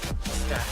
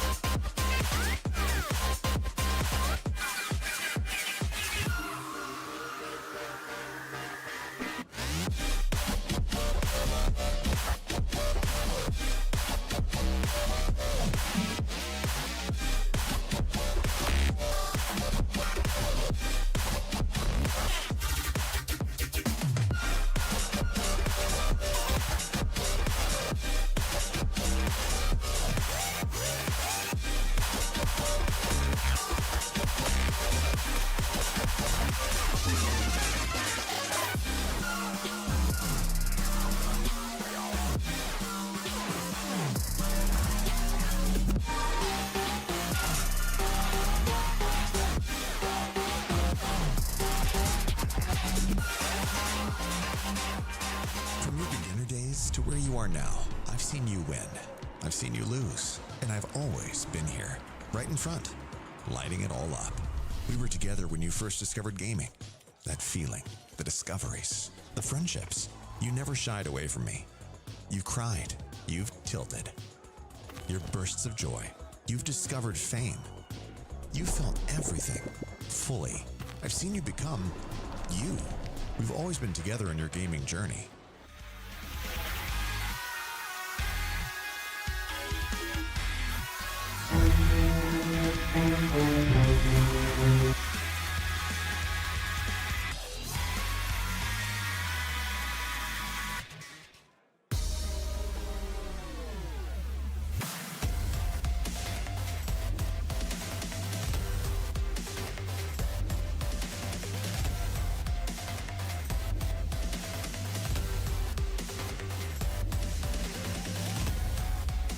Live si Titi Pao. Ganda si JP. Kasi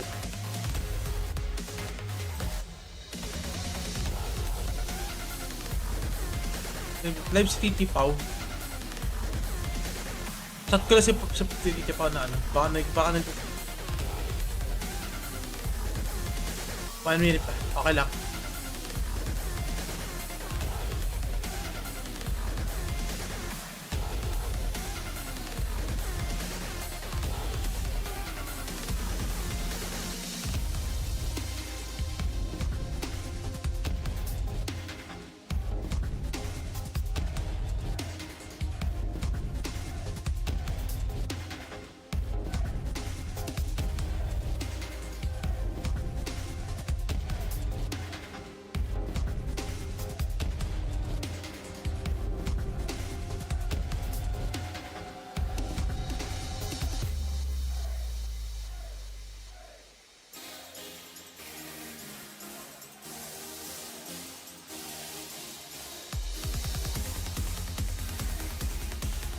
Ko lang si Titi Pao na sabi ako na.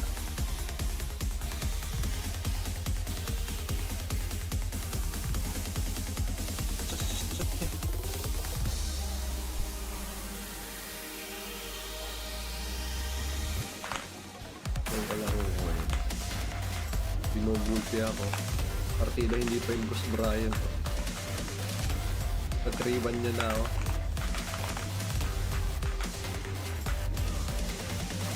Ba't ko na si Titi Pao?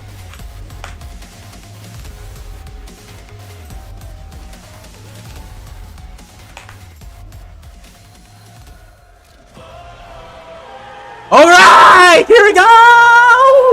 Let's go!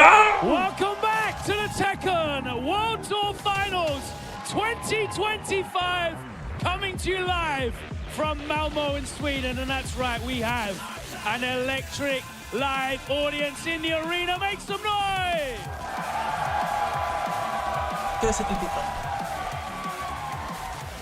It has been an incredible 4 days of action. Today's final bracket has been sensational, and I'm glad that you're all in such high spirits and have so much energy left, because we have got so many more great matches to come. But before we get into that, we have something very special for you. So it is my honor and privilege to welcome onto this stage Michael Murray and Harada-san. Yeah! So excited! Harada, this will be our last time we will see you. Hang on.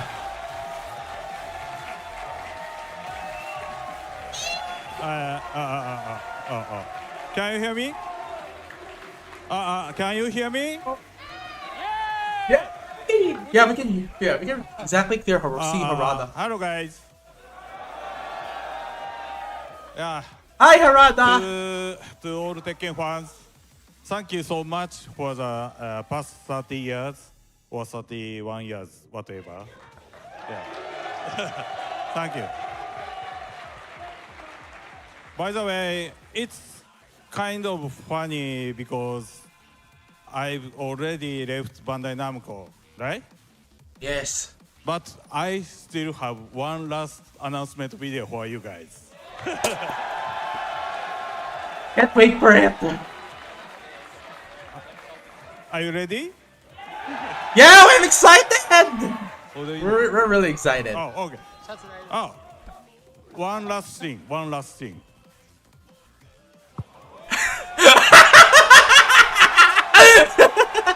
Of course he's used. Ask me for shit. Of course, Harada's signature. Thank you, everyone, and Harada's signature. Let's roll the trailer. Here we go. Peggy 16.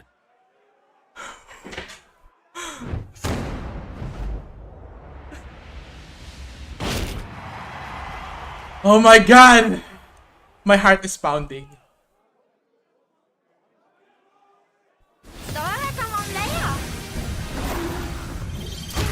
Second anniversary. Oh yeah! We're starting for season 3. March 26th. Oh, they're gonna have a balance update? Oh. More focus. A fresh start. Oh, they're gonna reset the rank match? Oh, they're just way back season 2. May 2026. Of course.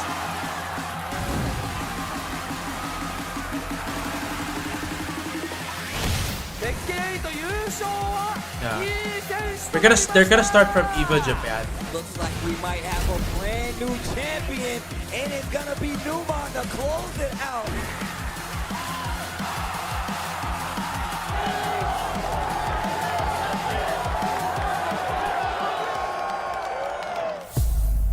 Oh, they're teasing it. Late spring. Oh my god! Talk about... Oh my god, I know!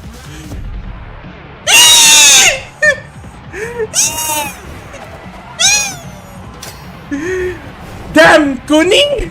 Oh my god!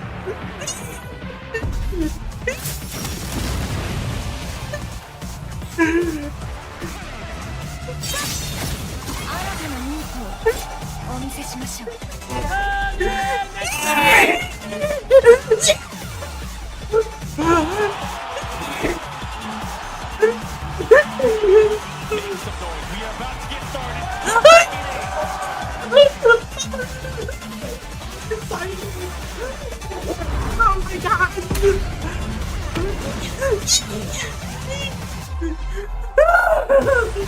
Oh my god!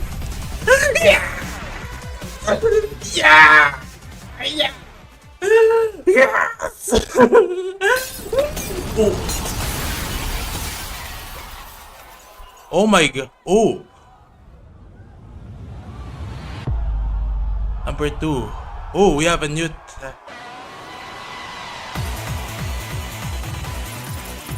from the US.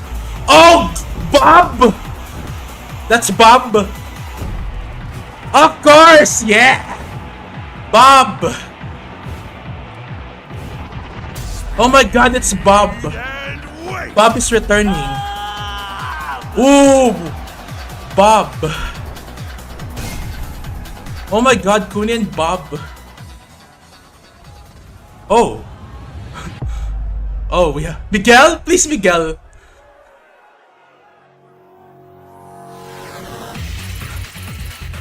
Oh man!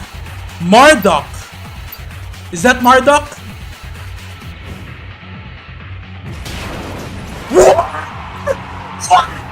Roger! Roger! Roger Jr.! Roger Jr. is back. Oh, that's gonna be New character. Roger Jr. Holy shit, he's back. She's back, sorry. Oh, they're gonna have a new stage.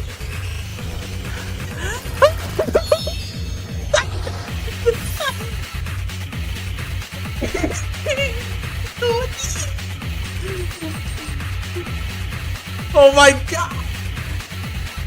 Oh, I'll be revert back to Tekken King.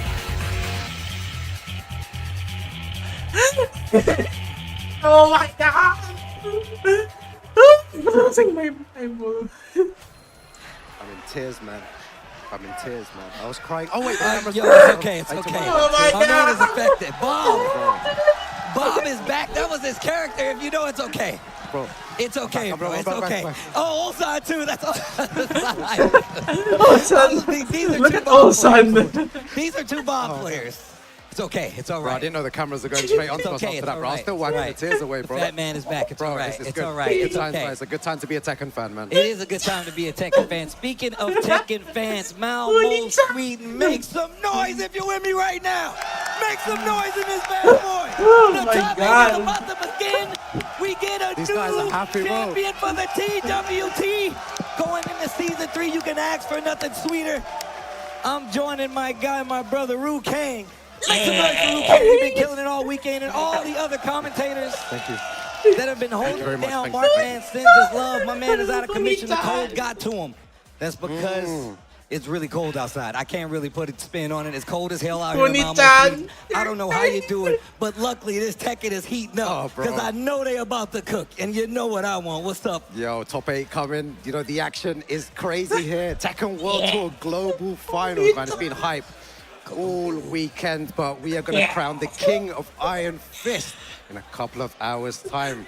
Only one can take that title. Tasty Steve, only one person. Only one. Look, I've been watching these matches all day, and you know every one of these players wanted it. So no matter if you sitting on the sideline or you still watching right now or you still in the tournament, I just appreciate those guys giving me hell of a match to get excited about, watch some high-level Tekken 8. So I just want to give it up for the entire top 8. Everybody that came and played and entered in this tournament in the LCQ, I appreciate you guys. So make some noise for yourselves as you came and you played out here. Because it's definitely not easy. And I know this is a lot closer than it typically is. I was talking to a lot of the people from this region. They were saying, like, hey, man, I'm so happy. Oh my god. Because they don't have enough to make it to the Holy United States. shit, And I don't lost blame my you. So mind. that's why we bought the good-ass Tekken to you. You know what I'm saying? Yeah, and it's good to see just a celebration of Tekken and everyone just having fun, smiling faces everywhere, loads of casual matches happening as well, plus these tournament games as well. And the caliber of players have never been higher here, Tasty Steve. Just the best of the best in the world and some of the best Tekken I've ever seen in my entire life. Well, look, I'm telling you right now, one of the scariest things out there is being one of these players, but also one of the most exhilarating things out there is being one of these players. You've been talking about it yourself, man. You're getting that inch to jump back into the ring and play some competitive Tekken to possibly be here on this stage. Yo, Ru Kang was close, y'all. I don't know if y'all know. Ru Kang was nice with it. So I'm glad that you're still invested, and we got a lot invested in this tournament, man. The TWT season has been amazing. We've been seeing a lot of players step up, learn the game anew, especially in a new iteration of the game. And we had a lot of opportunities, man. Arslan Ash out of the tournament right now. Yeah, exactly. That's heartbreaking. Raichu out of there right now, man. Me as well, right? Out of the tournament. So we're going to crown a new champion. I don't know who it's going to be. I have no clue who's going to take it. First to free action as well, all the way now till the end. So they have more time to adapt, more time to control the game. We're going to see so many adaptations from the different players. And we're going to see some high-level Tekken, the highest Oh, they're going to have a highest of in the high. Malmo, Sweden. The highest of the high. Oh. It can't get no higher. Well, unless you're talking about my guy, Logan Sama on the stage. Make some noise! They're teasing it. Thank you very much, as always, Steve. Right. Oh my God! It is time to get to it. We have the 8 best Tekken players in the world in this room right now, and they will be fighting out over this 60 kilograms of gold. So without any further ado, let's welcome onto the stage our 8 finalists, starting off on the winner's side, our first winner's semi-final, hailing from South Korea, representing Virtus Pro. Let's welcome Mangja.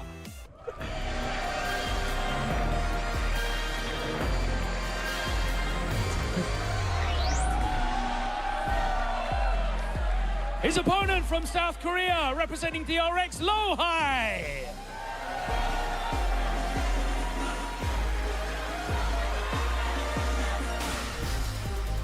And the second winner semi-final, hailing from Pakistan, representing Falcons, Usama Abbasi.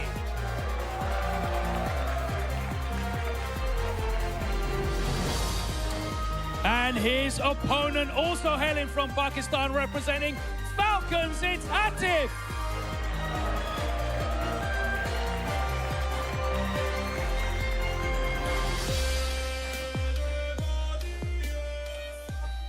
In the lower bracket, our first round match. First up, let's welcome, hailing from Pakistan, representing Al Qadsiya, it's Rajon.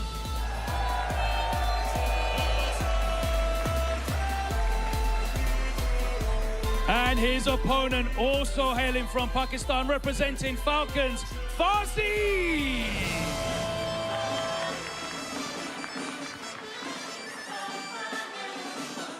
And our final first round match on loser's side, hailing from South Korea, representing Zero Tenacity, it is Breadman.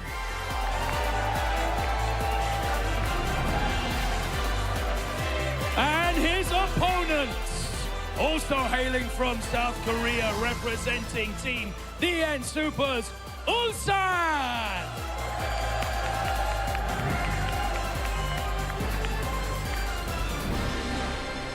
Your top 8 for the Tekken World Tour Finals 2025. Let's get into the action. Yeah, si Roger Jr. And we'll throw it over to your cast Dapat Bruce na lang. of Tasty Steve and Ru Kang. An amazing presentation of Yes! exactly Grabe si Ulsan kanina. Nawala na yung vibe ni Ulsan. Trophy and the title of Tekken World Tour 2025 champion. My name is Tasty Steve. Me and Ako Ru rin. Kang, we're about to take you guys on a journey, and I'm glad you Almost guys I lost my in mind person na. Para si in this Maximilian Dudut offline siya. excitement. Unruly. Feel the offline fighting games in the air, you know, witnessing it, getting into it with the utmost, the way you're supposed to enjoy it offline. And the competition, it actually can't get any higher. These are the best players in the world at this time, and you couldn't ask for a better lineup. Yeah, it was so fierce as well. You know, the players that were just standing on the stage, there's so much aura, so much power on the stage. It's incredible to see. And again, I can't call it, Tasty Steve. Parang ang Shaka Combat man sumigaw kanina. With all those players Parang standing soccer on stage, combat 8 of man. them, all absolute gods of Tekken. Look, man, there's so many people, they were stopping me. They were like, hey, man, Steve, who you Parang think soccer is gonna win? combat I'm man. like, bro, I don't know. I don't know no how one you can would call think it. I'm going to feel, but I don't know who's going to win. All of these guys are ridiculous. I'm not Kala ko trying to call Miguel it na for eh. no side, Pero at but least I pasok. do get the fact. I'm really happy that I get the fact. You and Ninja. I get the best seats in the house, man, taking in these games and talking to the people of Malmo, Sweden while we're doing it. It's going to be a good time. Watch. I promise It's good to see everyone come out in full force as well. We have a packed arena here at the Tekken World Tour Global Finals in Malmo, Sweden, all ready for some good-ass Tekken. Tasty Steve. And with that, let's take a look at the bracket. We saw him on the stage, but first match is going to be Mangja versus Lohai. Man, that's going to be a banger already. And then, of course, still on that winner's side, Usama Mbasi will be going up against Atif. It is a team kill, statesman kill, but look at that, man. Those are going to be big matches. But what do we have on the loser's side? Yeah, losers round one here. We have the John versus Farzine. The John definitely a fan favorite using that king. And then we have Breadman versus Ulsan in losers round one as well. So another great match. All 4 of these games will be incredible to witness again, guys, for everyone at home. First to 3 action, not first to 2 anymore. So they have more time to adapt and more time to, you know, come up with a game plan if they go 1 down. Best of 5, we like to say. That means first to 3, like Wu-Kang just explained. But for a little more explanation and maybe an intro or two, I'm going to send it over to Logan Sama back on the stage one more time.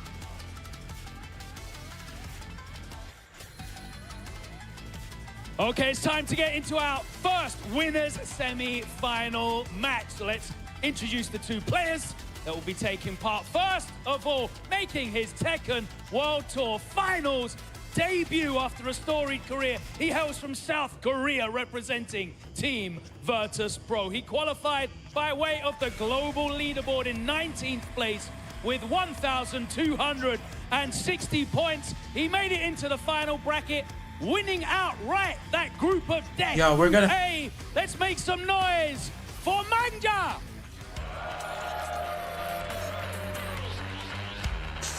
Now I have a 3rd main now. Oh man, I have now a 3rd main.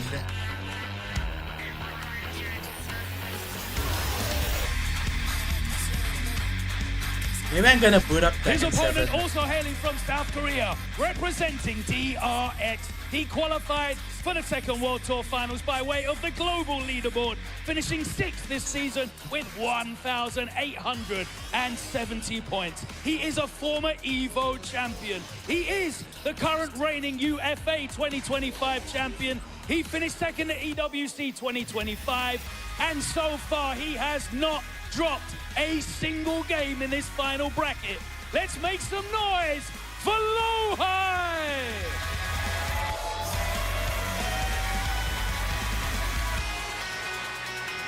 Gentlemen, it's time to determine who will choose sides. So let's get that rock, paper, scissors on.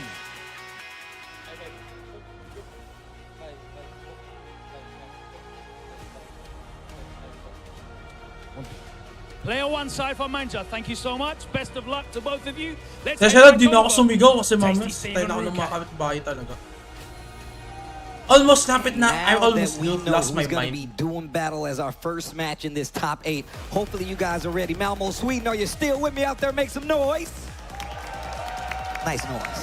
Nice noise. Yeah, you love the noise, man. It's going to be good. It's going to be good here. Lohai versus Mangja. You know, the Brian into the Law, a classic match that we've witnessed many, many times. But can we actually say for sure that we I think I'm gonna do some that we will get the character that you think we're gonna get? Lohai is definitely one of these guys who has multiple characters. Yes. He'll bust out the Shaheen. You never know. It just depends on the matchup. But Mangja, a man on a mission, sticking to his guns, the law all the way through. And personally, I love me a good character loyalist. Yeah. You know how we are. We like character loyalty. He is one of the players that are loyal, and he has made this character work wonders.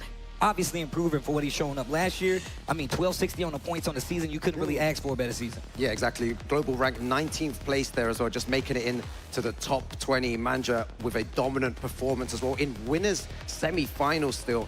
So has 2 lives, can drop into the Olsen losers. is now I'm sure happy. he doesn't want to drop there.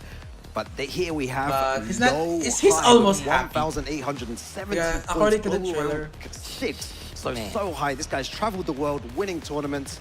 And he's so consistent with his Brian. Always placing so high in these high-stakes tournaments. I mean, you can't really expect anything less of him. My man puts in so much time in the lab. And I mean, if you've seen his conviction, just go to his streams, man. Plays multiple characters, but we all know he's got 2 characters that he likes to lean on for business, or quite a few, actually. Regardless, he always seems to pick the right tool to get the job done. That's going to be the Brian on the side of Lowhigh, lining up and locking in for the Law on Mungja's side.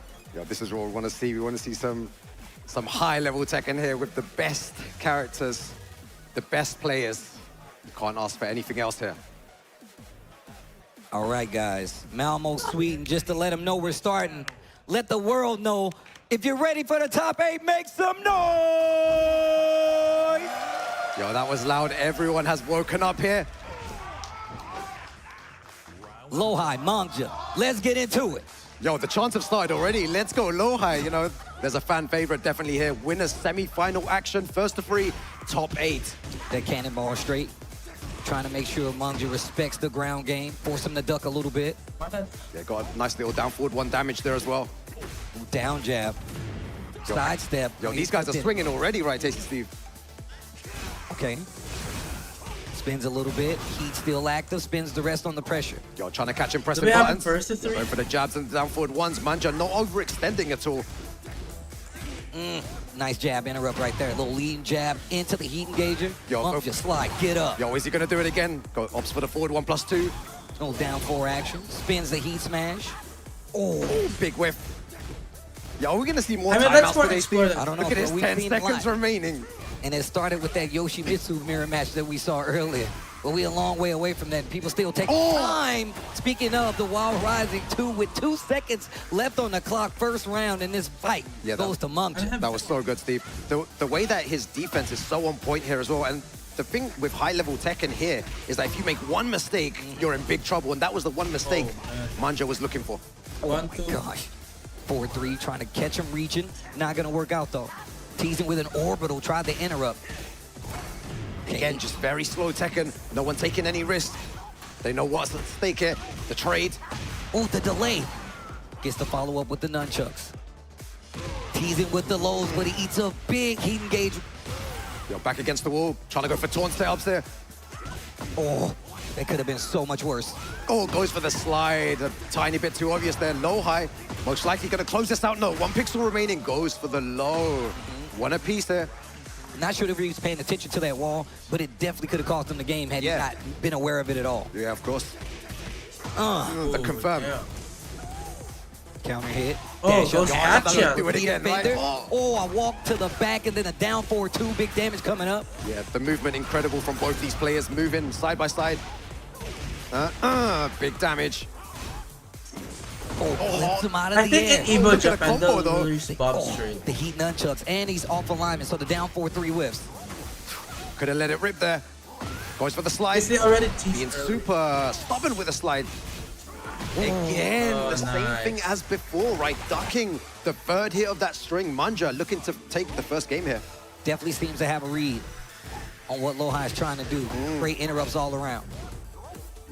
Dragon hammer action and the sidestep to the left once again, and another launch and take him to the wall. Yo, that was so good. The thing was, Lowhigh was trying to change his timing there, but Mungja just moving with him. Look at the way that he's playing right now. Oh, gets the wall splat. Wait a minute, Lowhigh's got a chance right now, and he still got heat. Yo, the dangerous situation here as well. Back against the wall. What have you got? Oh, great patience. Heat smash, gonna give me a little bit of life back. Mungja, big 4-4-3 with the blue stuff on it. Oh, trying to threaten with the slide mix-up. Teasing, didn't get it though, needs to be careful. Mungja can close it out. No heat on either side, hatching. Yo, this is all about movement now and decision-making.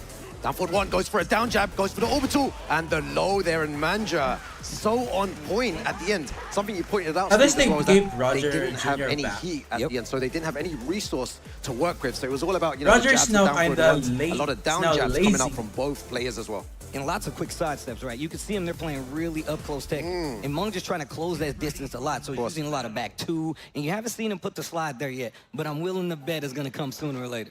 I'll be looking out for it, Steve. Here we go. Our next game. Game 2, Lowhigh. This is winner's side. Remember, it is best of 5, so you got an extra game to play if you do it right. Again, just always threatening with a slide. Yo, the confirm. Back one. Yo, trying to catch him moving with 1+2. 1+2, and he's going to activate heat. Oh, just a little too late. Missed timing right there on the heat burst. Didn't get the pickup. Gives Mungja a chance to fight back. 1+2. Slide. There it is. Yeah. Is he going to do it again? Gets the trade there. Oh, that could have been a big combo for Lohai. Lucky for Mungja. Yo, mix-up time. The low once again goes in the DSS, and Lohai just can't find any space. Yo, man, just doing so well. Man, that's the thing about Law in this game. Oh, nice. Finds it down 4-1. Yeah, he's getting so much success with those mid options. Not really doing as many lows, scared of the sidestep or the block low. And then now I have a third main. When he goes to that big launcher on the wall, gonna mess it up though, not aware of the timing. Oh, tried to stay duck in there. Activates heat. Again, he's done that. That's the second time he's done that. Just doing the first hit, not letting it go. And the slide again. Just picking them apart right now. Yo, all the lows coming out as well. Oh, speaking of, picks apart the offense, finds a big launcher, but once again, that wall messing up the combo. Ooh. Slice up the first hit, the second hit tracked. Yo, check the timeout as well, 15 seconds. Oh, jabs him out the orbital, doesn't get the conversion. He's gonna get a nice punish on that. Okay, and the low pickup there, Lohai, back on the board. Yo, crowd waking up now as well. Needs 2 more of those if he wants to make this a contest. Oh, and the jet upper, so ready for that. Big jet upper punish, finally breaks that wall. Will we go downstairs? Are you giving me the tour like I'm trying to move in? Let's go. Oh, damn. Big damage, leave the body smoke. Hatchet. Looking for a back 4, delay on the back 1-2. Oh, goes for the low. Back 1 again, catches him just hard ducking there. Nice punish.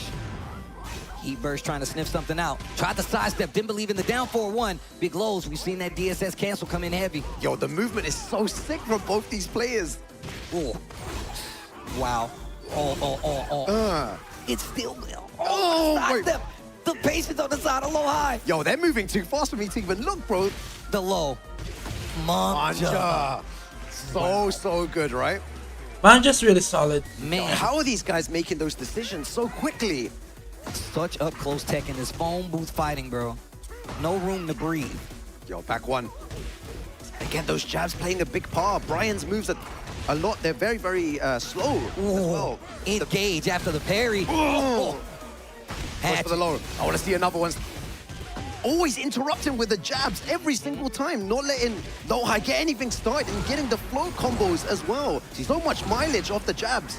And you saw it at first with that light jab, but this time getting the full confirm off of it. Again. Just use a jab.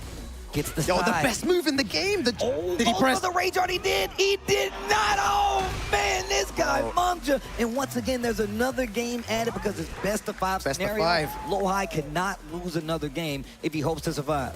Yo, incredible Tekken as well. The use of the jab, in my opinion, one of the best moves in the game. 10 frames, super fast, and using it in all situations to float the Brian, to keep him away. It's just the same thing over and over again. And then when he thought he was going to overextend, bam, rage art, and then that's what happened. And you would know a thing or two about jabbing. You was a jabber, I remember that. Oh, man. Chanel? I don't know where I learned that from, but I just learned to jab after everything, right? Yeah. I said, you get hit, jab. You block something, jab. So it's so good and it's working now. So the story is, how is he going to get around those jabs? What does he have to do? Well, we're going to find out. Probably play a lot slower Tekken, right? Lohai has this kind of very offensive game, but Law kind of forces you to play that game. And he's got the tools to do it a little better in a lot of matchups. So you playing double time if you're Lohai to try to beat him out at this range. So let's see what the changeup is. Maybe a little more backdash down 4-1. He had a few hits where he didn't confirm it. And maybe, like you said before, just, you know, a few lows to add in there to mix up the game. Yeah, exactly. And we've seen it before happen where everyone's playing very slow, you know, jab-based and stuff, and all of a sudden it goes so crazy. Everyone starts throwing out all the lows, all the power crushes. Really? Oh, nice sidestep. This dude Lohai, he's waking up. Yo, is that the answer? Yes, sidestep jet upper. And on top of that, he's locked in. He put the headphones on. Oh, and he's dashing forward as well. You can see there's intent. That way that movement won't be as big Oh, of a no deal. duck. Get up on the gristle so you can close the distance. Nice heat burst. Monk just back to the wall, fighting out with the jabs, and what a punish for Lohai. Gets the read this time and fixes the combo for the wall. Goes for the low. Jeez. Yo, comeback time. Oh, the duck on the 1-1. Yo, the second hit being high there. And what a read. He saw that he was going to that a lot in that first game. Yeah. And he's like, yo, if you can duck the second part of my string, I'm going to duck the second part of your string. That's what you love to see as well. Nice adaptation on the side of Low-High. Mangja, your turn. What are you going to do? Yo, they've gone into that phase where they don't really want to do anything. No punish on that, though. The trade, again, using jabs. Trying to catch him moving. Wow. Oh, the jabs are so sick here. And the quick sidestep right, too, from Mangja. And that's going to get him almost that heat activation. Activation, burst doesn't get the blow, but still. Yeah, all advantage to Mangja here. Nice reversal there. Yo, look at the way they're moving back and forth as well. The single backdash, trying to create some space. Ooh, cannonball straight on the wall. Takes the snake eyes. Watch out for the pressure. Yo, 15 seconds remaining. Big low. Block. Oh. Yo, time, 10 seconds. Goes for the orbital. When you're back against the wall, we take it from outer space. Low-High in this third game, making proper changes to get a lead. And that's what you want to see. Look at that dash forward. Yo, it's funny because Manja's still opting for those jabs. The down forward two coming out of nowhere there to stop any type of pressure Low-High is throwing. Great placement on that down forward two. Gets the launcher, gets the wall, gets 94 damage. Oh my gosh, the armor break. Yo, a well-placed power crush there. I said leave the body smoking. Okay. Goes for the slide. We've seen it before. Great placement on If the that's slide. Julia, Knows where to do it every time. Lan is Spares the gonna heat, be back losing. one to keep Probably the pressure. Lan is gonna Back lose against this the wall, fight. though. Look at Manja trying to get So out. sorry, as well, Lan. getting out safely. Good luck. And Good luck again. in the last Mangja round. is so patient, bro. And now taking the wind out of his sails. Getting around on the board in his third game. If he gets this game, it's curtains. Yeah. The problem is that Manja is pressing so many buttons at the right time, right? And whenever Low-High's like, okay, you're going to press here, I'm going to do a rage, it doesn't work, but a beautiful low parry, but no combo afterwards. And there's that down 4-1, confirming it this time around. Doing a lot better on the offense, pushing him to the wall, makes him pop that heat a little early and gets him with the taunt jet upper. Yo, and that's what everyone wanted to see as well. They want to see all of that good stuff. 2 games to 1 here. What's the thought process going forward? Yeah, they're both just taking a bit of time to relax their stressful situations. What do you do? This dude, Mangja, just keeps adapting. Yeah. Low-High doing the great job of changing up his game plan. Starts to duck a lot more of those strings, committing to some of those lows, like we said before, like you pointed out in the first game. That's going to be good to see. Manja just needs one more game to move on into winner's final here. Low-High still needs 2. We've got a bit more space to play with here. My biggest bet, Manja's gonna That win. down 4-1 is coming into play. Yeah, it's coming in clutch. Again, just going for those lows. Tries to punish. Not working here. Ooh. Down back 1. Oh, he tried to go for the same flow chart as before. Jab, down forward 1, down forward 2, but Low-High 1 step ahead. Counter hit DSS low, gonna get a full pickup off of that. Mangja, my man is so attentive right now. Yo, Law's combos look so good as well, right? They when he look takes really the nunchucks out. Oh, no, there you go. Speaking of taking the nunchucks out of the side step. Oh, Steve, watch this combo here. Look at this. And then... That outfit just increases how cool that combo yeah, is. exactly. Ooh, what a delay. Hope And my it was a friend counter hit, is too. he's not. We talked about those combos. He still has Here's that another chance. one. Yo, and he's going to recover some of his heat meter back as well, using those nunchucks. Oh, gets the counter hit. No follow-up, though. Heat burst. Gonna get the get-up kick. Yo, both these guys are playing now. You can see the speed. It's gone up. No heat left on either side. No, the down 4-2 after the sidestep again. Yo, that's the danger with using that back one. Very slow move. And you're right, it is a very slow move, but not the only one. Down 4-3. One more hit can take us to a final round of this first set where Mangja can make his way to winner's finals. Bro, Mangja is so good. He's controlling this game so well. Yeah, I knew this was going to happen. You were going to see the best of the best Tekken here in this top 8 at the Tekken World Tour Finals. A 1-2 action. Low-High starting to slow this down. Ooh, big engager right here. Just about 40 seconds left on the clock. Tries to finish 4-3 counter hit. Gonna give him a full combo conversion. Not gonna happen. What's the combo like here though, Mangja? Is he gonna take all the way to the wall here? Just about. puts himself in a bad situation though. A very bad situation. That could have been so much worse. Use the rest of the heat. All the pressure coming. Oh my God! The rage art. This dude, Mungja, just using the third dimension. Yo, this guy moving all the time. How much damage? 55, very nice. Oh, that DSS low has been doing work. One more round and Mungja. Mungja can take it. Winners Finals is where you're gonna see him next as he takes out Low High in a great set. And you can see him, the excitement on the stage. Yeah, he's so happy. That definitely was a hard-fought battle as well. For all the people watching at home, you need to go back and analyze that video because there was so much going on. If you want to play Lord, this is the guy to watch. You can see the masterclass in how to use the jabs and how to move around Brian. That was the key to beating Low High. And Low High is no slouch, right? As in, he's one of the best players in the world as well. And Mungja manages to take it. Gonna stay alive. Winners Finals, like I said, that's gonna be the next time you see him. So you know he's gonna be paying attention, watching what happened in this last game. And it started on the walkout. You can see he was confident going into this. And Low High, just as always, my man's the calculated killer until he's off that game. And they go in already. RPS, a part of the mindset, right? It doesn't matter where you are, first battle you fight. Yo, that was so good to watch as well. Our first set of today. We're gonna go into our next winners semi-finals match very soon as well. And you can see the punish just start to pick up on the side of Low High, but just not enough. Mungja with so much patience, man. Baited out multiple rage arts where Low High thought he'd be hitting a button, but that's when that jab comes in. And you start to see some of the offensive push really start to play a note, and that's when Mungja hits the brakes even more, gets a lot of back turn situations, and some of those series on back turn to 4-3, and then sidestep right 4-3 to get that big counter hit launcher. I mean, this dude was giving us a class act. On multiple occasions, right? So when you watch players like this play as well, it's so scary, bro. You look at them and it's like, how are you playing Tekken at this level?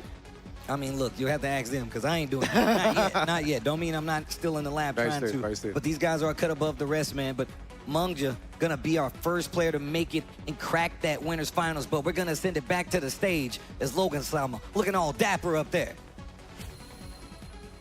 Thank you very much, Steve. Welcome back to the Tekken World Tour Finals 2025. And it's time to get into our second winners semi-final. And it's my pleasure to welcome back onto the stage, first of all, hailing from Pakistan, representing Team Falcons. He qualified for the TWT Finals by way of the regional leaderboard, topping Pakistan with 540 points.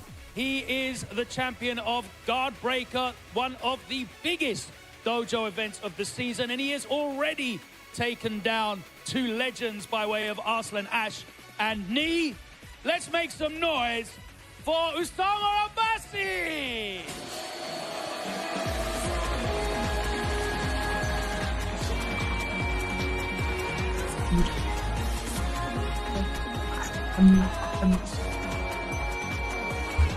His opponent is both his compatriot and teammate, also hailing from Pakistan, also representing Team Falcons. He qualified for the TWT Finals by way of the global leaderboard, finishing third with 2,271 points. He is the reigning CEO champion. He finished second at EVO Las Vegas. He is a former TWT champion, and he was your runner-up at the Tekken World Tour Finals last year. Let's welcome onto the stage, Atif!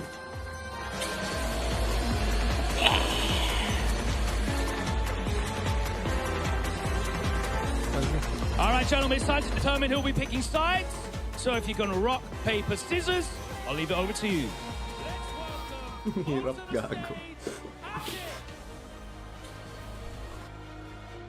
Atif will be on P1 side. Let's head back over to the desk. Tasty Steve and Rukang. Thank you very much, Logan. Oh my God, and this next winners semi-final match, Atif versus Usama Abbasi, man. This guy, Osama Mbasi, is Yeah, I was about to say that straight away as well. It's just a little terrifying. I done dice I feel things like with a the lot of raid. times there's so much caliber of player coming from Pakistan that it's a lot of strong players get left by the wayside. Some you might forget. Osama Mbasi looking ridiculous out here. Some of the players he's beaten, like Logan said before, you can't take anything away from him. And you need to be paying attention. But he's got his work cut out for him. A TWT champ on the stage, Atif Butt representing Falcons. What do you expect? This guy is one of the best Tekken players in the world, arguably the best. Who do you say is going to be? Oh, this is a tough one. I just feel like Osama Abasi, with the amount of insane players that he's taken out of the event, you said, you know, the pathway that he's taken to get here has been incredible. And Nakabasa ko it saan wouldn't lang be ako surprised natapos if he's ano. able to take Dito na down ako, dun na ako Atif as ano. well. Well, we're going to find out in very short time. Like we said before, best of 5, first to 3. That's exactly what you get here. An extra game to do more damage and a second chance at life right inside the tournament, man. That's like you know, the highest of high level Tekken. But look at the accomplishments. Like you said before, second in TWT Finals last year. So you know my man, he can smell it. He knows that he's close to getting that championship on his belt. And I know he's going to take a lot of pride if he can take that bad boy home. Yeah, Evo placement as well, a second place. Combo breaker second as well, and CEO first place. There was an opportunity for him to be first on all of those, right? He was so close. And here we have Osama Abasi, regional rank first, 540 points. Look at the record. There's no first, second, and second. It's going to be an incredible match. And the players that he actually took down to get here was Hexmark 2-0, Arslanash 2-1, and Knee 2-1. Imagine adding Atif onto that list. Bro, that's one of your accomplishments? Taking out Atif, Knee, and Arslan? That's crazy. Bro, that's in madness. 1 day? Nah, bro. That's a new level right there. Constantly elevating. I wonder which characters they're going to go for here as well. Wait a minute. Ooh, okay. Wait a minute. Is he locked in? Locked in to Claudio, I think. Wait a minute. Okay, Atif staying with Diana. And Osama Abasi going with the Claudio here. All right, Parang ako gusto ko magpalit na ng Sweden. Pero tsaka na ako, Next game, kung may winner PS5 na ako, gusto semifinals. ko Make some mag-dual noise if you're ready for it. Atif. Pero kasi di ko na nasabi kung Osama Abasi magkakapag-PS5 coming ako. up. Kasi You know, one thing I like about this character, luluman Anna, lang she enforces those mix-ups on you. You know, I hate fighting her because it's so difficult to defend. But watching it happen to someone else, bro, Right? that's fun. That's lovely. fun. Better you than me. And here we go, just pressing those buttons already, going into hammer chance, using the mid option there as well. And look how fast he started, Tasty Steve. 10 seconds gone, and look at the damage that he's already hit him with.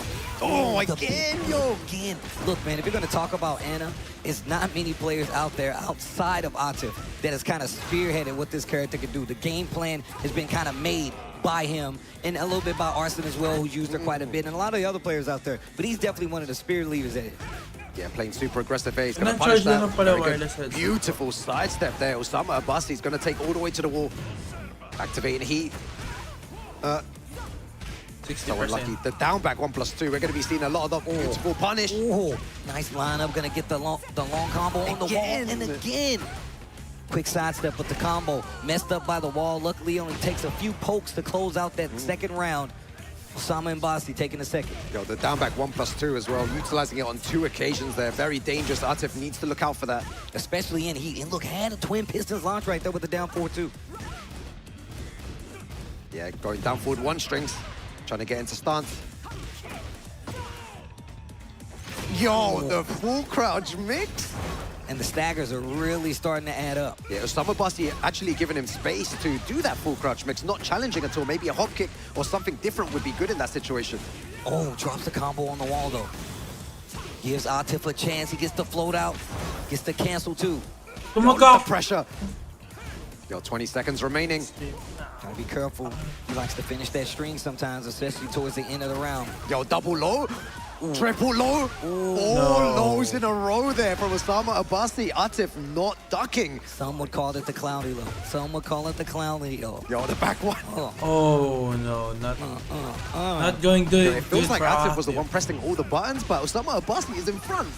So bad if Arslan the combo on the wall though. made it to top 8, it wouldn't have a sisters battle. The power crush. Just like in Evo. Ooh, running 2. Yo, plus frames. What a duck. takes his turn back and tries to go for that big full crouch pressure, but still. Submains ko nila sila disrespecting Asuka each tsaka other si here. Ana.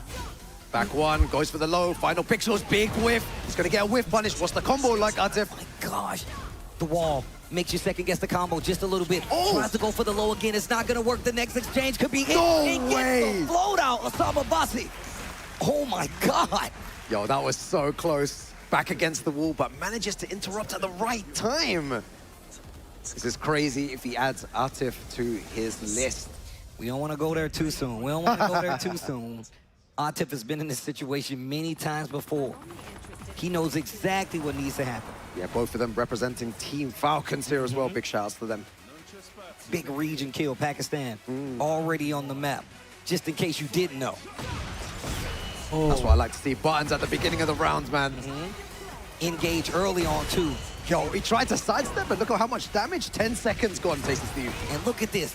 Knows the combo that is even off the wall, but the Oh, Rage might starting do it. with a Rage Oh, Art. yes, and it's counter hit, too, so you're going to get a lot of damage off that bad boy. I reckon he's going to be all right with it. He's taken so much damage already.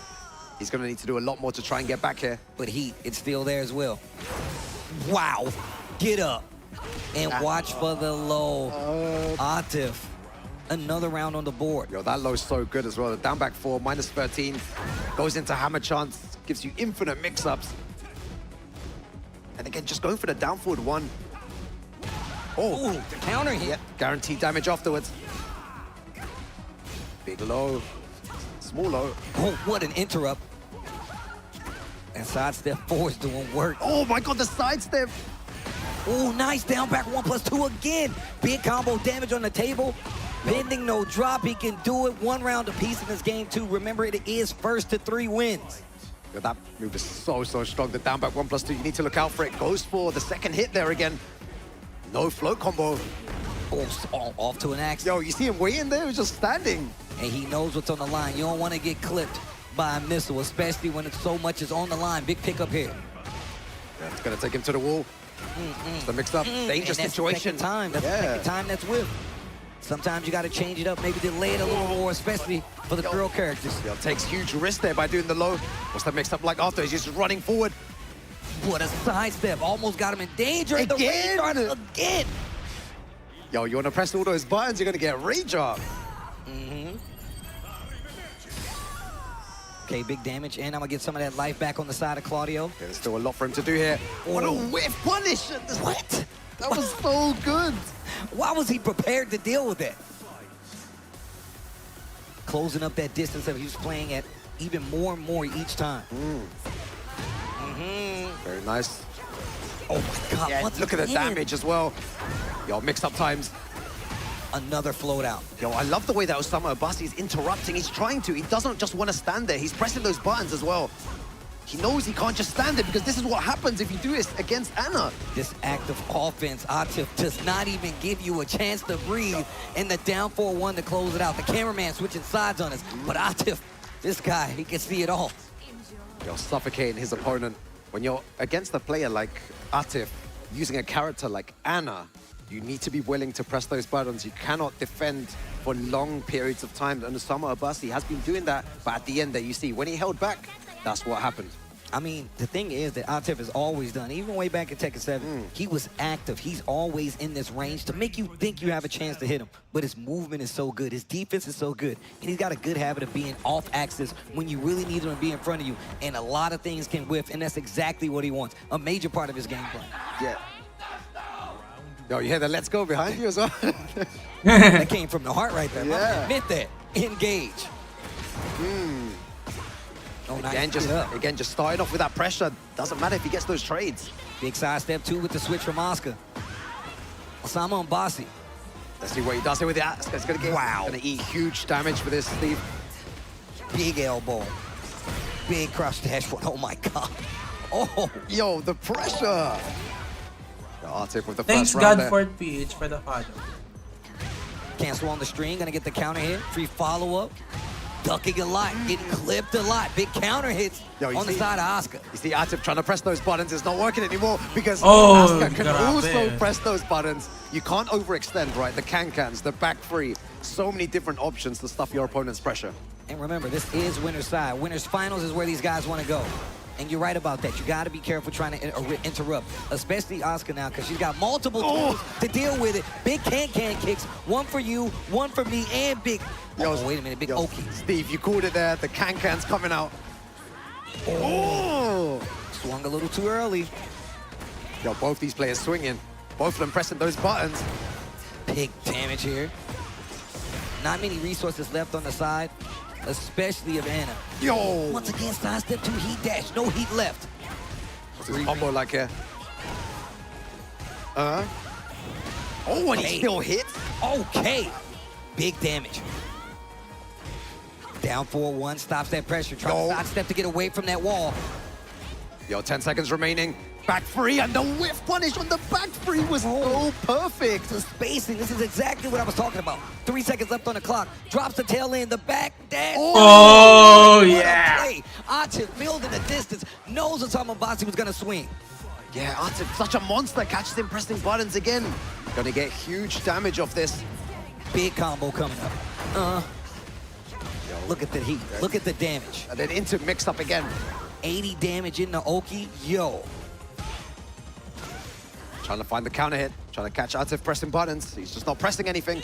Ooh, gets the booty bump activation. Heat dash follow up with the combo. And that's what you said earlier, was on those bursts of defense that Atif is doing. He just stood there, whereas before he was pressing so many buttons. Oh wow, so far away. Great placement on that stream. Big tracking move. Oh, sidestep 2. Oh, big damage coming up. Gets the launcher, still got some heat left too. You gotta be careful on the Oki. 15 seconds. Not much time, and he runs into a shoulder again. Not gonna be able to kill, but the clock. Yo, we're gonna get one of those moments here as well. 5 seconds remaining. You need to stand up. You need to do something. Charge it. Oh, missed. Oh my gosh, and this dude Atif, I'm telling you, bro, we need to talk about his spacing. He's always at that range to make you second guess your approach. And 9 times out of 10, if you swing, you probably out of range. He's probably gonna block it, or he's just off axis. Yeah, crazy stuff from Atif. Such a monster. And we're going back to the stage, the same stage again. Let's see what he does. Falcons Atif versus Falcons Osama Abasi. Atif one more, and he moves into that winners finals. We've been seeing that wine opener, as well as that crouch dash 1, big counter hits to start these combos, man, and he is making it hurt. Yeah, look at the pressure as well, suffocating, right? Nice block, taking his turn back, goes for the mid. Zabaki not gonna work. Counter hit, and on top of that, that heat powered up version, this combo could definitely take it. Yo, he's snowballing him right now. So good. Yo, Atif looks unstoppable. Like I said, one of the innovators of this character, sidestep left this time around. Osama Abasi. Okay, still has heat. He has the install as well. Oh, engage. Big mid-string, making him pay for ducking up close. Nice armor as well. Yo, he's not been using a lot of Power Crush recently. That was probably one of the first ones. It's because those lows, man. Atif sprinkling in those lows, making you second guess exactly when they try to go for it. Big pickup here, and still has some heat to work with as well. Yo, it's going to be really nice damage as well. Yo, opts to use the heat dash there. Looking for the unblockable. Trying to mix it up. Again, heat dash. What a duck. Too late on the sidestep too. Wine opener. Tries to whip punish again. Nothing. And the sidestep, this dude Atif was so prepared. Bro, yeah, we have to appreciate that. The sidestep there, the movement, he definitely deserves that one more round that he moves forward here. Winners finals. That's where he's going to go. Big Tooth Fairy starting off this time. Bro, that was nice.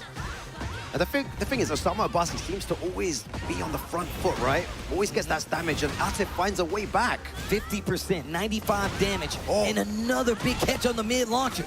Spins the rest of the resources, though. It's still pretty far away from that wall, but big damage nonetheless.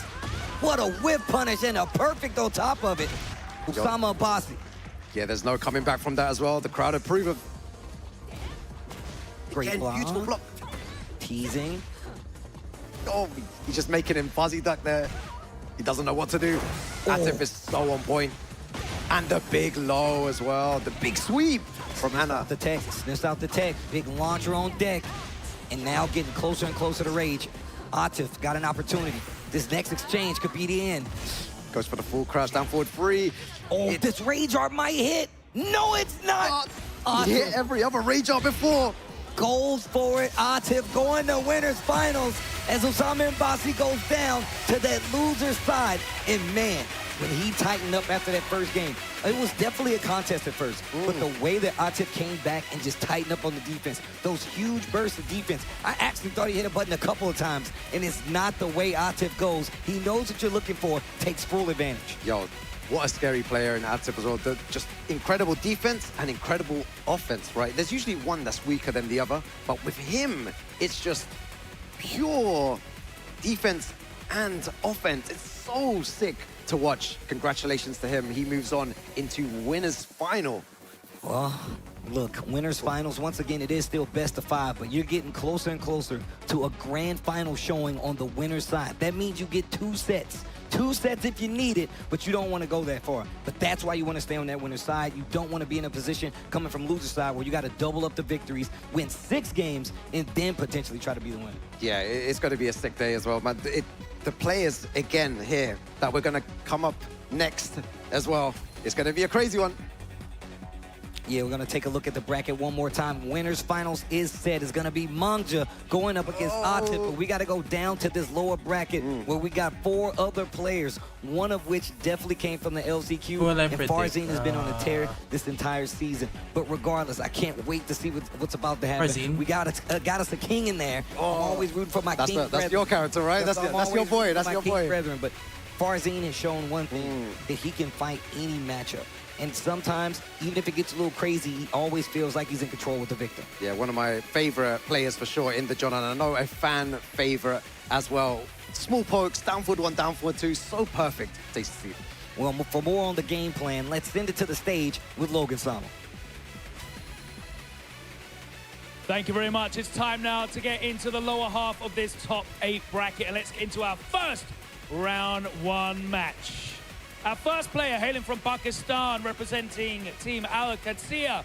He qualified for the Tekken World Tour Finals by way of the global leaderboard, finishing 17th with 1,280 points, which included victories at Final Round Lahore and Paradise Game Battle. He was your last chance qualifier winner, and he has electrified this crowd over the last 4 days. He is now officially the king of Giant Swing. Let's welcome onto the stage, the John!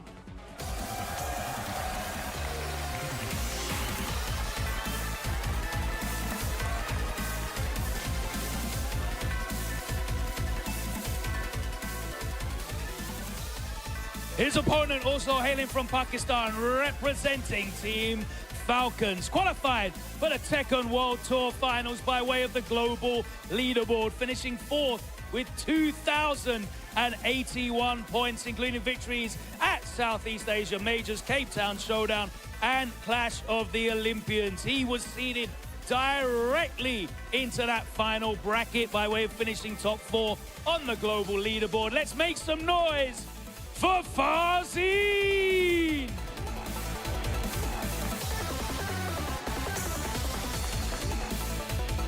Gentlemen, I will need you to determine who is going to be picking sides, so if you can rock, paper, scissors in your own time.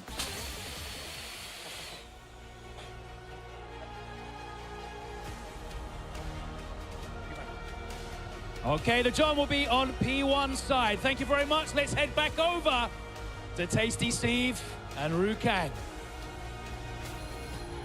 Yo, they had the smoke machine for that as well, you know. Yo, RPS is hype, bro. I mean, look, I wish I had me a little smoke machine when it goes off every time I won, or even when I started. But regardless, we're about to start this next match. This is the lower bracket. That means there is no redemption after this. You either win or you join us in the audience. That's the only way it works this time. But it is still best of 5, first to 3. Yeah, and the John, a fan favorite, one of my favorite players as well, using King, your boy as well, right?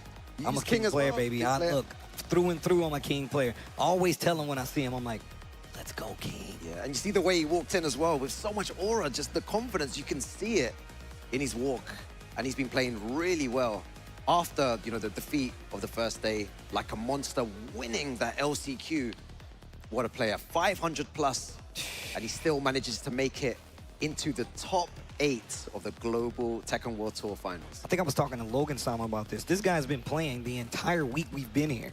He's more warmed up than anybody. And my man is running the king. Solo representation, all out here by his lonesomes. But Farzin, bro, this dude is also ridiculous. We saw him in that top 20 for TWT Finals last year. Great accomplishments across the board in some of the hardest tournaments out there to claim points and be automatically seeded in that top 4 places. So I'm gonna tell you right now, if anybody can do it, Farzin can do it. Once again, not a character specialist, but most of the time we do see that victor on the screen more than anything. Yeah, exactly. But the John, you pointed out as well, he's been playing this whole weekend. Is he not exhausted from all the Tekken he's been playing? He's had to grind so much in order to get to this position here. Great wrestlers don't get tired, bro.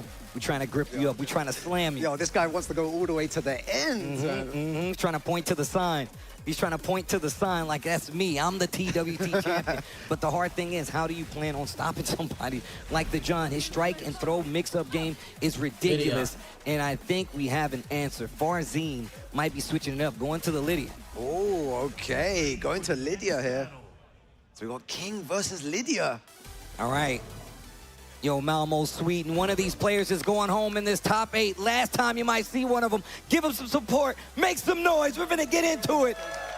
The John versus Farzin.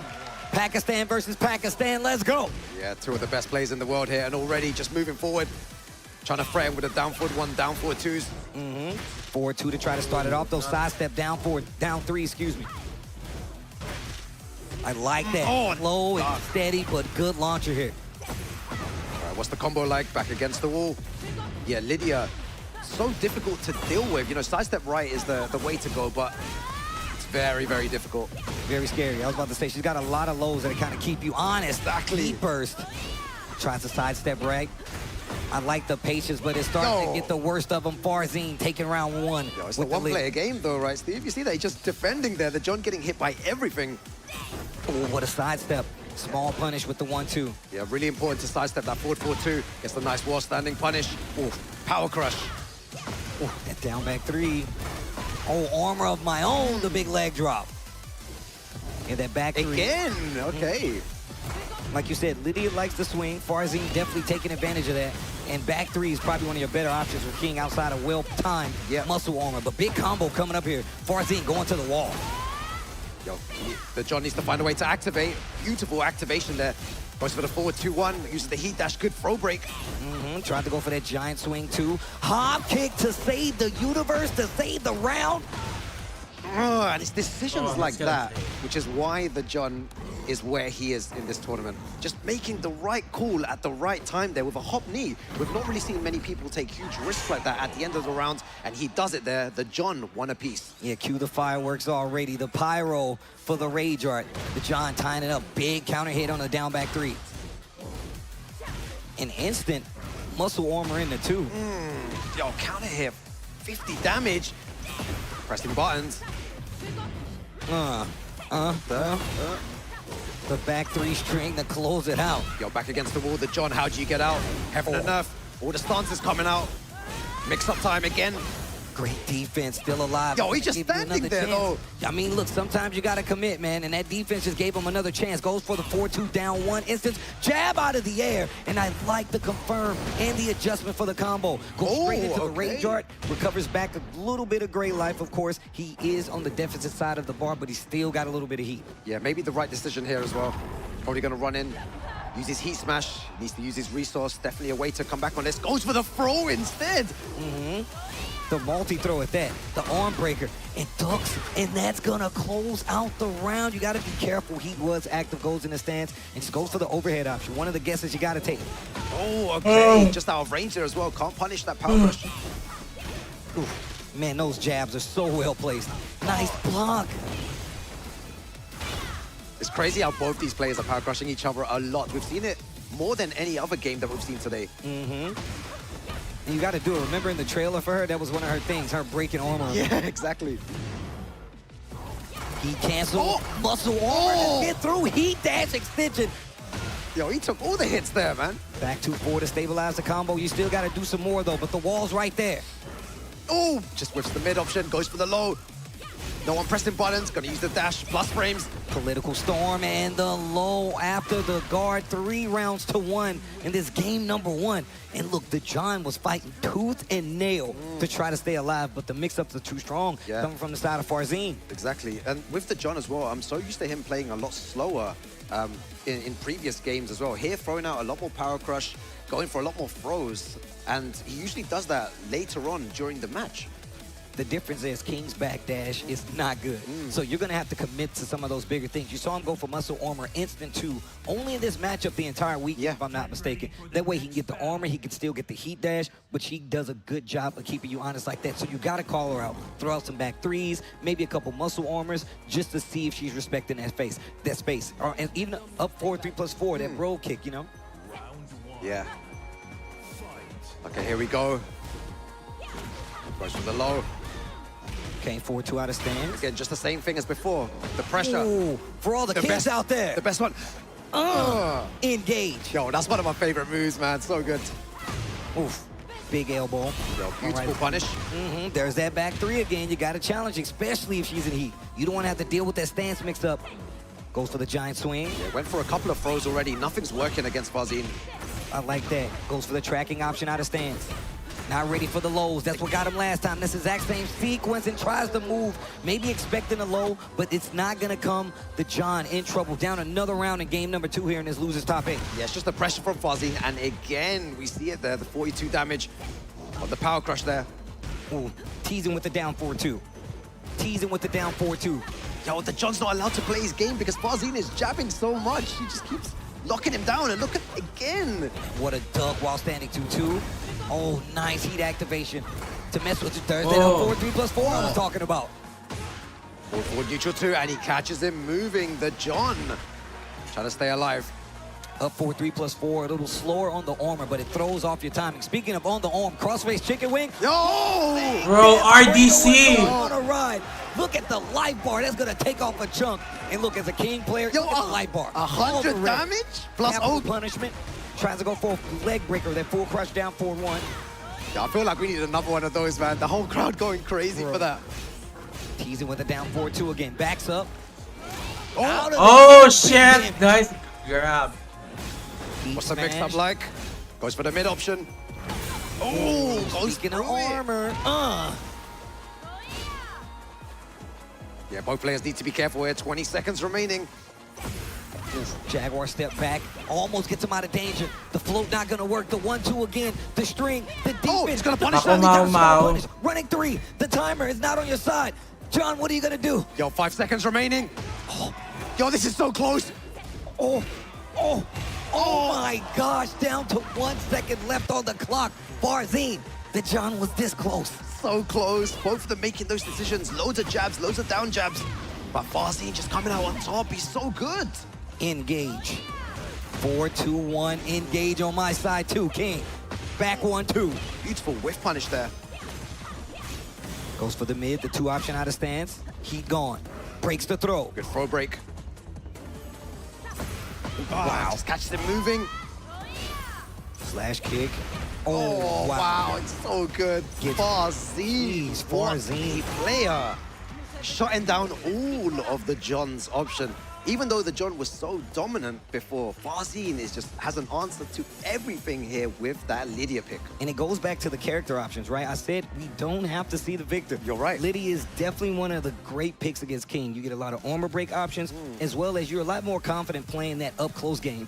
That's why you switched to Lydia, especially while Farzin switched to Lydia. It was good. Yeah, it was so good to watch as well. I wonder what the John does here. He's trying to think, what do I do in this situation against a character like Lydia? Lydia is forcing these 50-50s. Yep. You know, people might say, you know, you just need to sidestep here, sidestep there. What if they change the timing? Yeah. Then what happens? I mean, look, I'm not a betting man, but down 4-2 might be one of your best options here, especially with that up-close game being played. Fish for a counter hit a little bit. I mean, you still got 4-3, which is pretty fast mid. Let's see what he does. Yeah. Oh, wow. That's a great start. Great way to start things off here. Engage. That's the thing with Farzin as well. His punishment's been so on point. Nice block. Speaking of punishes, the John getting a lot more confident in his up-close game. And that's what you were saying. You were saying that just finishing the string.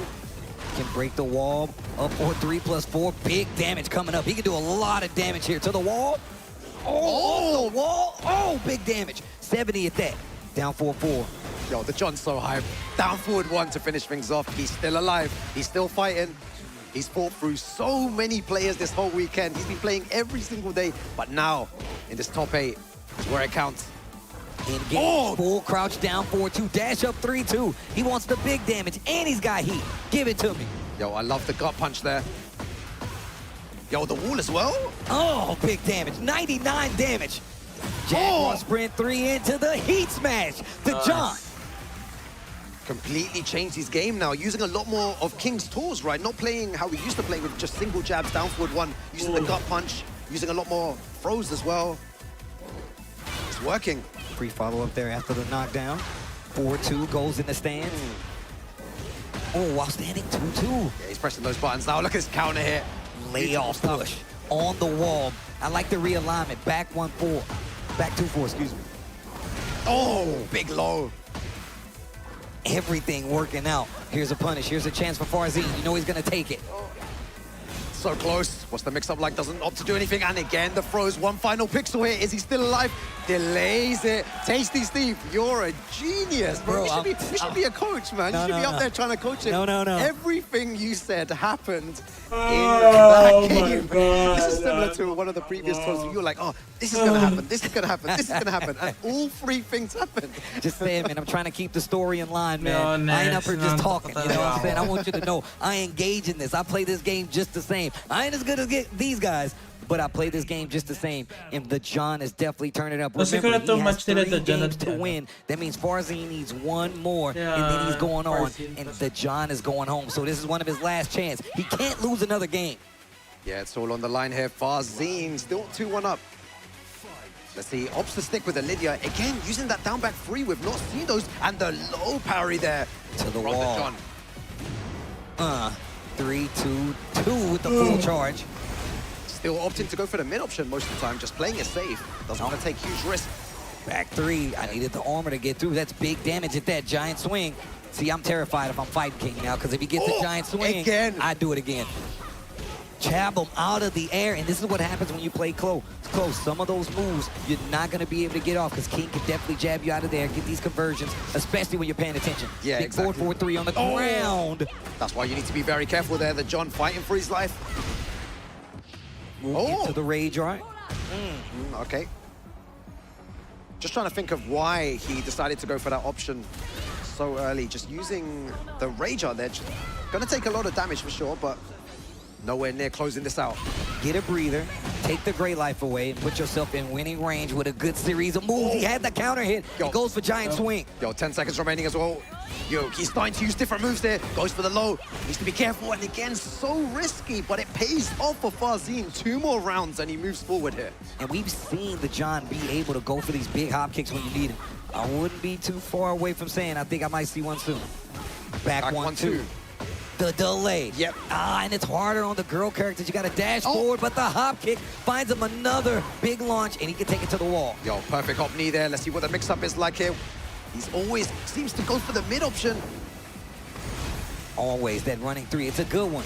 Oh, it's the string. Oh, what an engage and an interrupt. This is not good for the John. Yo, the pressure. Oh, finally opens him up. It's time to play the game. Farzin, 1 round away from eliminating the John. He cannot lose another round. What is your answer? Yo, this character, Lydia there, he was just holding block for a good 10 seconds. The John needs to do something here. There is no room for error here. Yo. Oh, what a sidestep. Doesn't get anything with it. Beautiful sweep.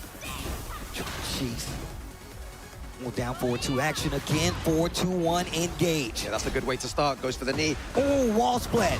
Big damage coming up. And he's got the heated up Jaguar sprint. Finally goes for the throw option. Farzin stays on the ground. God, what a throw break. This guy gonna punish that correctly as well. Goes for the low. Again, going for those double lows. Taking so much risk here. It's not looking good. And Farzin moves forward there. And you can see him. It's such a stressful situation here competing at the Tekken World Tour. And he takes out the John. all the way through that LCQ. A king of kings, if you ask me. Yo, Malmo Sweet, make sure he can hear you. Make some noise for Farzine. Not Farzine, because he's not going home. Make some noise for the John, ladies and gentlemen. What an amazing showing. All the way through the LCQ. And of course, we know we're going to see Farzine again, so you guys are going to get an opportunity to make some noise for him as well. But you got to see what he did here with the change-up, the big change-up. I was very much expecting the Victor to come out and play, but he was like, you know what, I'm gonna switch it up. Lydia has definitely been one of those characters everybody has been talking about in the later season because she has a great opportunity to mix you up out of stands, in heat, and force you to make these mistakes. Yeah, really, really strong character as well, but the John fighting back, making the adaptations, but Farzine just countering him with everything he had there. And even though he was on the back foot at times, Farzine seemed to be in control for most of the game. That you can see the replay here as well. I mean, look, he really did start to get his game going just a little bit with the Jaguar sprint, but the way he was acting, especially when he got those corner situations, he kept going for the Jaguar sprint 3, hoping that he would get a duck. And the minute that he did go for the throw, he ducked it. Yeah. So you really have to be aware. I mean, he stayed on the ground, but him just being aware of his options. But you did see the change-up. You did see the approach. More down forward ones, more down forward twos. Started fitting in the lows, and that left it up to Farzine to switch up his game plan and try to get something started. Yeah, congratulations to Farzine, who moves on here, and congratulations to the John, who gets eliminated in 7th place here. Oh, matulog na. Bye.